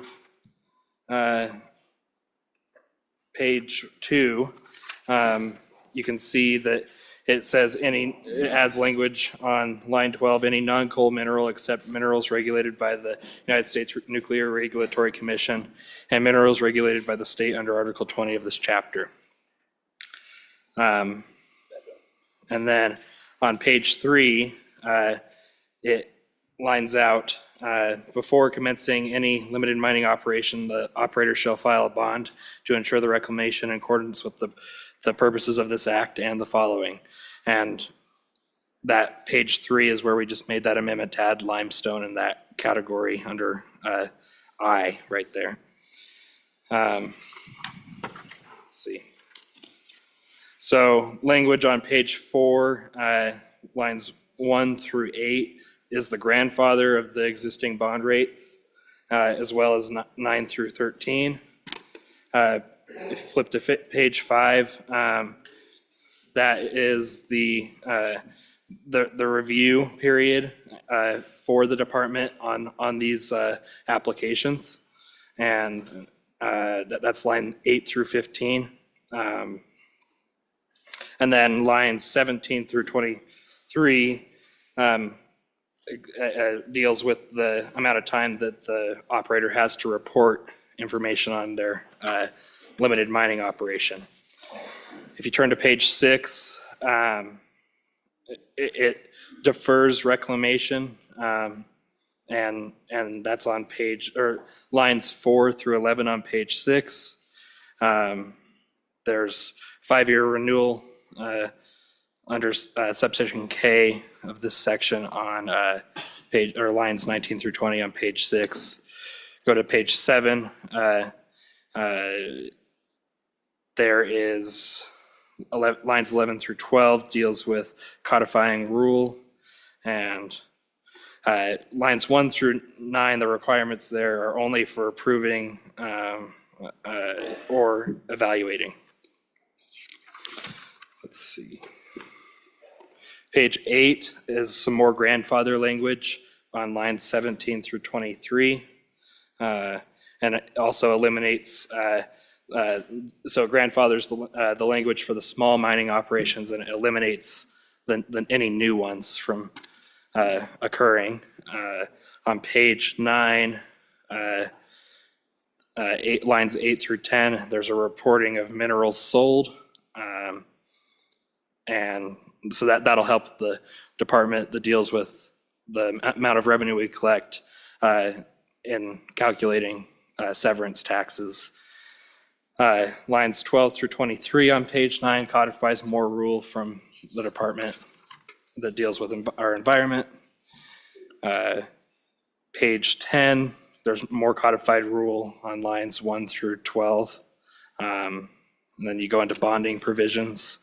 And it just has some conforming language and talks about after consultation with any affected service owner, recommend to the director the release of the bond after 2 successful growing seasons. So that deals with the reclamation portion. Then on page 11, line 19 through 23, that's just more codification of rule. And then if you flip to page 12, that's section 2, just provides some rule promulgation language, and then section 3 is the effective dates. So I'll stand for any questions.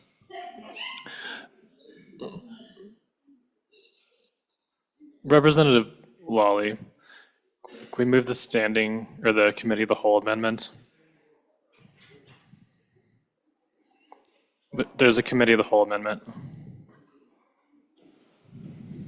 I think we're still on the bill, Mr. Chairman. Point of order. Okay. Representative Wiley.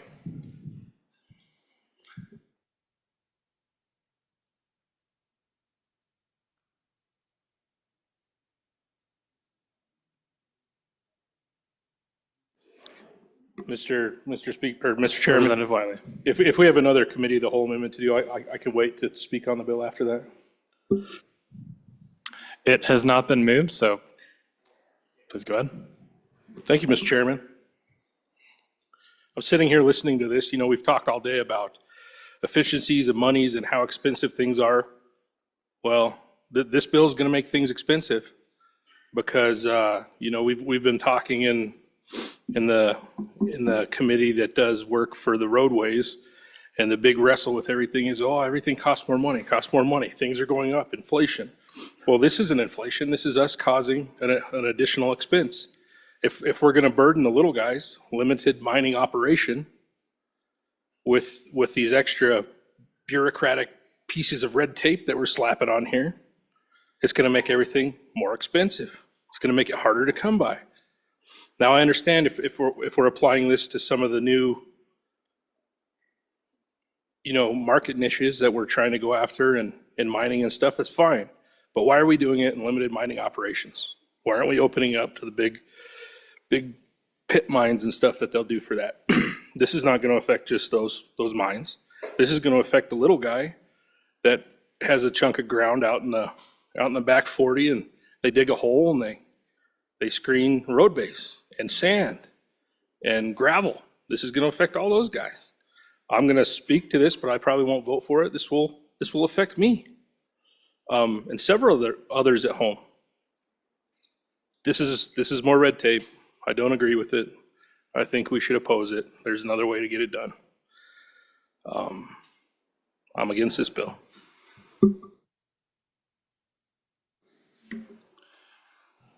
Representative Harshman. Thank you, Mr. Chairman. Mr. Chairman, just a question for the presenter of the bill and any other members of the committee, but as I read it, I mean, I like the bonding thing, is probably long overdue. How do we prevent, I mean, you look at the history of, and you guys spent a lot of time this interim, rightfully so, in my hometown. But you think back to the early 70s when LMOs were first put in law, very small aggregate amounts, small acreage amounts, really for a rancher or somebody, or maybe to sell to YDOT on a road. And we've seen that expand over the years. And then, so my concern is, why, is there anything in this bill to prevent daisy chaining these together? 15 acres, because that was the plan in Casper, right? Or in Natrona County, just 15 acres, as I understand it. And so is there anything in there to prevent that? And then I guess when I was at your meeting in the center of the state, I was in the audience and actually sat by a couple executives of these new minerals that are gonna be now in LMOs. They said to me, we don't need LMOs, we can do a small mine permit. And these are the guys that do this all over the world, and I haven't been living that part of the small mine thing, but I was wondering,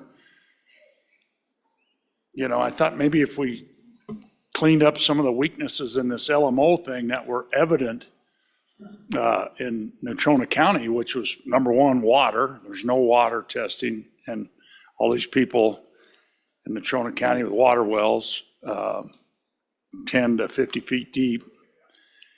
And then the notification, nobody knew about it.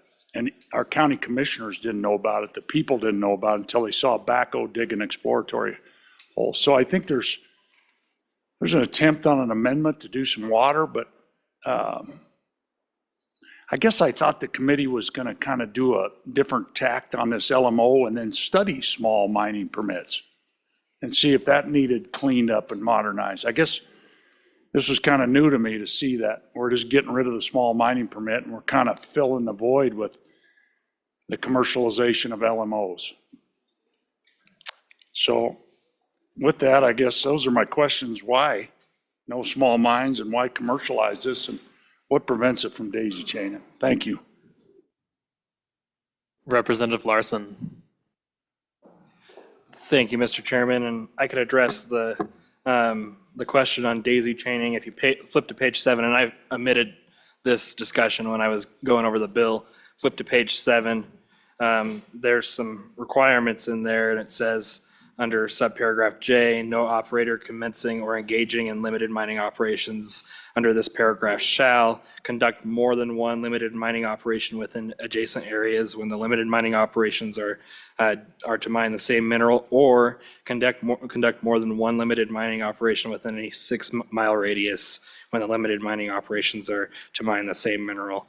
The administrator may allow 2 limited mining operations for the same mineral within the 6-mile radius if one of the limited mining operations has completed all the required reclamation work and the bond has been released. So that covers the daisy chaining language, and that was a discussion that we had in minerals interim, and so we wanted to make sure that that prevented that. The good chairman might be able to talk more about why we're doing LMOs and getting rid of the small mining permit, and I'd encourage you to listen to that as well. Representative Campbell.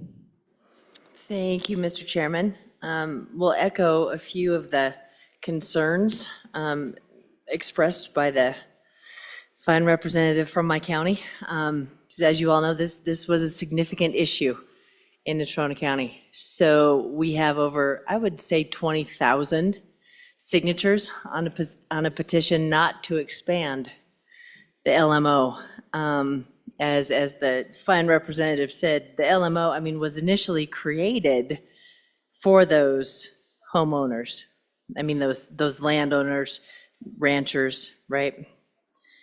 To do that. And industry has taken over and kind of, taken control of this, and it continues to expand beyond, I think, what it was originally intended to do. So with those 20,000 constituents that we're going to be speaking for, the concerns they have primarily is that this language in the bill just requires the LMO to notify residents within 1 mile. It's just a notification. There's no feedback there's no insight, there's no input, there's no concerns. We're just going to notify and then we're going to do it, which created some serious challenges in Natrona County. Because after the notification, then the concerns of, well, what about our groundwater? What about our well water? What about, the gravel you are seeking to remove is the natural filtration system for our water. What about the, wind pollution, pollution? There were all of these things. So just having the exemption require a notification kind of leaves our residents that might be affected in a really bad spot. As the representative from my county also said, there is no requirements as far as water testing, the potential damage to water, our groundwater or well water, which is also a huge concern. So I think my contention with most of this is that it's already not, the LMO process is already not done well. We see a lot of unintended consequences and damages, And so to not remedy that before expanding it, I think will just bring more challenges and more damage. So unless we have significant amendments, yeah, we'll be voting against this. Representative Lawley, do you have a significant amendment? Yes, I do. Thank you. Thank you, Mr. Chairman. I move Committee of the Whole Amendment Number 1 to House Bill 10. Let me explain this. We had another separate bill by one of the good representatives from the center of the state where they have a number 1 county. It was a different bill, House Bill 59, and we did work on them separately. And when we were finished doing that work, we've decided that the most efficient thing to do is to bring the 59 and its points it brought concerning water into this bill and just amend it into this bill. So to make it more efficient and more clear, that's what this Committee of the Whole Amendment Number 1 does. It adds to House Bill 10 what we did in House Bill 59. Yeah, I did move it, yeah. And so, again, this does relate to the issue of groundwater, potential groundwater issues. And we worked with our department that handles our environmental quality, and they helped with some of the wording of this. And so what you'll see there is, again, before an operator commences a limited mining operation, the department may require the operator to test the water quality of domestic wells within 300 feet of the proposed limited mining operation. And again, it just goes on to talk about that process and addressing some concerns when needed about testing of groundwater. So again, the good representative who brought that bill might want to speak to that, but we're just amending really his bill into this bill. I'll stand for questions. Representative Wiley. Thank you, Mr. Chairman. My neck of the woods, $50,000, one ground well. Representative Wiley, on the amendment? This is the amendment. Thank you. It's about water quality, correct? Mr. Speaker? Please go ahead, Representative Mr. Wiley. Chairman, I'm sorry, it's about water quality, Mr. Chairman? All right, please go ahead. Yes? Representative Wiley. Thank you. Yes, so my neck of the woods, $50,000, pop one hole. Now you're gonna have pop a couple to go around this thing to check and monitor the groundwater quality. You know, the department that does monitor this stuff throughout the years has a program now to do reclamations and stuff. A lot of these reclamations, to my knowledge, they're not for these small, limited mining operation folks. It's for these giant mines that have taken advantage, and then they leave everybody else holding the bag. What's your point?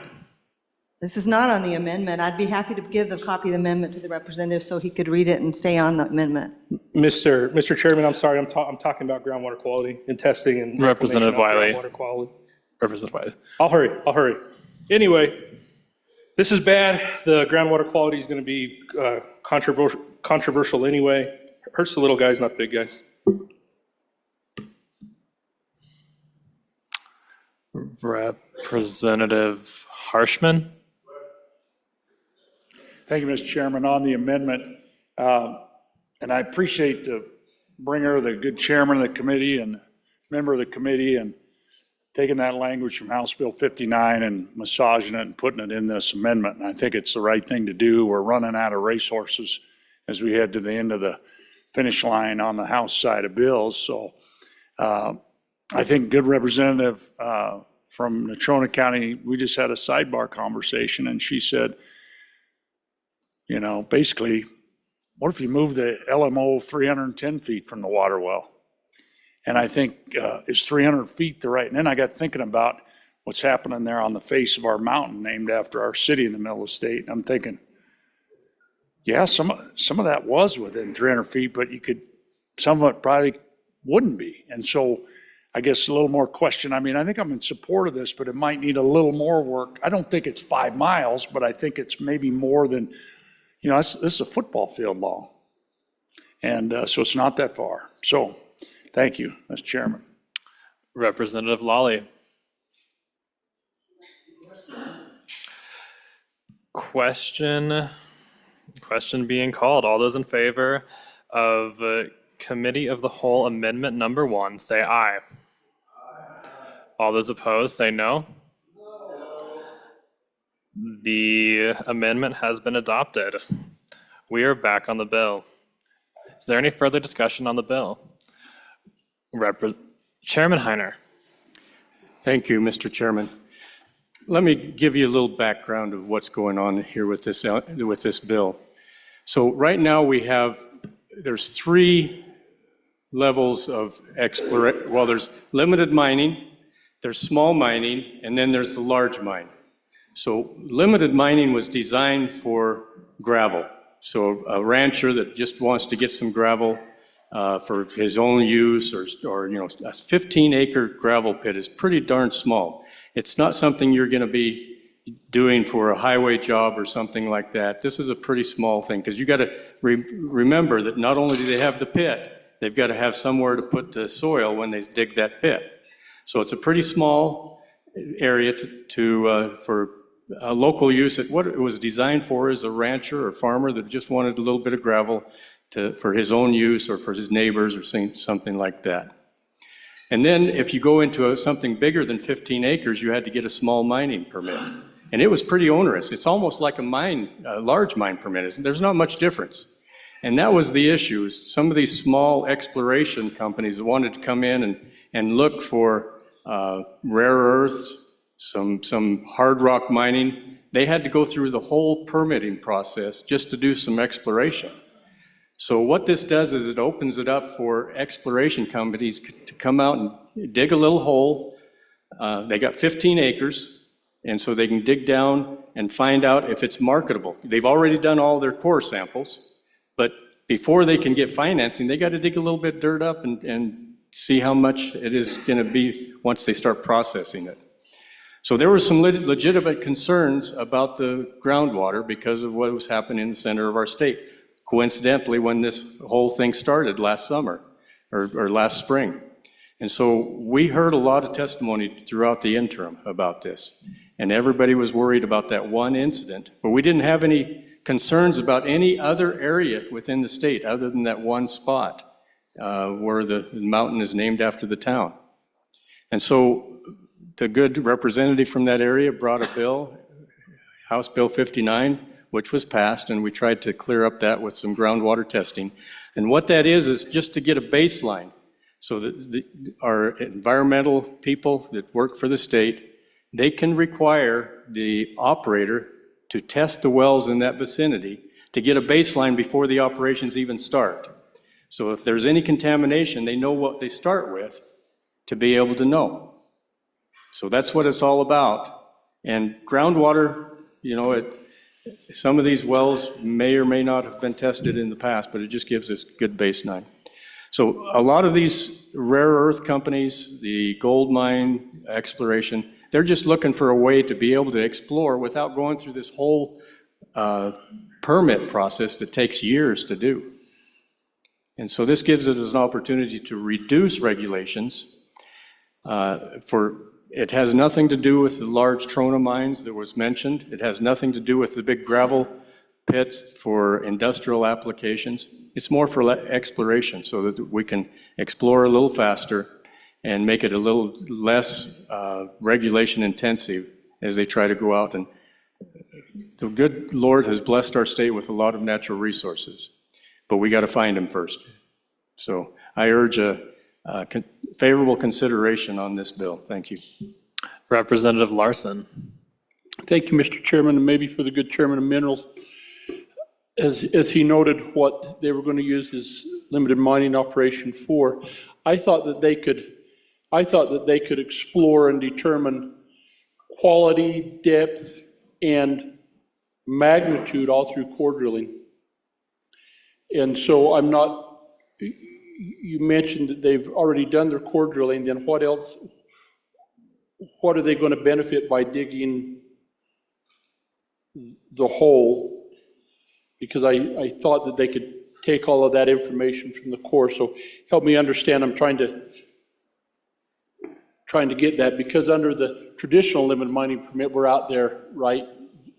On, if you had someplace over by Seaskadee, you might scrape some gravel up and do some things for your own good, but this expands that, and I'm not sure that I understand why that extra disturbance is needed to do the exploration.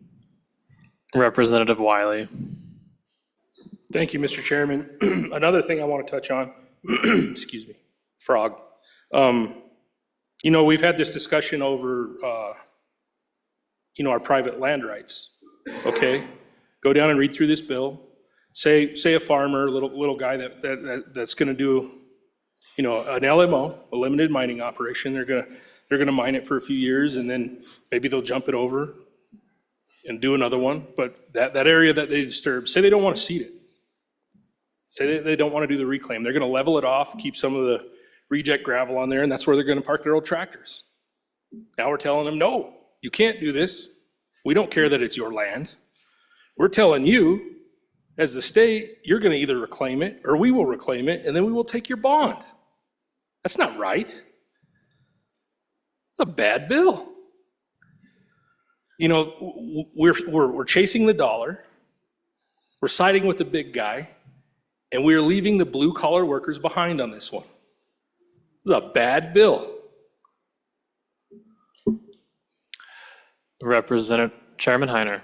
Thank you, Mr. Chairman. So I'll address that last one first. If you do an LMO, you have 15 acres to work upon.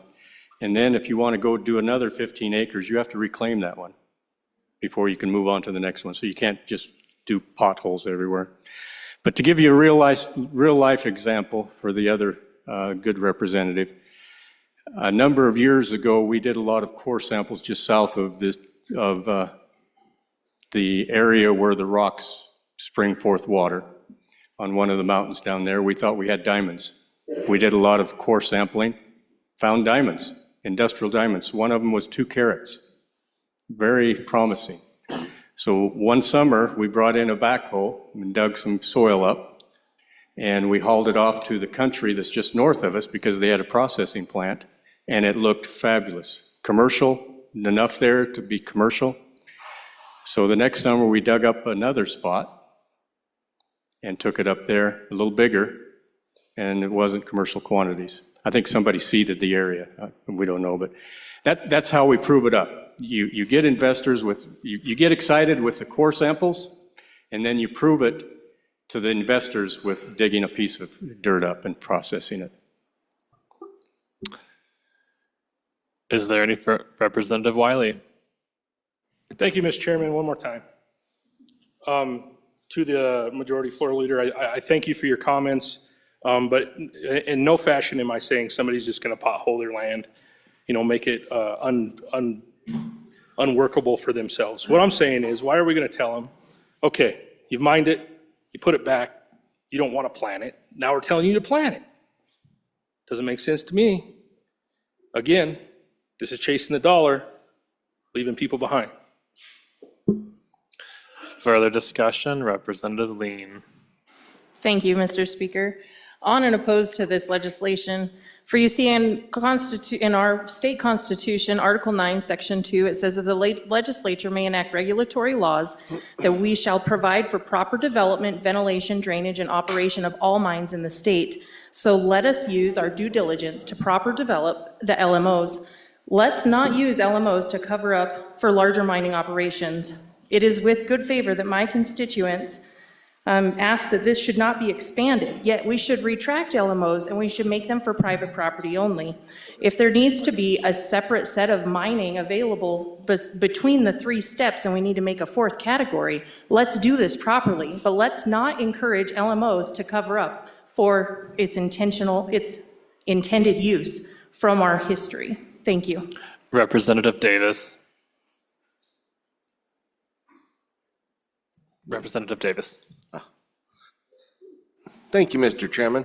Just a kind of a view. I own property, and I own the surface, and I own the minerals underneath the surface, correct? So this bill dictates what I can do with my minerals that I own and puts stipulations on how I can extract them or how fast I can extraction. So I think we're going down maybe a little slippery slope. Maybe this would apply to something else, maybe state trust lands or something like that. But we're kind of pushing the button there on the private grounds. Thank you.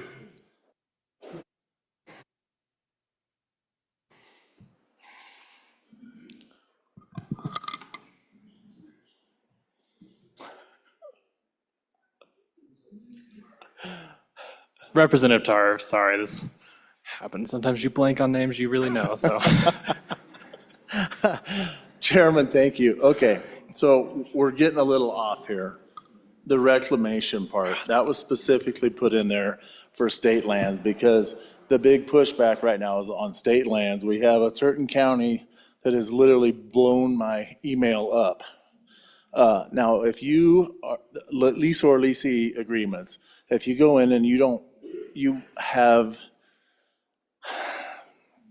an agreement with your leasee and they don't want it reclaimed, guess what? You don't reclaim it, okay? If you own your own property and you don't want to reclaim your LMO, you don't have to reclaim it. It's all, we're not stepping on personal property rights. That specifically was put in there specifically for state lands, almost specifically for a certain county. Anyway, I think I covered that somewhat.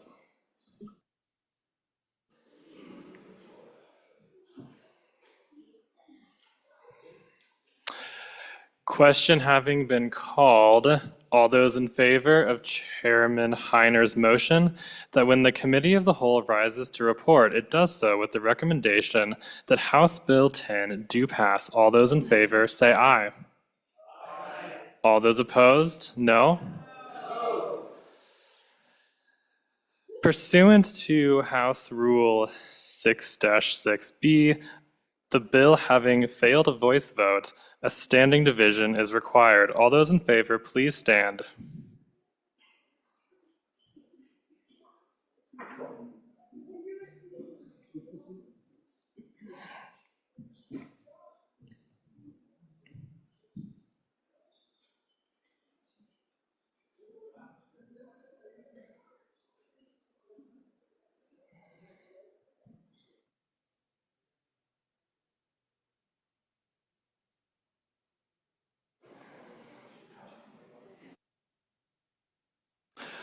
All those opposed, please stand.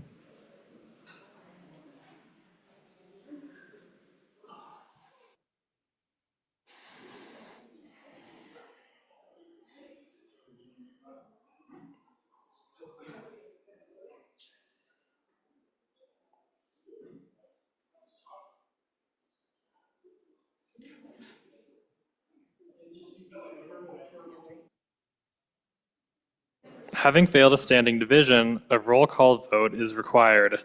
The chief clerk will call the roll.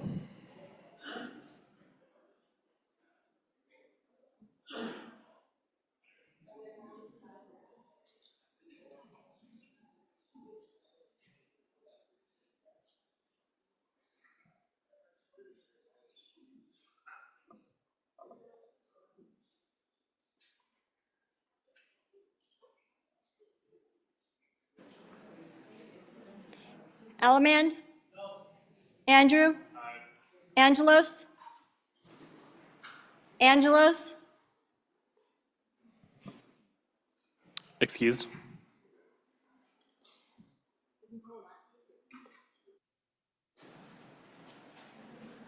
Banks? Bear? Brady? Bratton? Brown Gary? Brown Landon? Byron? Campbell Elisa? Campbell Kevin? Chestick? Clouston? Excused. Connolly? Davis? Eklund? Erickson? Repeat? Feiler? Geringer? Guggenmoss? Haroldson? Harshman? Heiner? Heiner? Heft? Jarvis? Johnson? Kelly? Knapp? Larson Lloyd? Larson JT? Lawley? Lean? Locke? Lucas? McCann? Nicholas? Ottman? Pendergraft? Posey? Provenza? Riggins, excused. Rodriguez Williams? Schmid? Schmid? Sherwood? Singh? Smith? Storer? Storer? Excused. Strock? Stivar? Tarver? Thayer? Washut? Wasserberger? Webb? Weber? Worf? Williams? Repeat? Winter? Wiley? Yin? Excused. Speaker Nyman? Are there any changes? Alamand, no. To aye. Further changes? Further changes? Closing vote? Vote closed. 17 aye, 39 no, 5 excused, 1 conflict.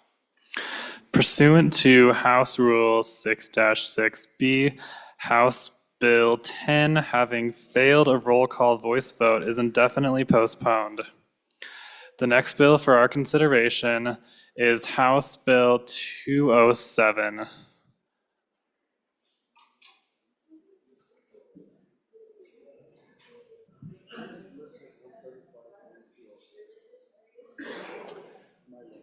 Okay. The next bill for our consideration is House Bill 135. My apologies. House Bill 135, sponsored by Representative Gugumas. Autologous or direct blood donations.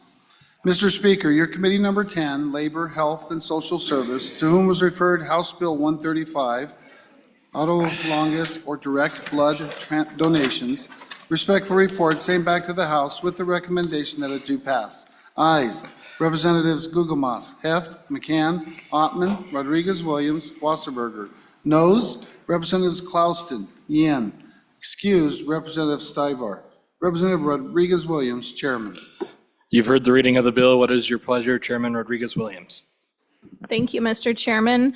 I move that when the Committee of the Whole rises to report, it does so with the recommendation that Bill number 135 does pass. And I turn the explanation over to the good representative from County number 10. Representative Guggenmoss. Thank you, Mr. Chairman. This bill is about medical freedom and represents an important step forward in empowering patients and enhancing public health in Wyoming. By authorizing and regulating autologous and direct blood donations, it allows individuals to take proactive steps in ensuring their own and their loved ones' safety during medical procedures. This legislation prioritizes patient autonomy while maintaining high safety standards for blood donations. It also ensures that healthcare providers and blood banks operate with clear guidelines, fostering a reliable system for storing and utilizing donated blood. Additionally, by allowing reasonable fees for facilitation and storage, the bill ensures the sustainability of these services. With the Department of Health tasked to establish necessary rules, this initiative provides a balanced, thoughtful approach to improving patient care across the state. And with that, I'll walk you through the bill. Page 1 gives a brief synopsis of the bill, and Section 1 creates a new statute for the autologous and direct blood donations. Page 2, line 4 through 11 goes into definitions. Autologous blood donation means when a person donates their own blood for personal use during a future medical procedure. And direct blood donation means when a person donates their blood specifically for the use of another person during the other person's future medical procedure. Section B, C, and D goes into the requirements for hospitals and other healthcare facilities and the blood banks. Section 2 says the Department of Health shall make the rules necessary for implementation. Page 4 provides effective dates. Now, during committee, it was pointed out that this is already available in Wyoming, which is true. However, the bill codifies this to ensure that Wyoming people continue to have the option for their medical freedom. Other states have seen companies cease their direct blood donation services. This bill will send a clear message and signal to hospitals and donation centers that this practice should continue to be available for the patients. And also during committee, there was a claim that direct blood donations are inherently less safe, when in reality, autologous and direct blood donation goes through the exact same screening process as anonymous blood donation, but allows for increased measure of quality and safety. It also gives the patients greater personal control over what is being introduced into their own body. The longer blood is on the shelf, the lower the quality of the blood. Additionally, according to the company website, whose cross is red, donor blood is tested for only 12 blood-borne diseases. Other bacteria and viruses and parasitic transmission are still transmittable through blood products. In health-compromised individuals, this can be an added and unnecessary bioburden when in a state of healing. I ask for your favorable consideration of this bill, and with that, I'll stand for any questions. Any discussion on the bill? Seeing none, hearing the question. All those in favor of Chairman Rodriguez-Williams' motion that when the committee of the whole rises to report, it does so with the recommendation that House Bill 135 do pass. All those in favor, please signify by saying aye. Aye. All those opposed, say no. House Bill 135 has passed committee of the whole. The next bill for our consideration is House Bill 207. The reading clerk will read the bill. House Bill 207, sponsored by Representative Washit, Religious Freedom Restoration Act. Mr. Speaker, your committee number 1 Judiciary, to whom is referred House Bill 207, Religious Freedom Restoration Act, respectfully report same back to the House with the recommendation that it do pass. Ayes, Representatives Brady, Bratton, Filer, Kelly, Lean, Singh, Washit, Webb. Noes, Representative Chestick. Representative Singh, Vice Chairman. You've heard the reading of the bill. What is your pleasure, Vice Chairman Singh? Thank you, Mr. Chairman. I move that when the committee of the whole rises to report, it does so with the recommendation that House Bill 207 do pass, and I will turn the explanation over to the good former Chief of Police. Chairman Washit. Thank you, Mr. Chairman. Members, this is one of my favorite topics, so I prepared just a few things to say to you tonight, but I know I can't use props, so I'll put them down here on the table. But in the interest of time, let me tell you a little bit about the history of why we have a Religious Freedom Restoration Act before us tonight. I begin with the preamble to the Wyoming State Constitution. We, the people of the state of Wyoming, grateful to God for our civil, political, and religious liberties, and desiring to secure them to ourselves and perpetuate them to our posterity, do ordain and establish this Constitution. And then a little further down, Article 1, Section 18 of our Constitution says that the free exercise and enjoyment of religious profession and worship without discrimination or preference shall be forever guaranteed in this state. That's why we're here tonight. When I was just a young boy, The United States Supreme Court decided in 1963 that when we're deciding cases where government actions have infringed upon someone's free exercise rights under the First Amendment, that it was a fundamental right, and therefore a strict scrutiny test would be utilized when evaluating whether or not that infringement was constitutional.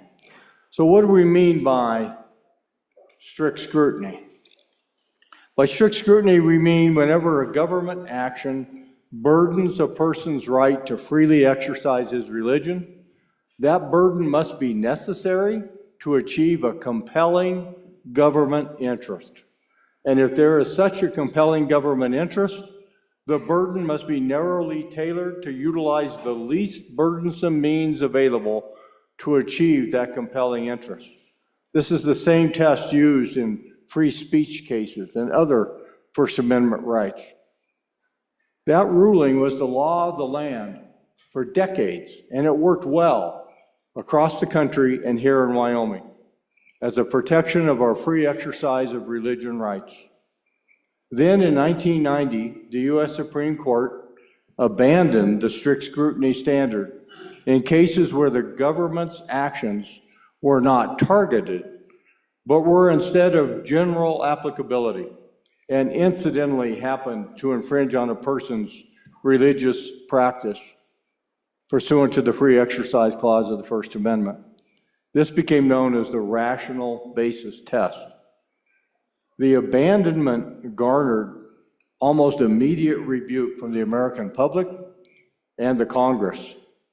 In 1993, a nearly unanimous United States Congress passed the Religious Freedom Restoration Act, and it was signed into law by our 42nd president, who was also former governor of Arkansas, so you can remember who I'm talking about. When was the last time you saw the United States Congress come together with such strong bipartisan support for an issue like this? Then, in 1997, in another U.S. Supreme Court case, the court ruled that that federal RFRA law that everyone thought had fixed the problem only applied to federal actions. Shortly thereafter, states began passing their own versions of RFRA laws. And 10 years ago, an attempt was made to pass a RFRA law in this legislature. And it easily passed through the House of Representatives, but it was not introduced on the Senate side. Now I have before you the 2025 version. And rather than walking through the entire bill, just let me explain briefly what it does.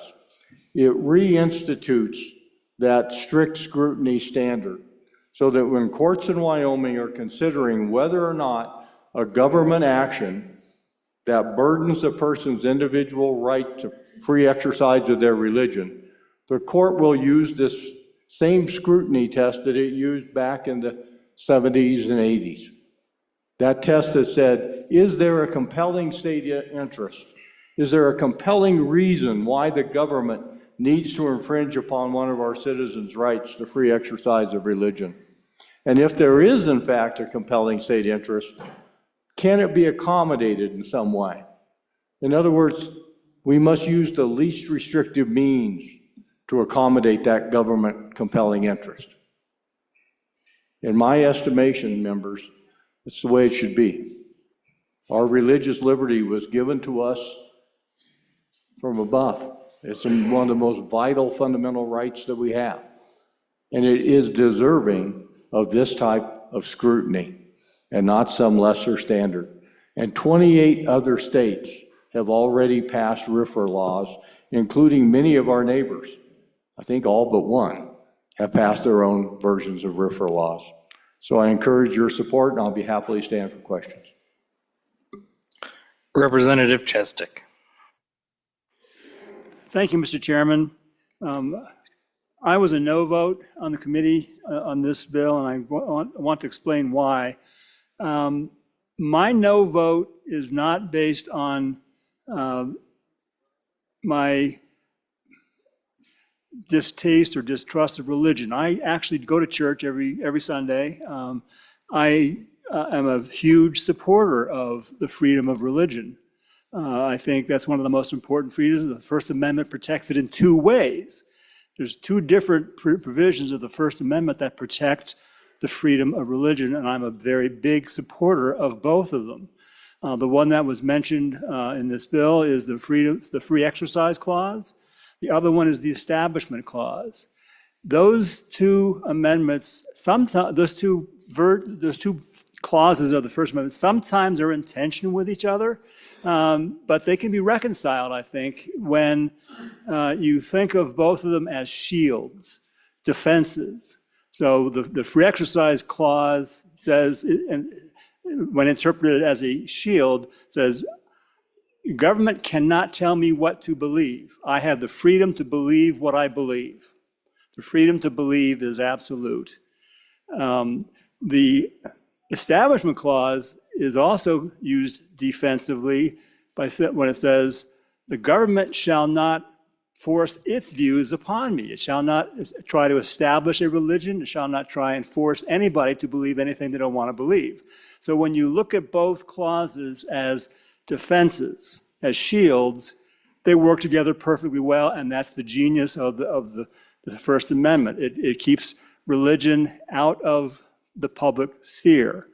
The First Amendment was designed to create a separation between church and state. And I think that's probably the genius of our Constitution. That was unique when it was adopted in the 18th century. That was unique. Most states have state religions, and we don't. And that's what makes us so strong. And I think both government and religion are better when they stay in their own lanes. Any religion that relies on government support is in trouble. It needs to stand on its own. So I think respecting both clauses of the First Amendment, the Free Exercise Clause and the Establishment Clause, makes religion stronger. I'm in favor of that. Where I see problems with this bill and other RFRA bills is that it tends to empower people who want to use the free exercise as a sword. And what I mean by that is when people try to use the First Amendment to impose their views on other people, that's using it as a sword. And the RFRA bill puts a thumb on the scale in favor of using this amendment as a sword. Let me give you some examples. A county clerk who is supposed to issue marriage licenses decides that same-sex marriage violates their religious principles. They refuse to issue marriage licenses to same-sex couples because it violates their religious beliefs. That's using the amendment as a sword. The pharmacist who says, I'm not going to dispense certain drugs because they violate my religious beliefs, and thereby you can foresee a situation in a small town where there's only one pharmacist. That person can't get the drugs that they're entitled to, their right to, because the pharmacist has religious beliefs that he wants to use to trump the rights of other people.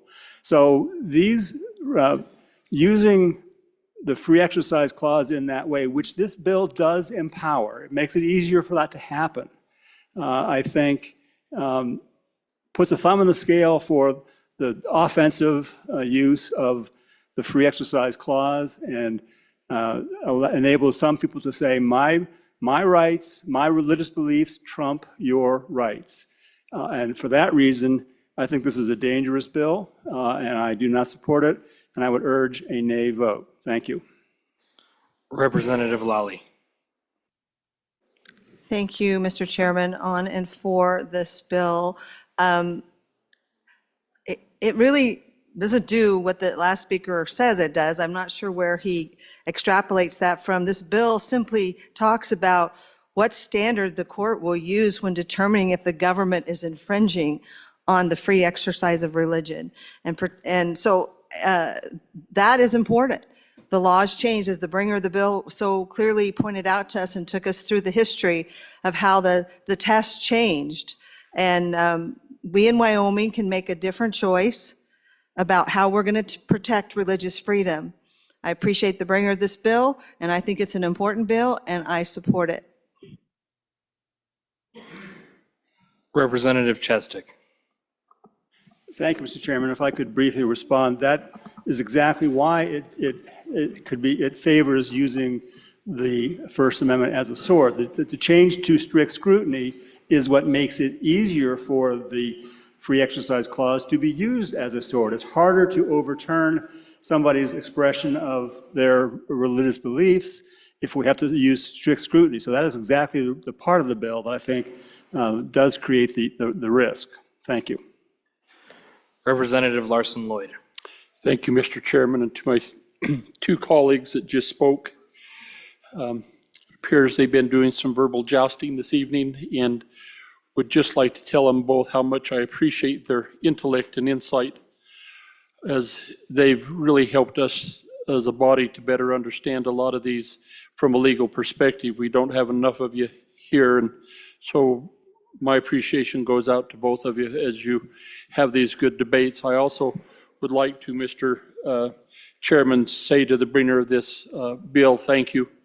I think we've seen over the past couple of decades an erosion of our religious liberties. And I think that this does not only benefits a belief that I strongly believe in, but it also protects those who maybe to the left of me or to the right of me have a vastly different opinion of what and how to believe, because they too have a right to worship in who, where, what they may. And I think that this bill expects government to protect those rights, and I think it's a great bill and support it. Any further discussion on the bill? Question being called. All those in favor of Vice Chairman Singh's motion that when the Committee of the Whole rises to report, it does so with the recommendation that House Bill 207 do pass. All those in favor signify by saying aye. Aye. All those opposed say no. No. House Bill 207 has passed the Committee of the Whole. The next bill for our consideration is House Bill 232. The reading clerk will read the bill. House Bill 232, sponsored by Representative Haroldson. Elections, hand counting for recounts. Mr. Speaker, your Committee Number 2 Appropriations, to whom is referred House Bill 232, Elections, hand counting for recounts, respectfully report same back to the House with the recommendation that it do pass with the following amendments. Ayes, Representatives Alamand, Angelos, Bear, Haroldson, Pendergraph, Smith. Noes, Representative Sherwood. Representative Bear, Chairman. You've heard the reading of the bill. What is your pleasure, Chairman Bear? Thank you, Mr. Chairman. I move that when the Committee of the Whole rises to report, it do so with the recommendation that Bill number 232 do pass, and I further move that the adoption of the Standing Committee amendments. I will leave the explanation of the bill and the amendment to the sponsor from the land where wheat grows in our state. Representative Haroldson. Thank you very much, Mr. Chairman. So before you this evening, we have House Bill 232, election hand counting for recounts. And so let me give you guys real quick the reason why this is coming. As we looked at statute, and there's been a kind of an outcry from people saying, hey, we need to have an opportunity to be able to hand count, audit our elections. And when we looked at statute, there was an issue, and the issue was that hand counts are not legally able to happen currently, because once a bill touches a tabulator, it cannot go through a hand count audit. So whenever this last year, whenever we saw this become an issue, was when Weston County had issues, and it actually wasn't even a machine issue. This was actually just a mistake, a human error, created a conflict. Well, when they audited it, they ran it back through the machine, found that lo and behold, they came up with the same exact numbers again. And so they were like, how do we actually figure out what's going wrong here? They had to actually do a hand count audit. And so House Bill 232 is an answer that will address this issue. So I worked with our county officials that oversee our elections, as well as our state official that oversees elections, and I actually was able to kind of align with something that's very rare, and that was a kumbaya moment with pretty much everyone in regards to this concept. This is a concept that is dividing, I understand that, but as we looked at it, we came up with some solutions as to how this could be moved forward. So if you look at your bill, we'll start on page 2. This is when we begin to see what we're doing. So if you look at section 1, you're going to see what we're addressing, what we're changing, and what we're creating, and what we're amending. And that's going to be section 1, page 1 or 2, line 1 through 7. And then going into the definitions, later on page 2, you're going to see on line 17 and 18, counting of ballots by hand or the process of ballots through the tabulation system for an additional time or times for the specific purpose of counting votes again in any specific race based upon the criteria of Wyoming Statute 22-16-109, and then we strike the 22-16-111 through 22-16-113. Why do I say that? Because that's vitally important. That's actually the statute that gives the ability to be able to touch a ballot. Now, what does that mean when we go into the election dates? It means some date changes. The clerks had the opportunity to weigh in on this, and they said, we are concerned that the normal dates aren't going to work if this is something that goes into effect. And so it shifts from a third to a first Monday in August for general election, in the general election years for the primary. And then you'll see throughout, there's a couple more changes. We continue on page 4 that the counting board, if you go 4 line 21, the counting board appointed under subsection A of this section has no authority to act until polls are declared closed as provided in Wyoming Statute 22-13-117. So that selection board or that appointed board for counting would not be able to do anything until they've been called upon to enter into a recount or an audit. And then what we see is how we count on page 5, 13 through 18. Sorry, I know it's late and I'm trying to get through it fast, but there's a lot here. The county clerk shall appoint a counting board for the purpose of completing recounts as provided in Wyoming Statute 22-16-109. The counting board under this subsection shall consist of not less than 3 members. Additional counting board members may be appointed if deemed necessary by the county clerk. If we continue on to page 7, again, we see the county canvassing board shall, and then it goes through what they shall, and we see another change of date from the first to the second Friday of the month. Moving on to page number 8, we get to see a little bit of the change in policy as we looked at this. When we talked to our county and state officials and had this discussion, there was a lot of wording around how we would actually do automatic recounts. Currently under statute, we've got a sliding scale of percentages with some money involved in all of that for the candidate. We've really made this a lot more simple, and we've said statewide races, 1%. If it's under 1%, it gets recounted. That's current statute as it sits. We changed it a little bit and said an individual county, if it's under 2%, it gets recounted just in that county. So overall 1%, individual county under 2%.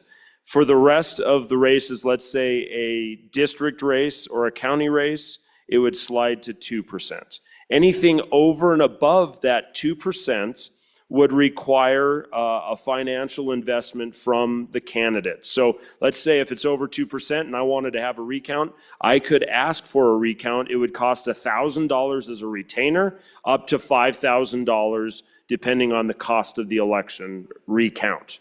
And so what we're looking at is, as we talked to the clerks, they said, this is what we feel would cover the expense of this.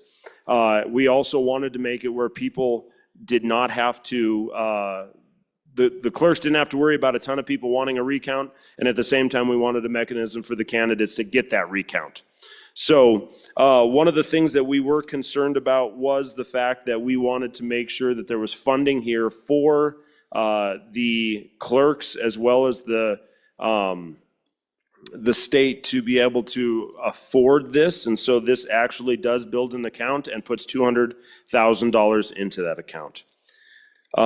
So real quick, on page 10, we see the first of our amendments. On page 10, line 22, we see recount any ballot proposition, and then we inserted or race in there. That's an addition. And we'll continue on. So if there's a discrepancy between the hand-counted results and the machine-counted results, the canvassing board has the authority to determine the official results of the election. So that's where that goes. Again, that new account is also on page 11. So then we talk about ballot propositions. And one of the things, if we look at the amendment on page 13, we found that there was a mistake. Starting on page 13, line 5, after passage, we have the period, and then the 2% variance shall be calculated based upon the total number of votes cast on the proposition except for constitutional amendments, in which case the variance shall be calculated based upon the total number of votes cast in the election. Constitutional amendments will not be in just a county race. This is a statewide. So this was duplicate language that was not needed because this isn't statewide. This is going to be in the county, so that was asked by our clerks to be removed, and we did so. So then you look on page 14 and 15, we talk about that 1,000 and 5,000 for the recount. And then what it'll be is if it goes over 5,000, the clerks have the ability to request reimbursement from that account. And then also the clerks also asked for one other thing on page 16, line 2, right before wages, you would also add facility rental fees. Just again, things that could be covered as they look at the cost for the recount. And then if you look on the rest of 16 and 17, you see a couple more date shifts. And then on page 18, section 3, you see the $200,000 appropriation. So I know, sorry, that was a lot for 8 o'clock at night, but thank you guys so much, and I stand for any questions. And with that, I'd ask for, if it's okay, to call the question on the standing committee amendment, or on the standing committee amendment. Any discussion on the standing committee amendment? Question being called. All those in favor of standing committee amendment number 1, please signify by saying aye. Opposed, no. Standing committee amendment number 1 has been adopted. Representative Larson, we're back on the bill. Thank you. To the bringer of the bill on page 6, in the existing language on line 10, and then again, new language on line 14, where the Secretary of State may promulgate rules to establish standards for counting. What if he doesn't? It's not a requirement. So what if he doesn't? What are the rules that govern and who makes those rules?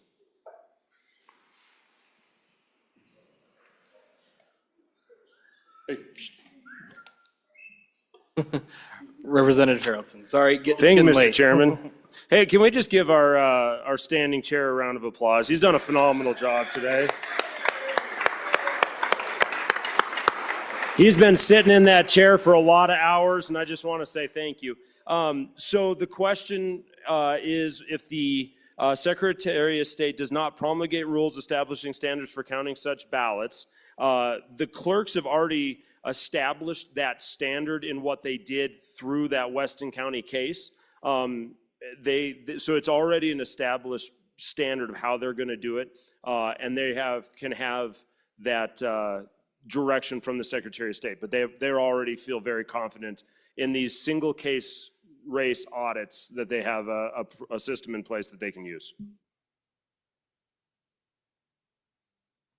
Representative Campbell Elisa. Hi, thank you, Chairman, Mr. So just hopefully getting some clarification, because I know I will get questions about this and want to be able to explain it accurately. So on page, I just saw it, so that the county shall establish a canvassing board. So page 5, line 13. County clerk shall appoint a counting board. So will these, if, let's say it's 3 members, so will these 3 people be part of a counting board that is consistent and is called in to hand count ballots for any race at any time? So it's not just for a state or a federal, it's county, city, all of those. Go ahead and answer. I'll ask them in. Representative Haroldson. Thank you very much, Mr. Chairman. So so they have the ability to put any counting board together that they want. Now, if you look at that 2216-109, that's going to be the standards. That's going to be that overview. As it currently sits, we already have counting committees. They just are putting tabulated bills through tabulators. So what this is changing is it just would open it up to having the hand count audit conversation. Now, in the case where we had a county-wide legislative race, not a US race, just a state race that was counted, it took 2 hours to do so. So just to give you a little perspective, that's one county, 2 hours. Obviously, an entire district would take longer, but that gives a little perspective. And obviously, this would be on a audit recount design basis. Representative Campbell Elisa. Thank you, Mr. Chairman. Again, to make sure I understand this correctly, because the wording seems to be that when we've used the electronic tabulating machines, so if the difference between the winner and loser, for lack of better words, is more than 2%, then it automatically kicks in a hand counting. Yes, no, see, this is where I need to make sure. Representative Haroldson. Thank you, Mr. Chairman. So in a local race, in a district race, less than 2% will kick an automatic.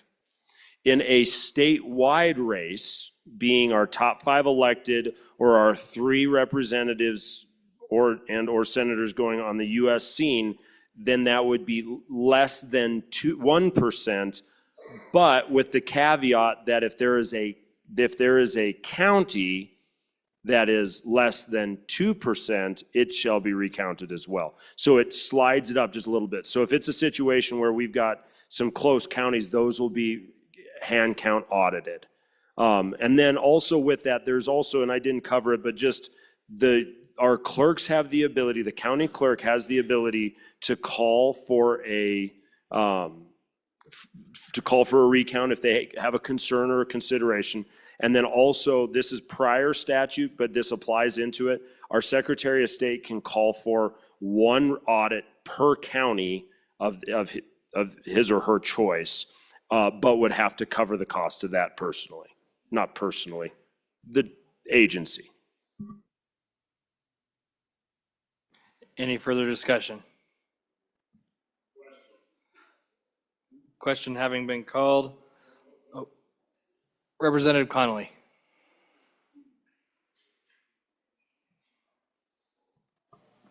Thank you, Mr. Chairman. I have visited with our County Commissioners Association, and they have on their recommendation sheet that they oppose this bill.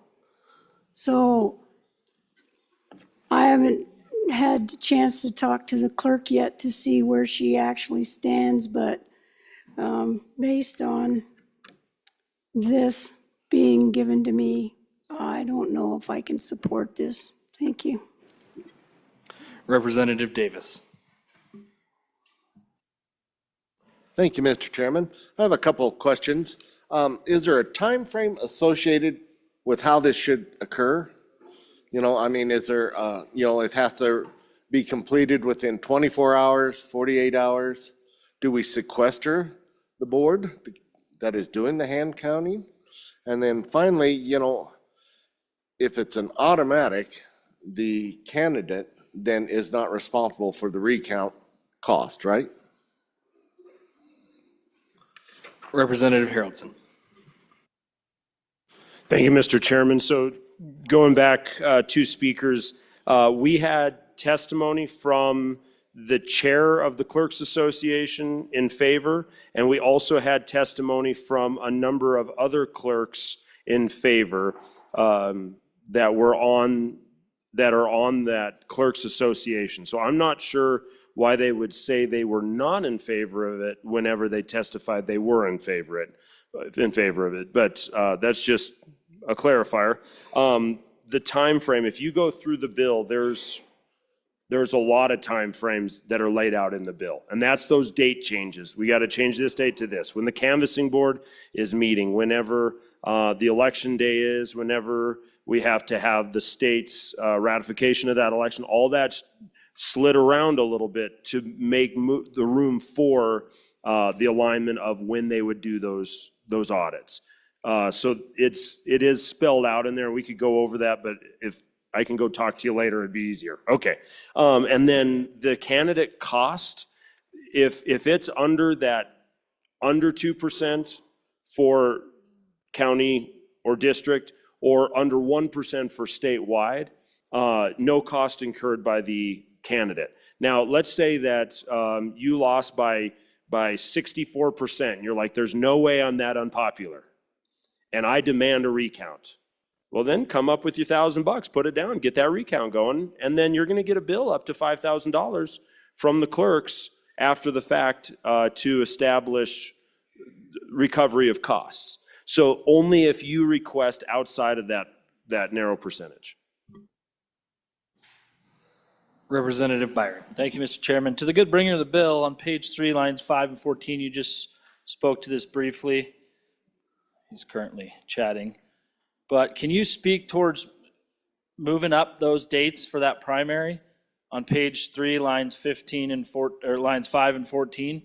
I know you spoke to it just now on the conforming dates and how we're going to have to move things around, but was there any testimony from folks in committee or during drafting on moving our dates up in August a little bit? Representative Haroldson. Thank you very much, Mr. Chairman. The clerks are the ones that said they needed that. And so we had both the clerks as well as, stated in here, the Secretary of State, both requested that shift of date. Now, what would it change? It would change that we got a couple less, 2 less weeks of campaigning for primary. That's what it would mean. Representative Provenza.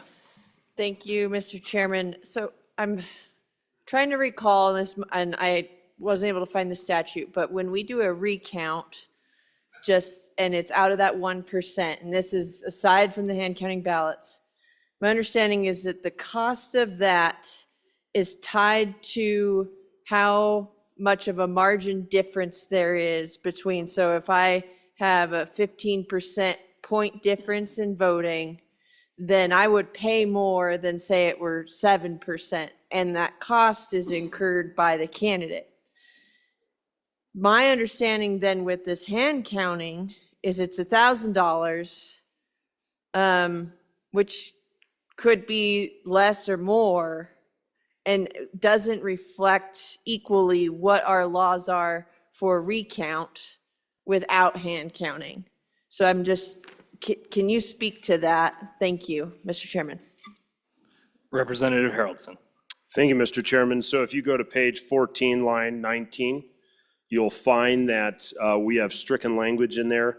And it used to be a situation where if the difference is greater than 1% to 5%, so 1 to 5%, there was a $500.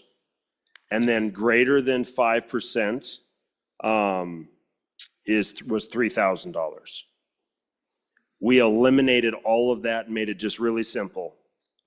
up to that 1% statewide, 2% county district, it's covered. Anything over and above that, you could be 0.5% off of that line, or you could be 50% off of that line. It's going to cost you $1,000 down, and then they're going to turn around and assess the value or the cost by the standards that we have in the bill, and then they could charge you up to $5,000. Anything above $5,000 comes out of the account back to the clerks. Any further discussion? Question being called. All those in favor of Chairman Bear's motion that when the Committee of the Whole rises to report, it does so with the recommendation that House Bill 232 do pass. All those in favor, please signify by saying aye. Aye. All those opposed say no. No.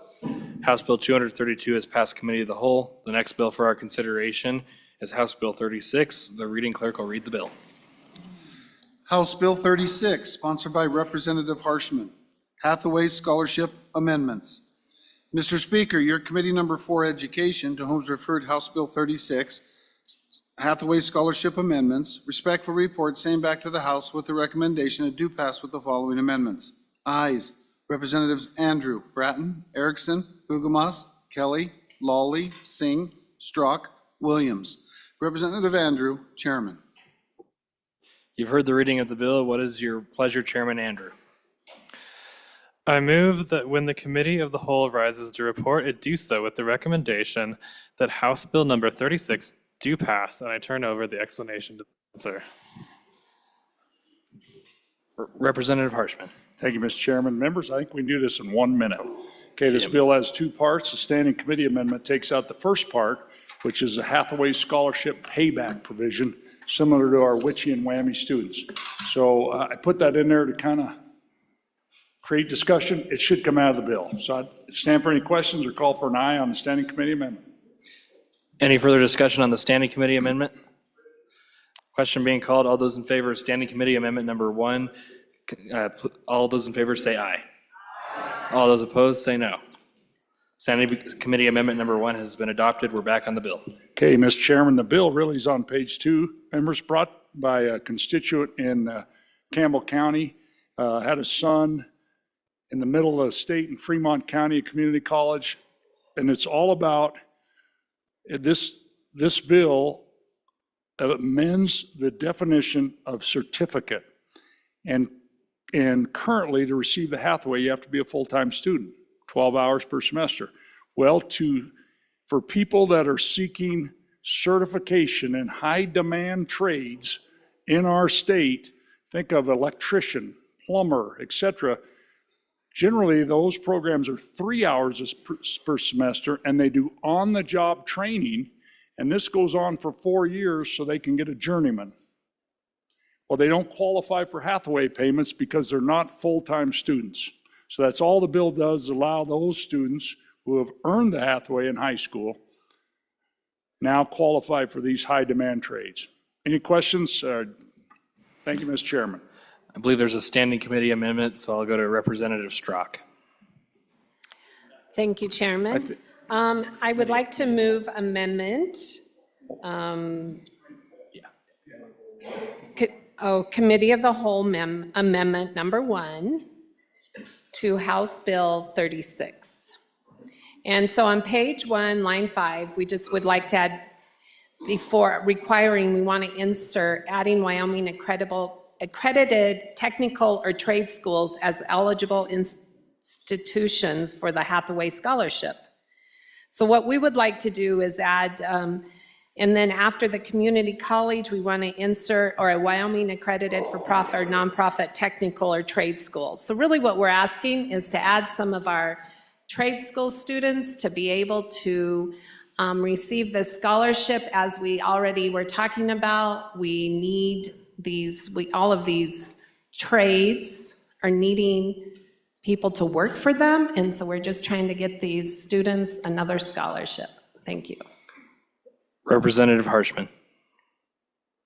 Mr. Chairman, I agree with the amendment, but I think it's unconstitutional. I think we can work on it for second reading and put in words that agreements with our public university or colleges. I mean, it's, you know, Article 3, Section 36 on prohibited appropriations. And I don't want to damage the bill or because our community colleges offer these trade programs. And I hear you, the one across the hill, there's only about 3 of you serving. When we nearly bought that, the state nearly bought that. I spent a lot of time over there, and we're going to make it part of the community college in this county. And then they reorganized, and it's going well. And I think there'll be partnerships with our university, our land-grant university, but we're not quite there yet. And until we are, I don't want to make this bill unconstitutional, in my opinion. Thank you, Mr. Chairman. Representative Rodriguez-Williams. Thank you, Mr. Chairman. On and for the amendment. To the bringer of the bill, I say, let's get there. Wow, what a great time to promote school choice and options. We recently got a new commander-in-chief of our nation, and he wrote a proclamation about school choice and the importance of diversifying education. And then the same week, it's actually this week that we're talking about, National School Choice Week, our chief executive of our state, the great state of Wyoming, wrote a proclamation about school choice. So we're technically celebrating School Choice Week this week. It's very exciting time. And so I'm on the amendment. I'm excited about this amendment because there's a lot of data out there and a lot of facts that support moving towards supporting the trades. We know that trade schools provide an alternative to traditional four-year colleges, giving Wyoming residents more pathways to career readiness. I've seen this in action. There are a lot of successful daughters and sons of many of our legislators right here in this body that are very, very successful, making great, great money, filling like the niche that we like need to fill in our communities. We witnessed during COVID that there was like, there was a gap. There was a gap in like so many different occupations. And so we know that this can have a positive ripple effect on the local economy. It'll create more jobs, and then it'll increase consumer spending. I love this amendment. I'm for it. Representative Lean. Thank you, Mr. Speaker. I, too, am for this amendment, for you see, there are great schools within our state that could use this, and we have students that don't want to be traditional college students that want to go into the trades, and this could help them. This could help them with their certifications. This could help them if they choose to attend the great school over the hill that is based around motors. That this would also be able to be in addition to any other scholarships going to that school. On and for the amendment. Representative Andrew. Thank you, Mr. Chairman. On and for this amendment, I wanted to address the constitutionality of this amendment. A long time ago, we appropriated to this fund so that students could obtain scholarships, and we award those scholarships to the student in particular. The student then directs those funds to where they would like them to go based on the criteria in the program. And Supreme Court cases like Zellman have held that when a private individual makes that direction, that it cannot be attributable to the action of the government at that point. Representative Heft. Thank you, Mr. Chairman. I am in support of this amendment. I get real excited when we talk about vocational education, propelling our young people, giving them an extra path into the 21st century and beyond. We see it every day where we have shortages in the trades. And I said this many times, when there's sewage spewing up in your living room, who are you going to call? You got to have somebody there quick. And I think this is a good way to do it. I'm for this amendment. Representative Harshman.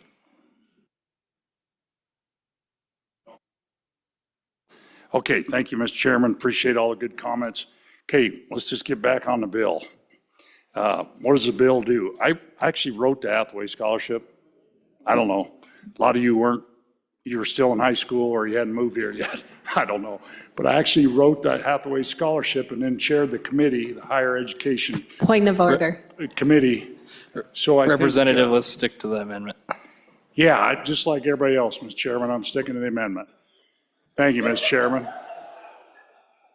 Yeah, so a little levity at this hour, but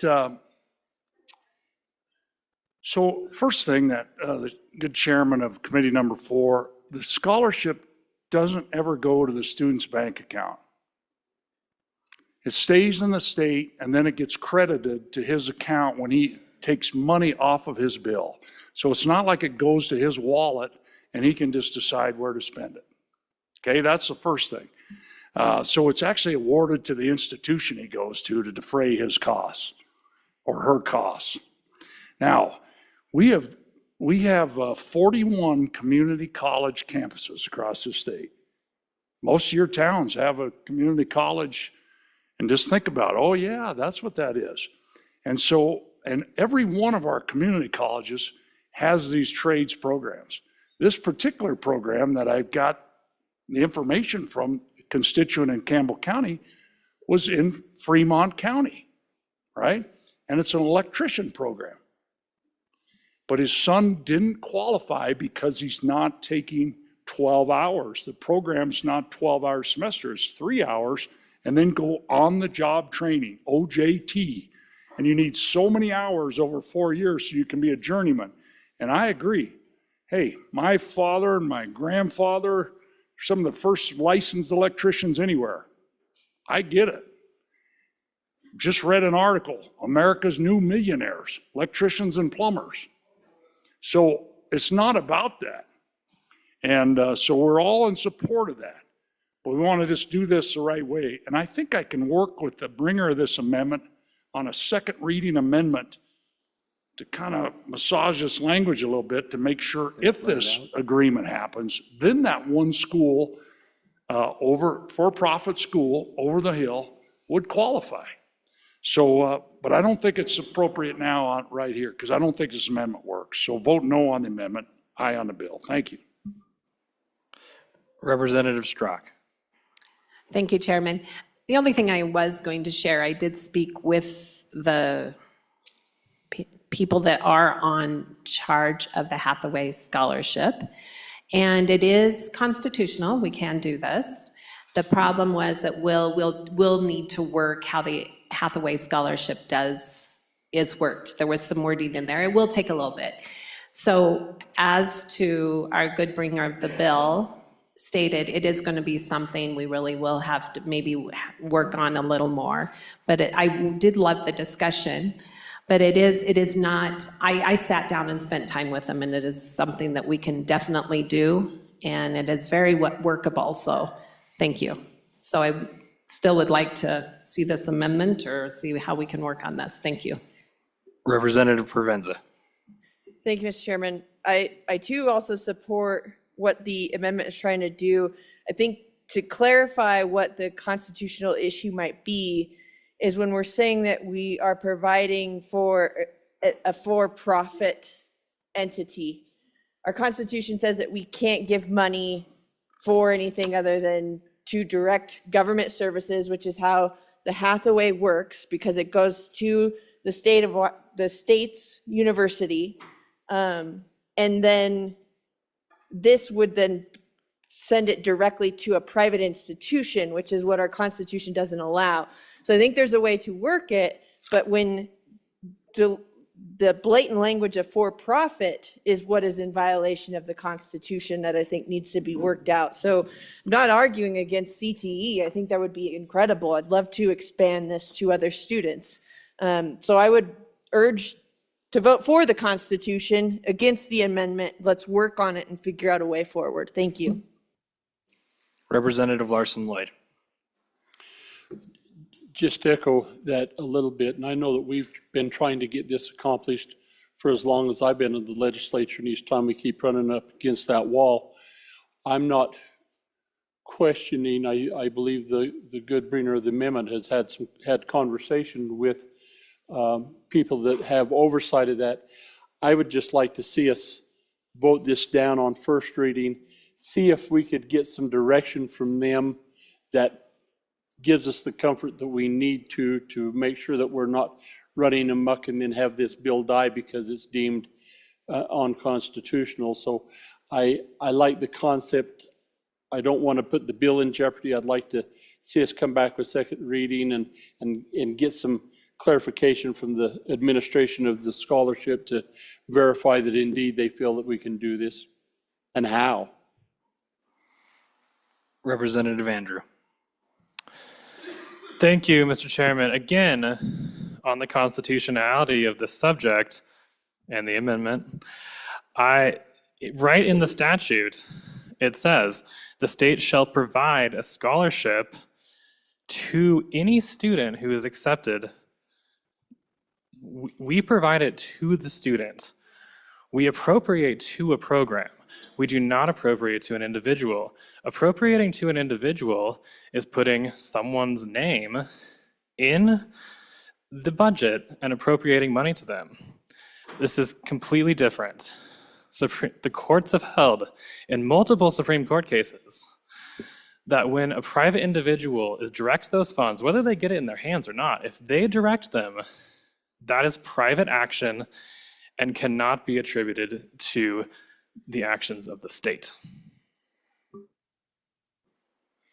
Any further discussion on the amendment?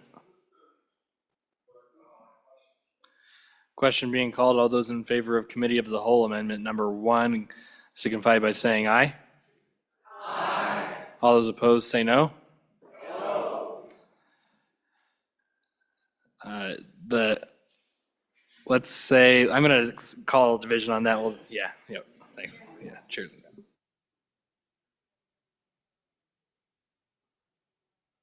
All those in favor, please stand.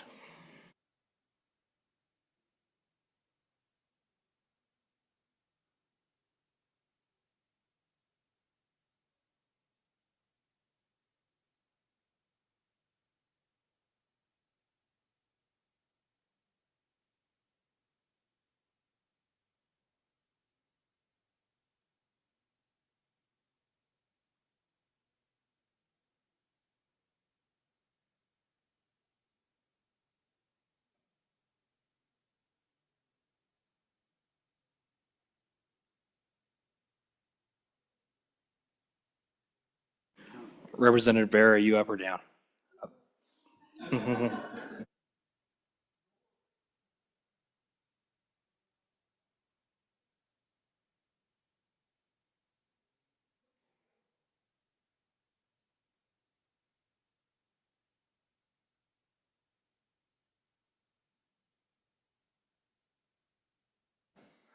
All right. All those opposed, please stand.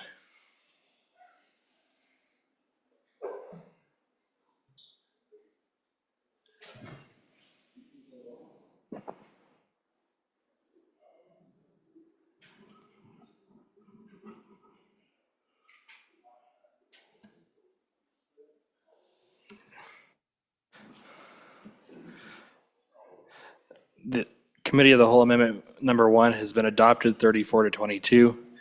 We're back on the bill. Question being called on the bill. And seeing no further discussion, all those in favor of Chairman Andrews' motion that when the Committee of the Whole rises to report, it does so with the recommendation that House Bill 36 do pass. All those in favor, please say aye. Aye. Opposed, no. House Bill 36 is passed Committee of the Whole. Thanks.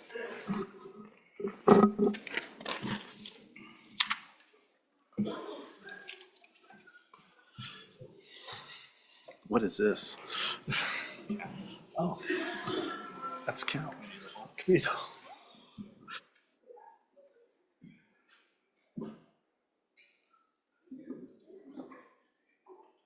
Majority Floor Leader. Mr. Speaker, I move that the Committee of the Whole rise and report. You have heard the motion. All those in favor say aye. All those opposed, no. The motion carries. Reading clerk. Read the committee of the whole report. Mr. Speaker, your committee of the whole, having had under consideration bills on general file, begs leave to report as follows. House Bill 258, do pass amended. House Bill 160, do pass. House Bill 173, do pass amended. House Bill 43, do pass amended. House Bill 64, do pass. House Bill 214, do pass. House Bill 42, do pass amended. House Bill 131, do pass amended. House Bill 62, do pass amended. House Bill 63, do pass. House Bill 27, do pass amended. House Bill 103, do pass. House Bill 61, do pass amended. House Bill 23, do pass amended. House Joint Resolution 4, do pass amended. House Bill 10, failed to pass committee of the whole and was indefinitely postponed. House Bill 135, do pass. House Bill 207, do pass. House Bill 232, do pass amended. House Bill 36, do pass amended. Representative Larson, JT, Chairman. Representative Larson. Thank you, Mr. Chairman. I move the adoption of the committee of the whole report. You have heard the motion. You have heard the motion. All those in favor say aye. Those opposed say no. Motion carries. Congratulations, Representative J.T. Larson. Well done.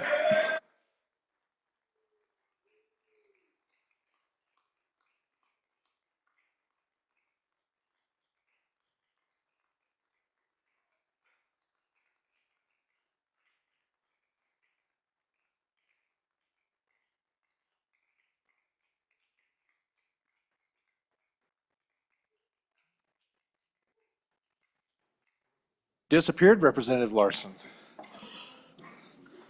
Okay, ladies and gentlemen, messages from the Senate. Message 148. Mr. Speaker, the bill listed below passed the Senate on third reading in an amended form by the vote indicated. Senate File 9, Restoration of Rights Amendments. Ayes 27, noes 2, excused 2. Message 149. Mr. Speaker, the bill listed below passed the Senate on third reading by the vote indicated. Senate File 10, Settlement Agreements for Minors, Parental Authorization. Ayes 29, excused 2. Message 150. Mr. Speaker, the bill listed below passed the Senate on third reading in an amended form by the vote indicated. Senate File 24, Special License Plates for Multi-Purpose Vehicles. Ayes 29, excused 2. Message 151. Mr. Speaker, the bill listed below failed to pass the Senate's third reading by the vote indicated. Senate File 41, Federal Acts, Legal Actions Authorized. Ayes 14, noes 14, excused 2, conflict 1.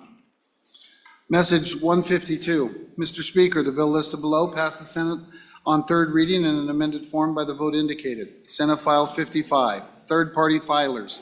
Ayes 27, noes 2, excused 2.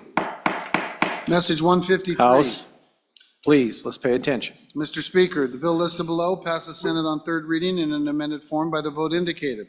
Senate File 58, Elimination of Sales Tax on Firearms. Ayes 25, noes 4, excused 2. Message 154. Mr. Speaker, the bill listed below passed the Senate on third reading in an amended form by the vote indicated. Senate File 74, Immunity for Drug Overdose Reporting. Ayes 29, excused 2. Message 155.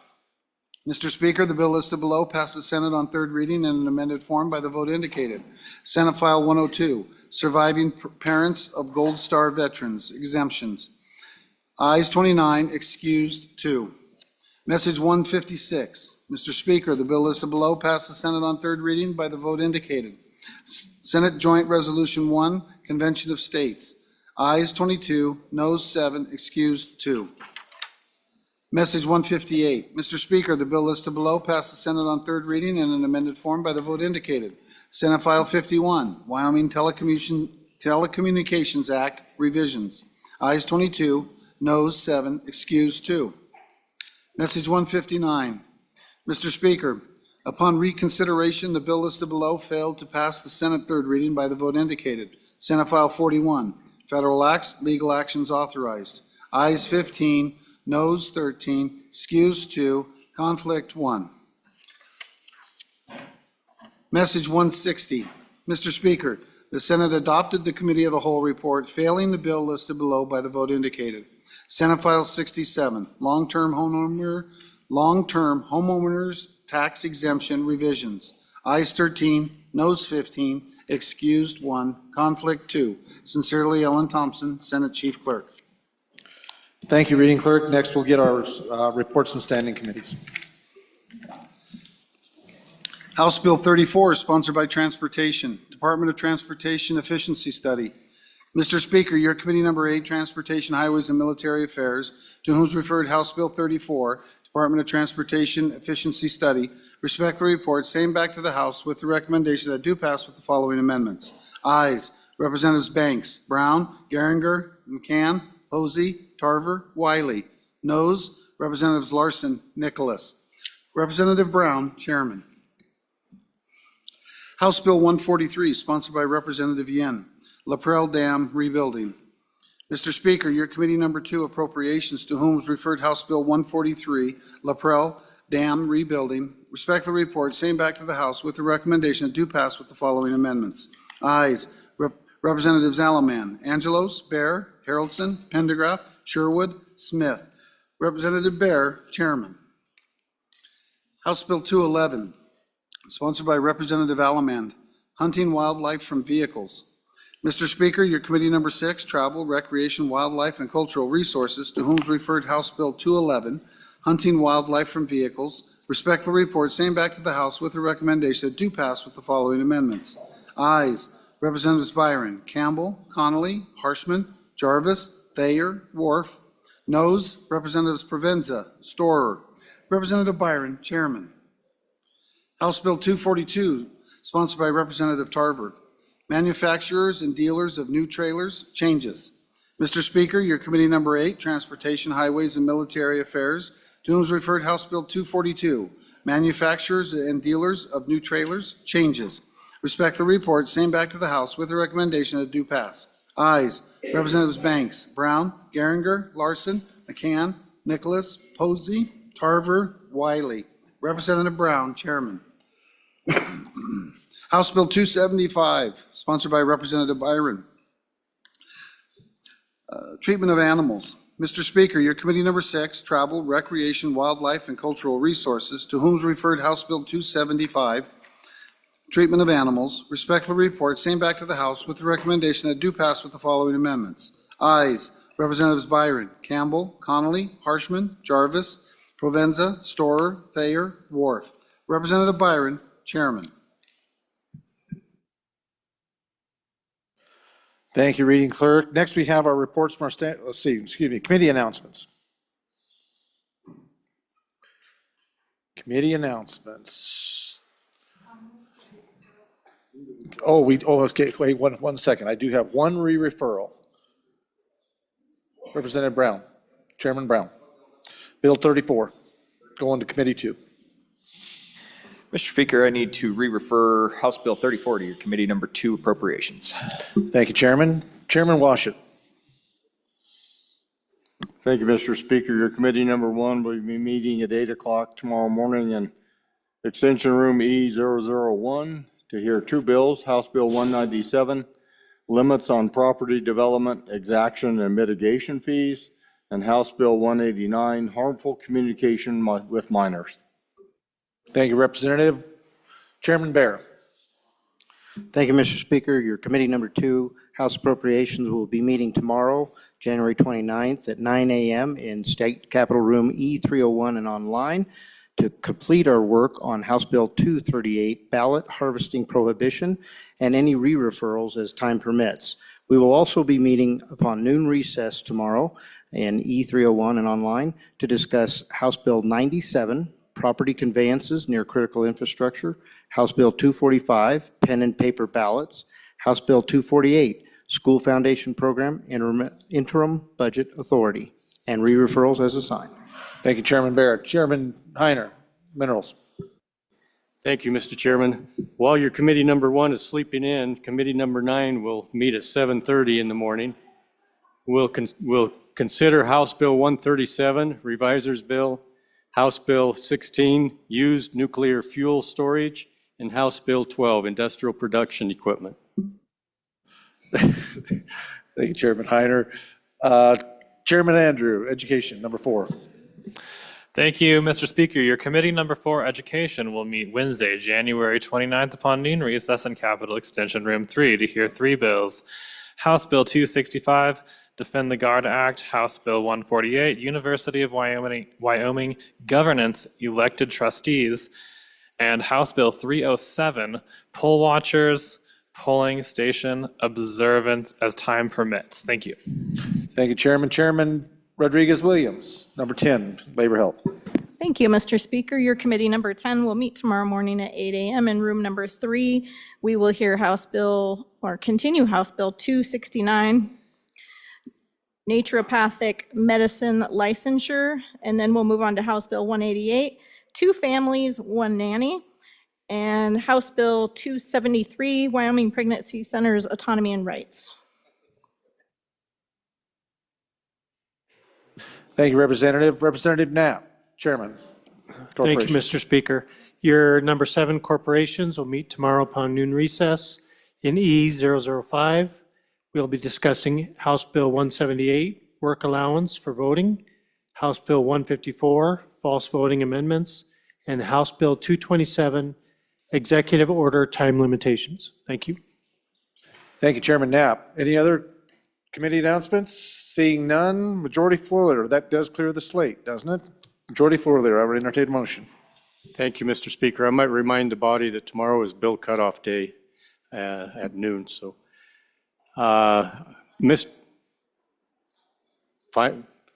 the chief clerk says there's no leeway in that at all. It's called the word with the bark on it. Yeah. Mr. Speaker, I move that the House adjourn until tomorrow at 10 a.m., January 29th. You have heard the motion of the majority floor leader. All those in favor, please signify by saying aye. All those opposed, no.